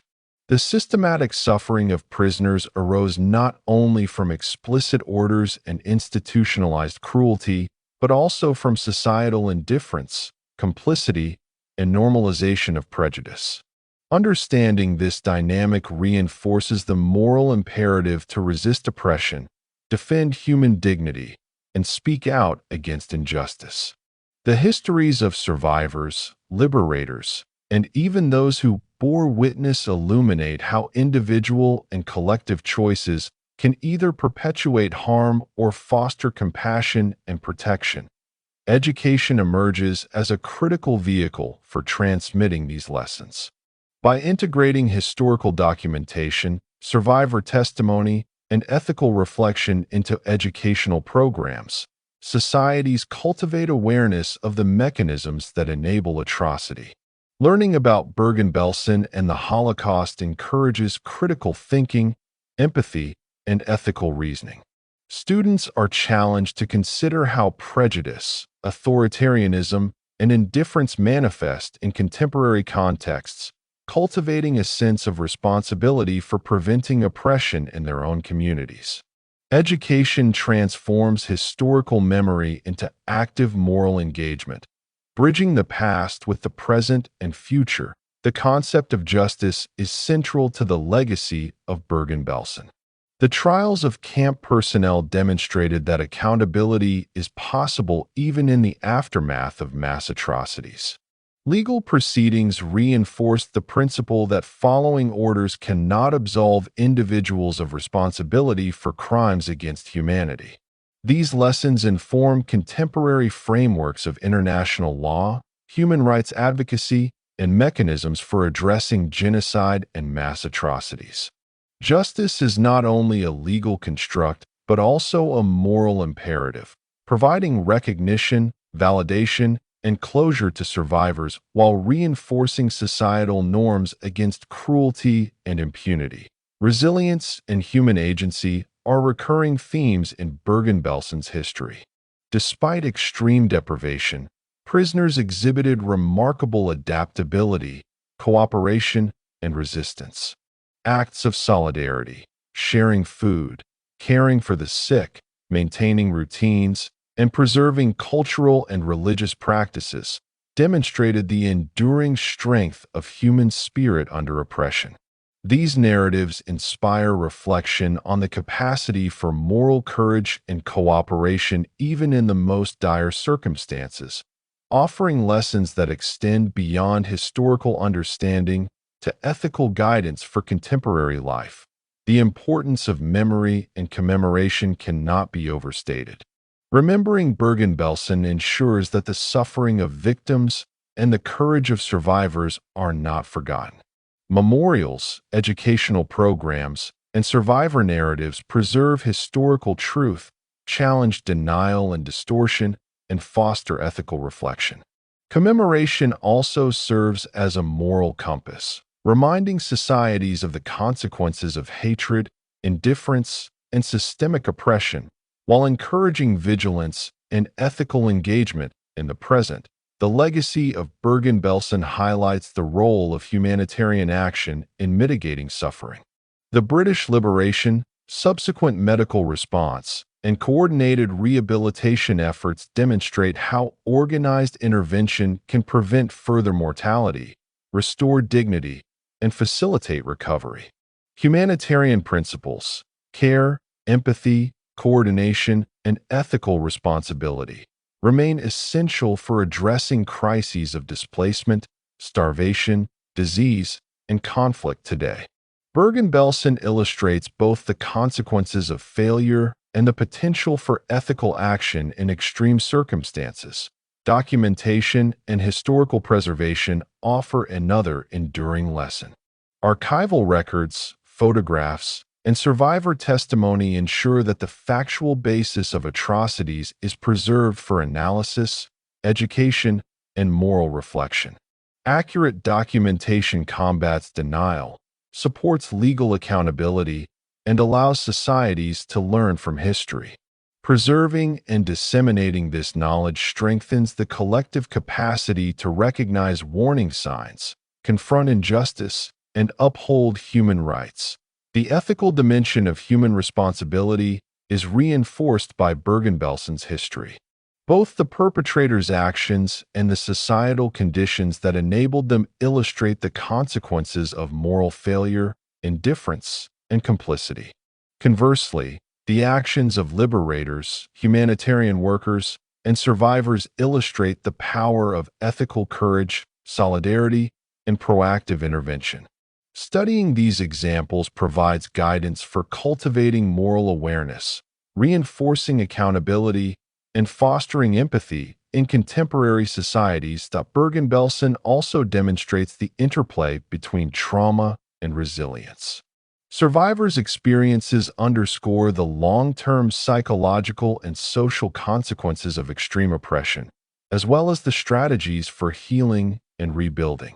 Rehabilitation, education, and community support illustrate how societies can respond to collective trauma, restore dignity, and foster recovery. Understanding these processes informs contemporary approaches to trauma-informed care, human rights advocacy, and social reconstruction in post-conflict settings. Bergen-Belsen's history emphasizes the vital role of international cooperation in preventing atrocities and responding to crises. The post-liberation efforts involve collaboration between military forces, humanitarian organizations, and survivor networks, highlighting how coordinated action can save lives and facilitate recovery. This lesson resonates today in addressing global conflicts, refugee crises, and human rights violations, reinforcing the importance of ethical collaboration, resource sharing, and long-term planning. The camp's legacy also underscores the dangers of propaganda, dehumanization, and institutionalized hate. Bergen-Belsen existed within a wider context of anti-Semitic ideology, systematic racial persecution, and authoritarian governance. Education about these mechanisms is essential for understanding how societies can slip into complicity and atrocity. By studying the social, political, and psychological processes that allowed the camp to function, contemporary societies gain insight into preventing similar patterns, recognizing early warning signs, and fostering critical civic engagement. The stories of survivors illustrate the resilience of memory and the importance of bearing witness. Testimony serves both personal and collective functions, It validates experience, preserves history, and challenges denial or distortion. Bearing witness is not limited to recounting events. It also involves ethical engagement, reflection, and the responsibility to transmit lessons to future generations. Survivor narratives at Bergen-Belsen demonstrate the enduring power of storytelling as a tool for moral education and social accountability. Commemoration and memorialization continue to provide avenues for ethical engagement. Monuments, museums, educational programs, and artistic works create spaces for reflection, dialogue, and moral contemplation. They invite individuals to consider questions of justice, responsibility, and human dignity. Through ongoing commemoration, societies reinforce moral and civic values, ensuring that historical atrocities inform contemporary ethical consciousness. Bergen-Belsen also provides lessons about the interplay between memory and justice. Legal proceedings after liberation demonstrated that accountability is crucial not only for punishment, but also for historical validation and moral affirmation. Trials confirmed the factual basis of survivor testimony, established legal responsibility, and contributed to the ethical foundation of post-war international law. These outcomes illustrate how legal, historical, and moral frameworks intersect to promote accountability, preserve memory, and inform education. The camp's history emphasizes the significance of resilience in the face of extreme adversity. Survivors demonstrated resourcefulness, solidarity, and courage despite unimaginable conditions. Their experiences offer guidance for understanding human capacity for endurance, cooperation, and moral choice under duress. These lessons remain relevant for contemporary discussions of trauma, humanitarian response, and the cultivation of personal and communal resilience. Global awareness and education about Bergen-Belsen foster empathy, cross-cultural understanding, and ethical vigilance. By integrating the camp's history into broader educational programs on human rights, genocide prevention, and civic responsibility, societies cultivate informed, compassionate, and proactive citizens. This engagement transforms historical memory into practical moral and social guidance, ensuring that the lessons of the past are actively applied to the present and future.